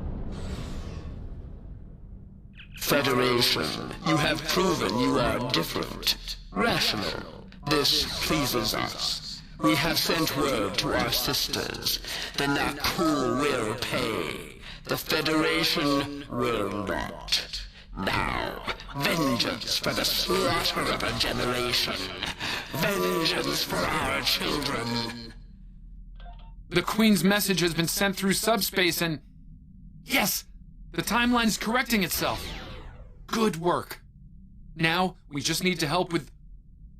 Oh no. The Queen is going to full impulse. She's gonna ram the Nakul Dreadnought! Evasive maneuvers. Fire into Defiant. Get out of there.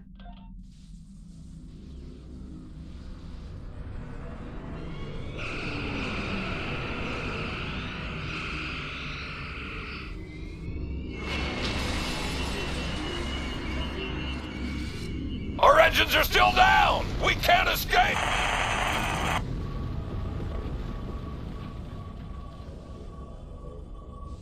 Oh no.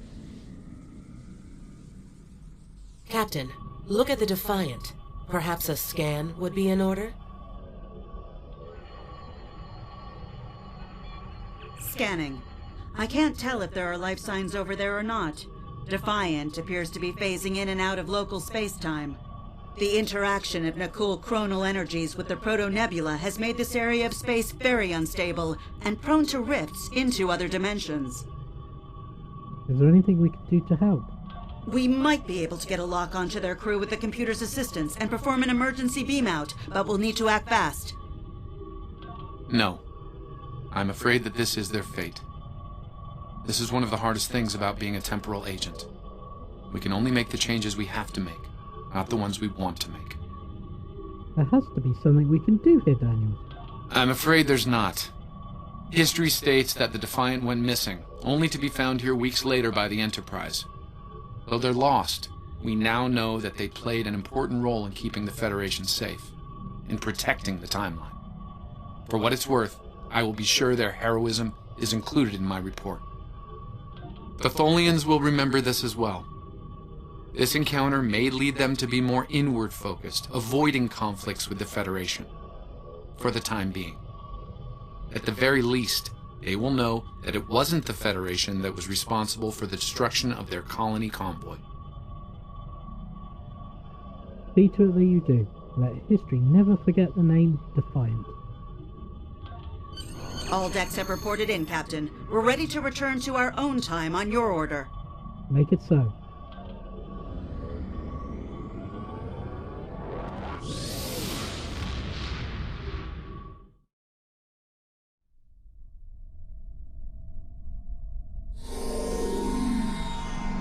Captain Archer had similar concerns when I worked with him.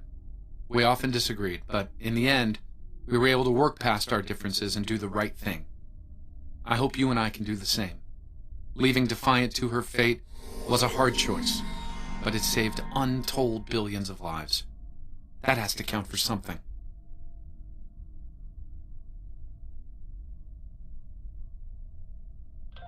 Congratulations, Lieutenant. We have a situation in the Caleb system. The Klingons are massing a battle fleet in that sector, and it's pointed at Federation space. I'm leading a force to respond to this aggression, and I want you to be a part of it. If they cross the line, we need to be ready for anything. Right, so what are we going to get as a reward for this one? Experience points, expertise, a new phaser, new beam arrays for the ship, and a new torpedo, shield, and pistol, and some dilithium. Right. Stay safe out there. This is a pivotal moment in Federation history. Let's set a course.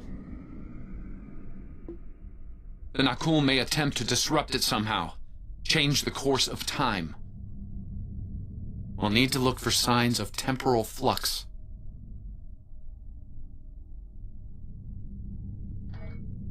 If they show up, we'll need to deal with them, no matter what. Okay, and we've got another skill point to use.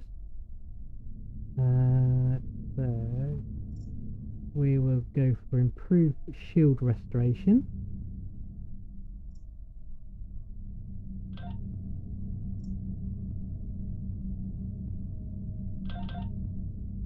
Okay, that's that.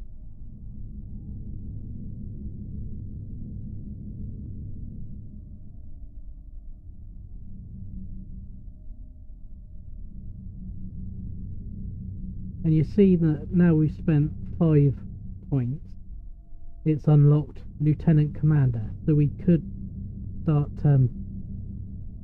spending points in this category.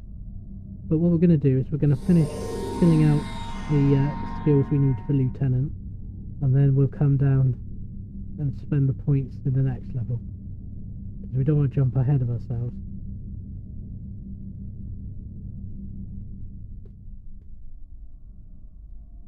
So close that. Let's see where we're going. Oh, crikey, that's going to take a long time. We do anything else while we're waiting?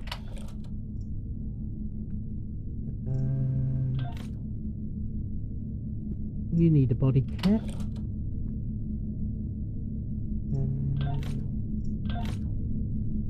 You can get an upgraded shield.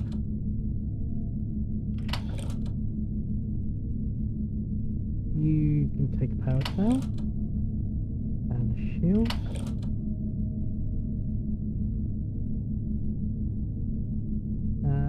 For now, I'm gonna stay with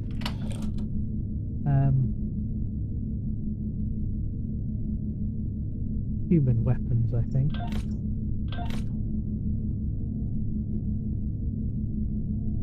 See, let's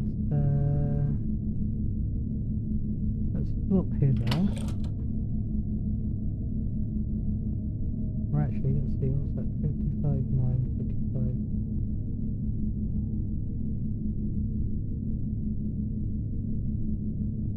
Yeah, that'll do for that. What about the ship? Right, is that any better?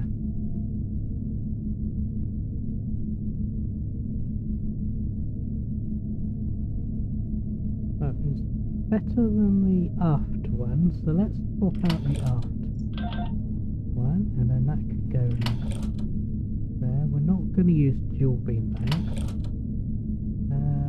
Shield. Better capacity, but less regeneration. So we're not going to use the shield. What about? We're not going to use that. Let's stick that there. What's that? Shield restoration on science. So we haven't got anything in science yet. So let's pop that in there. And that's that, and we've arrived at the Battle of Caleb Hall. Right, let's get to it.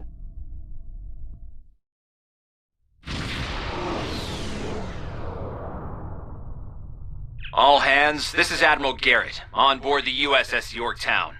I'm the commanding officer of this task force.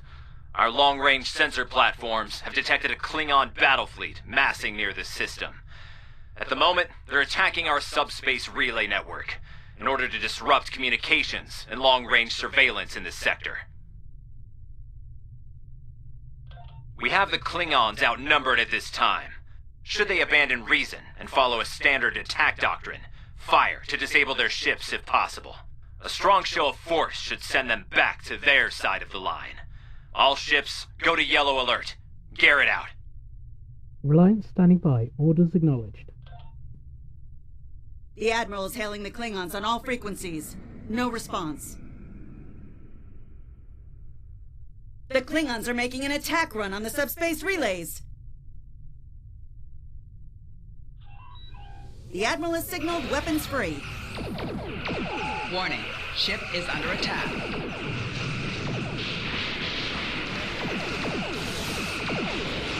Target's shields have failed.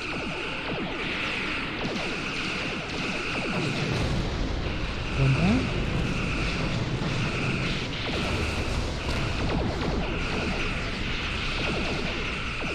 4 shields failing.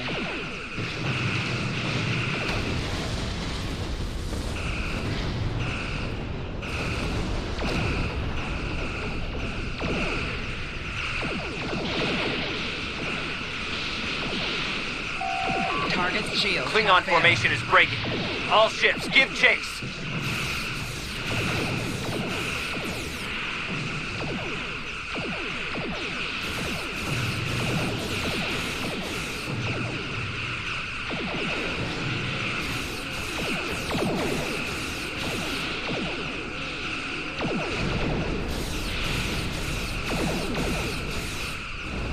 Let's get this one.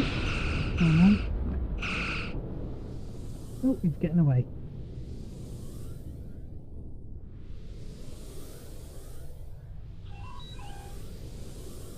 Oh, there we go. Put that one.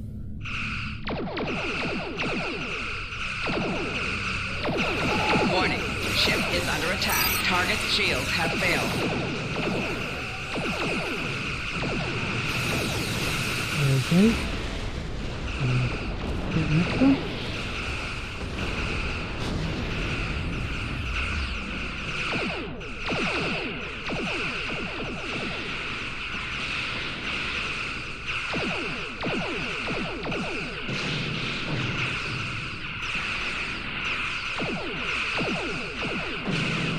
Something odd on the sensors, Captain. Reminds me of a cloak. Target's shields have failed.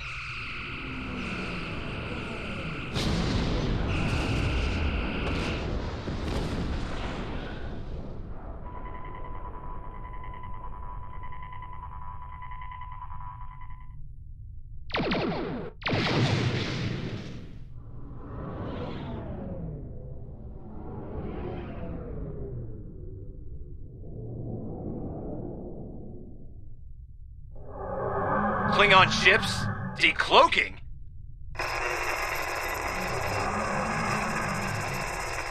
All ships, this is Garrett. Execute Battle Plan Sigma 4. Repeat, execute...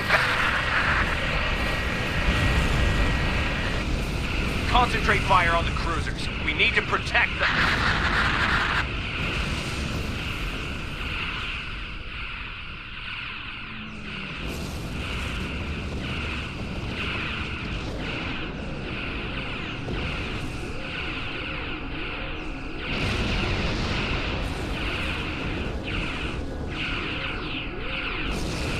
Uh-oh.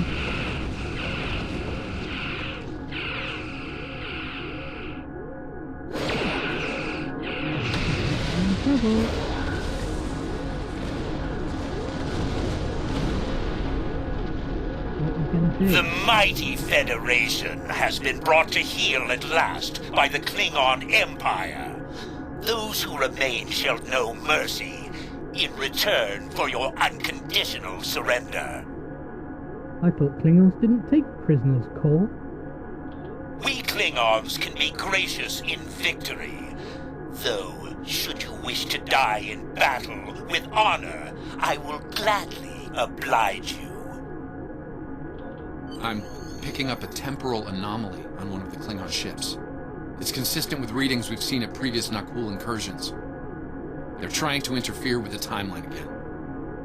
Until we break out of this tractor beam, there's not much I can do, Daniels. Leave that to me. I'll modify the transporter and beam you over, past their shields. Once on board, free the ship, and neutralize the anomaly if you can. Hurry. We're literally running out of time.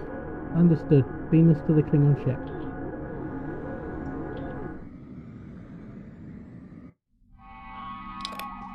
Daniels beamed us into a barracks. I'm not picking up any security alerts. Looks like we got the drop on the Klingons. I brought several photon charges along. If placed tactically, we can use them to disrupt this ship's power grid and take down the tractor beam. Good thinking. Let's move out. I want the tractor beam out of action.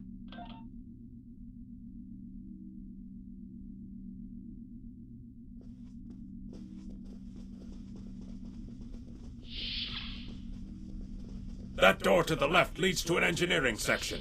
Good place to set a charge. Enemy targets on sensor. Spiking damage detected. Personal shield losing power.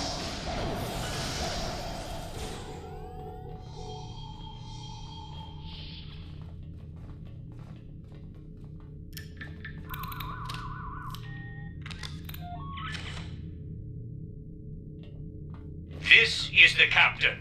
There are intruders in the engineering section. Eliminate them immediately. So much for the element of surprise.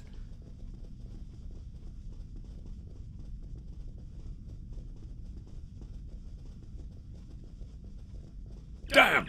The door's locked and we don't have their door codes. I think I can bypass it, but it'll take a little time. We'll cut it open. No time for anything else. And I don't care about property damage to Klingon ships.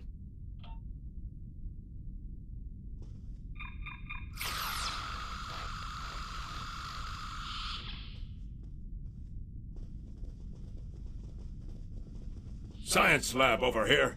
Probably the only one on a ship of this size. Another good spot for a bomb.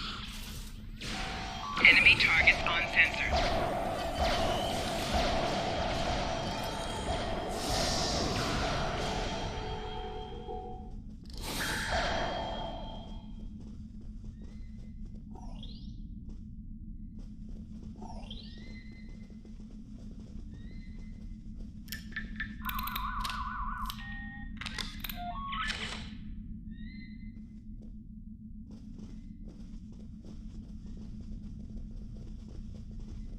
That's the second one set.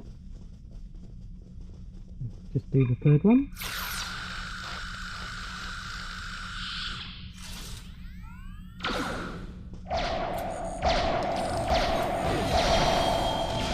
Brace the grenade.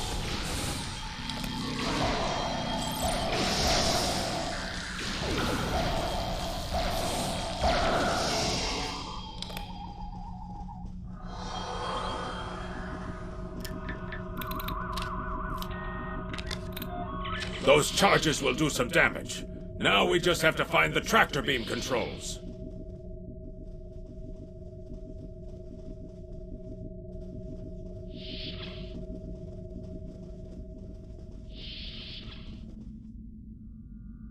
You need to finish them now. All of them. You don't understand how dangerous they are. I don't need to do anything. Do not forget who is captain here and who is merely a visitor. I've given you the means to victory. I suggest you use them. Now. Noted. Though it seems we have other concerns now. I warned you, Core. Deal with this. Don't fail me. Well, well. I was hoping for Kirk, but I got you. Pity.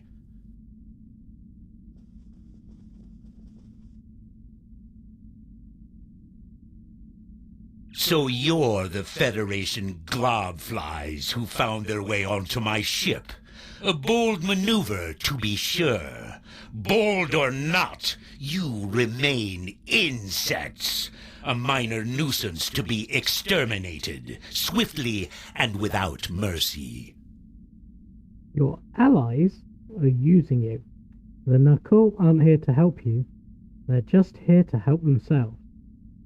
And in that way, we are alike, for we both are here to help ourselves. Today, I will take what I want in the Empire's name and use it to utterly defeat the Federation. And the Nakul? Should the time for war come, we will meet them in glorious battle. But for now, our goals align.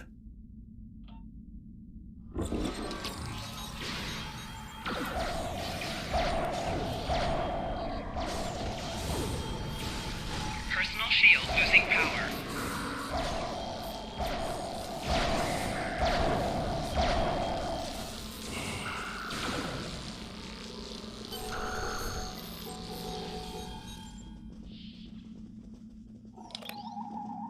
The charges are ready to blow. We should get back to the ship and take out the tractor beam. Are you ready? Alright, let's go.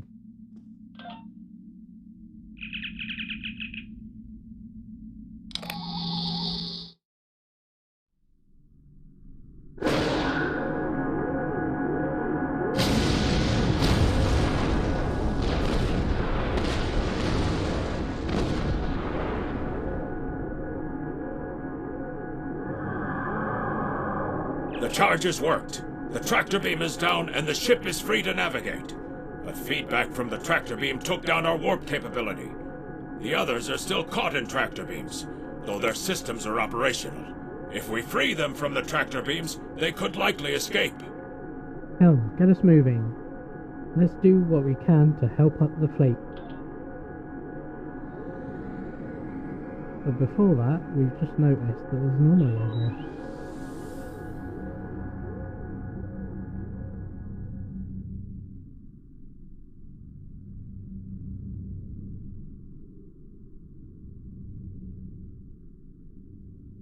Hydrazine gas.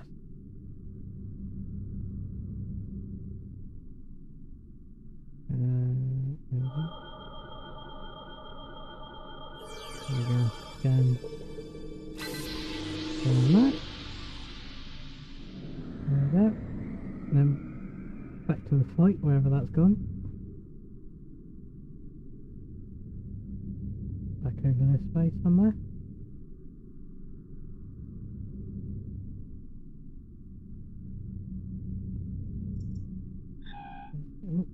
Over that way. There they are.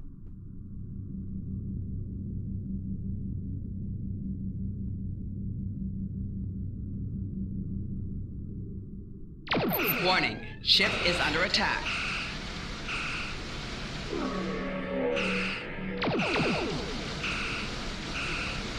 Target's shields have failed.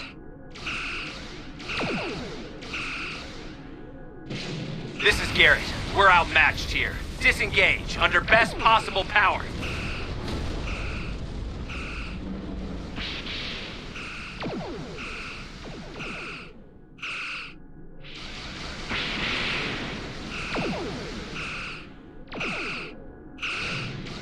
Well done. Target's Thanks for the shields help. have failed.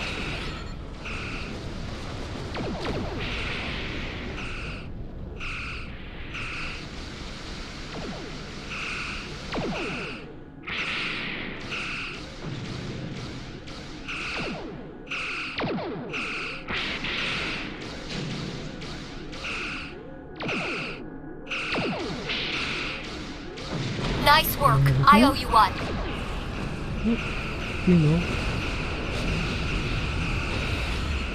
Make for heading 265 Mark 10 at best speed.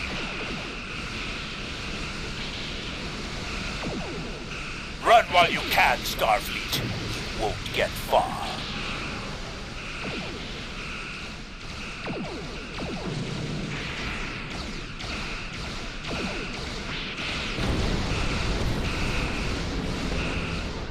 Target's shields have failed.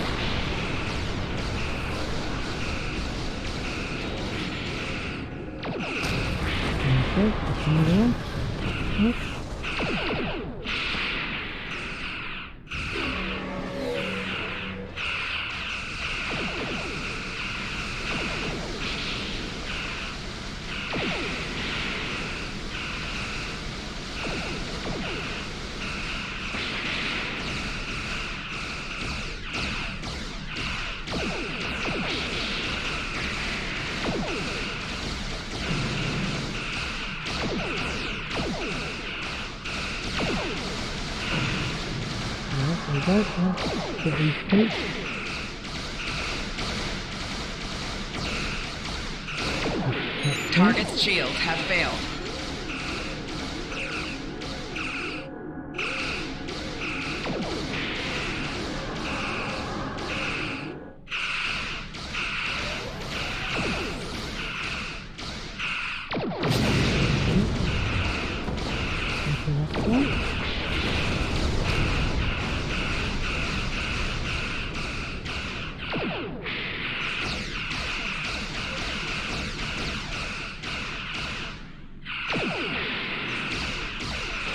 Won't be forgotten.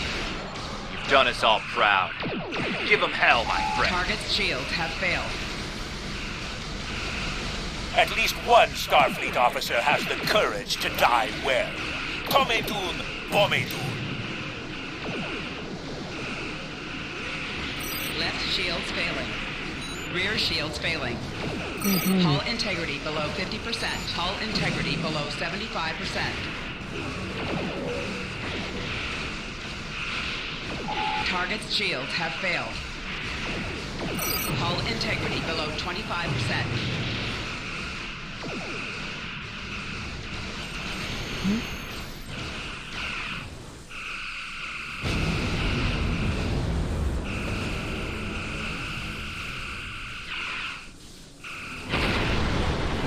Oh no! I'm afraid you're dead. Your ship was destroyed in combat while protecting the retreat of Admiral Garrett's forces. Your sacrifice allowed Garrett to warn Starfleet about Klingon cloaking tech. But your ship was lost with all hands. At least, that's what's in the history books. I've brought you and the crew members I could save to the early 25th century. You're being recruited as a temporal agent. Since you're dead, we're giving you a new identity. We have a speed training and reacclimation process that will help you to fit in. I know this is a bit unusual, but you'll get used to it.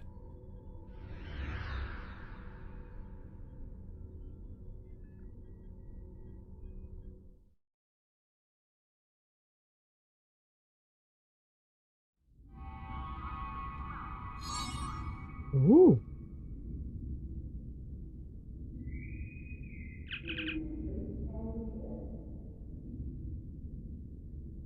Oh, we can get some more bridge officers. So, has it got any space? Any of these got any space abilities?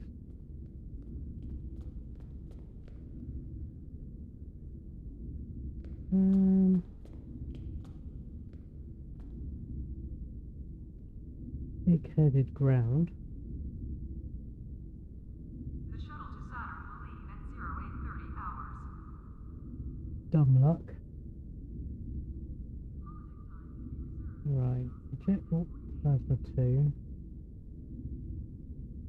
Atomic shockwave 2. Back pattern delta 3. None of those are particularly useful, so we'll go with that one.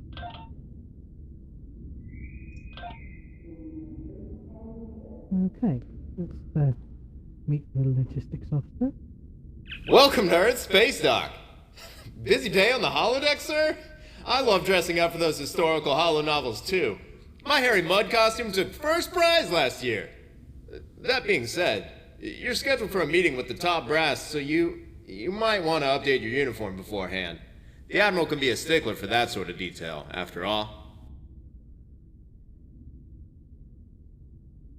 Okay, so we've got some more gear. More dilithium. Congratulations, Lieutenant Commander. Right. Welcome to Space Dock. You're scheduled for a meeting with the top brass, so you might want to update your uniform beforehand. The Admiral can be a stickler for that sort of detail, after all.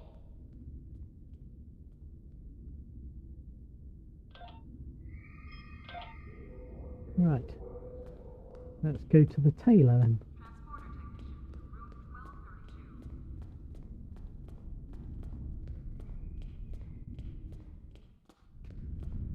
Now, as you can see, Earth's space dock looks a little bit different in the future. And that also means that, I can't show you there, that this sector space map has changed as well to the future.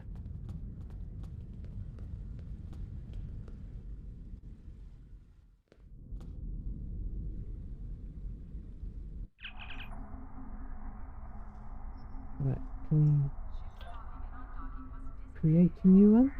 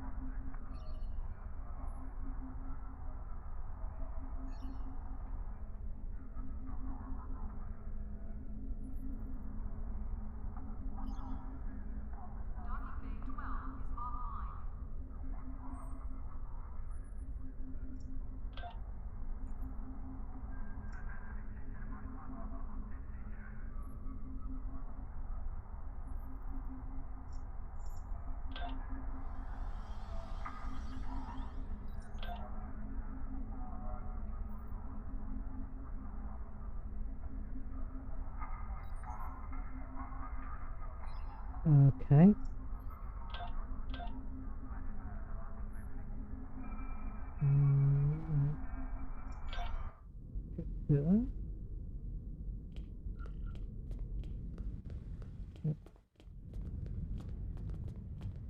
Go out to the Delta. Right, now we got our new uniform on. Now, if you want to quickly change your uniform, you can go up to the face, up to your face, change outfit, and that'll give you a list of the outfits. I didn't rename mine, but you can easily click change outfit and change your outfit. Right, now we're on the new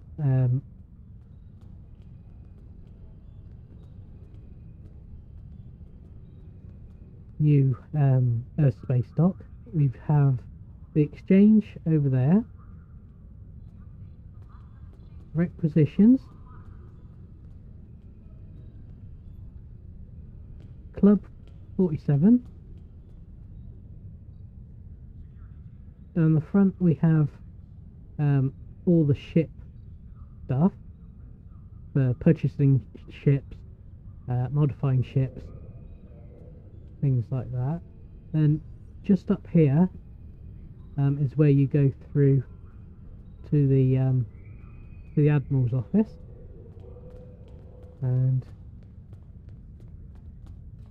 there are commodities and things you can buy, extra weapons, batteries, things. That's big. Welcome to my shop. That's a fine replica uniform you have there. Mid-23rd century, yes. My compliments to your replicator. Now, if you'd like to update to something from this century, have a look around and let me know if there's anything I can do for you. Thank you. Hello. You can alter your uniform and look here. Right. Okay, so I kind of jumped the gun a bit there, but never mind. Right, let's go and see our temporal agent.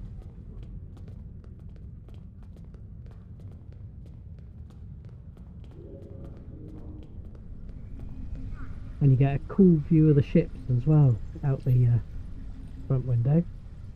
But where is Philip Craig?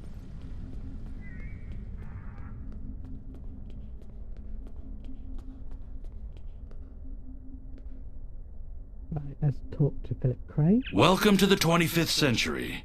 We've been expecting you. Your new cover identity is in place, and Admiral Quinn's expecting you in the office behind me. Report to him for your orders.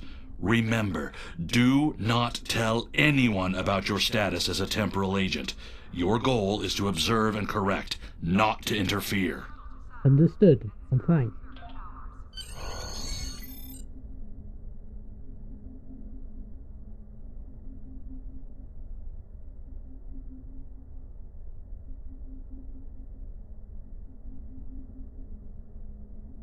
Right, we've made temporal agent then.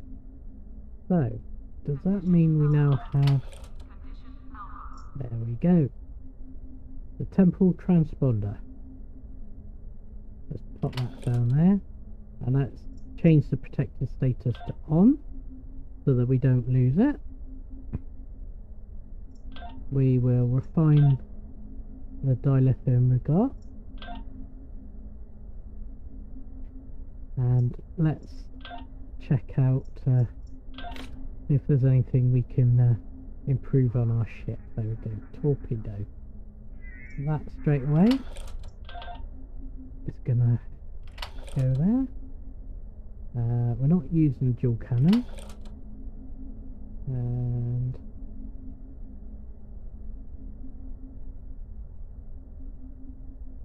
that phaser B can be upgraded. And the aft one's the same, so put that there. We're not going to use an engine battery. And this one is less than we're already using. Let's move. Don't need to do that. Right. Where are we on shields?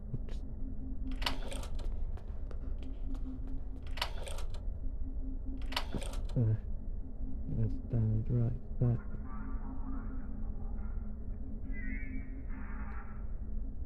So that's a better shield.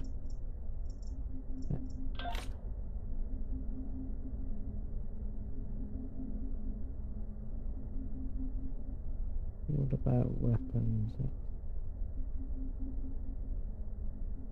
Can I swap that out? What's that? Condition Alpha. Repeat. Condition Alpha. Yep, that's a better weapon.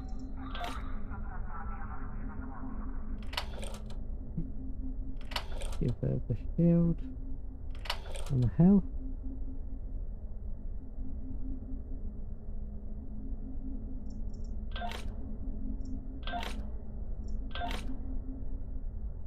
And let's stick that on you. We'll upgrade your shield because you've got a standard one. You've got a standard one, so chuck that on.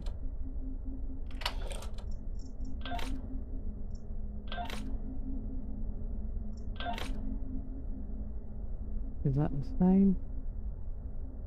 Yeah, that's the same, so you don't need that. Right. We'll leave the weapons. Condition Alpha. Repeat. Condition Alpha. Although, which one?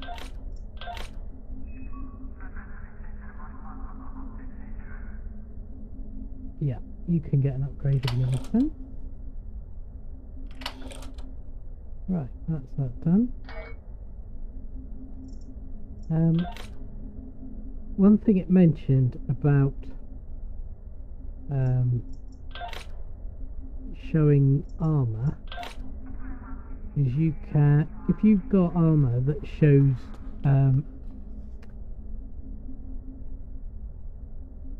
translucent effects on the shoulders and the body, you can it doesn't show on here probably because it's not got one, but when it's showing extra bits on it, like the show and hide weapon, you'll have an eye somewhere next to the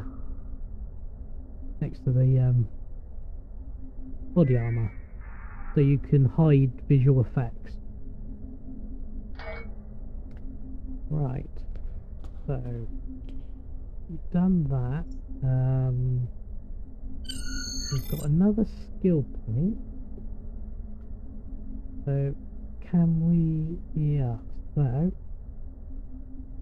the next one we'll go for is shield capacity.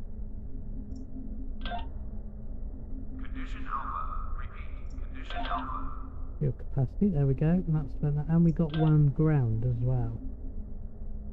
So we're going to need that one, and that gives the plus 60 health capacity. So we'll pick that, and that unlocks the next tier. Now we have an unlock, and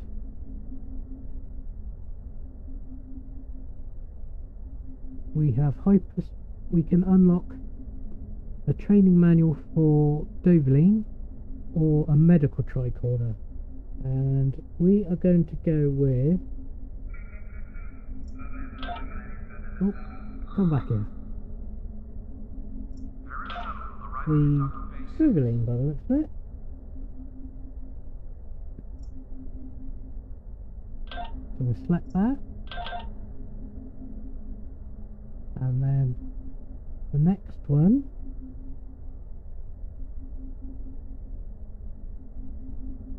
we're not going to be using willpower, so we'll unlock the device expertise.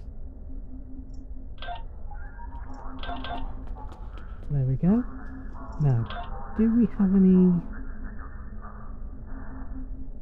No, we don't have any unlocks for space yet. Okay, great.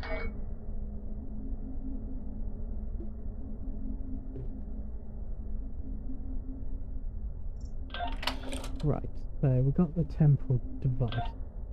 So now we've got the temporal device, we can go on and do the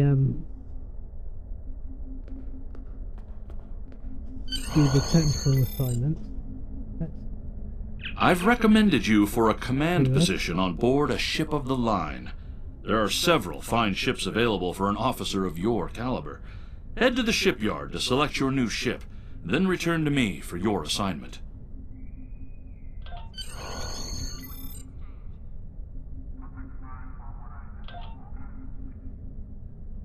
Right, that's just turned in that mission, so that's okay. Great. Right, so I'm going to end it here. And on the next time we do Star Trek Online, we are going to buy a new ship. We're going to explore Earth space dock now that we come to the future. And I'll show you around there so you can see all the different departments. We'll see the bank where we put extra stuff. And do some more missions. So that's it for today. Thanks for watching, and I'll see you in the next one.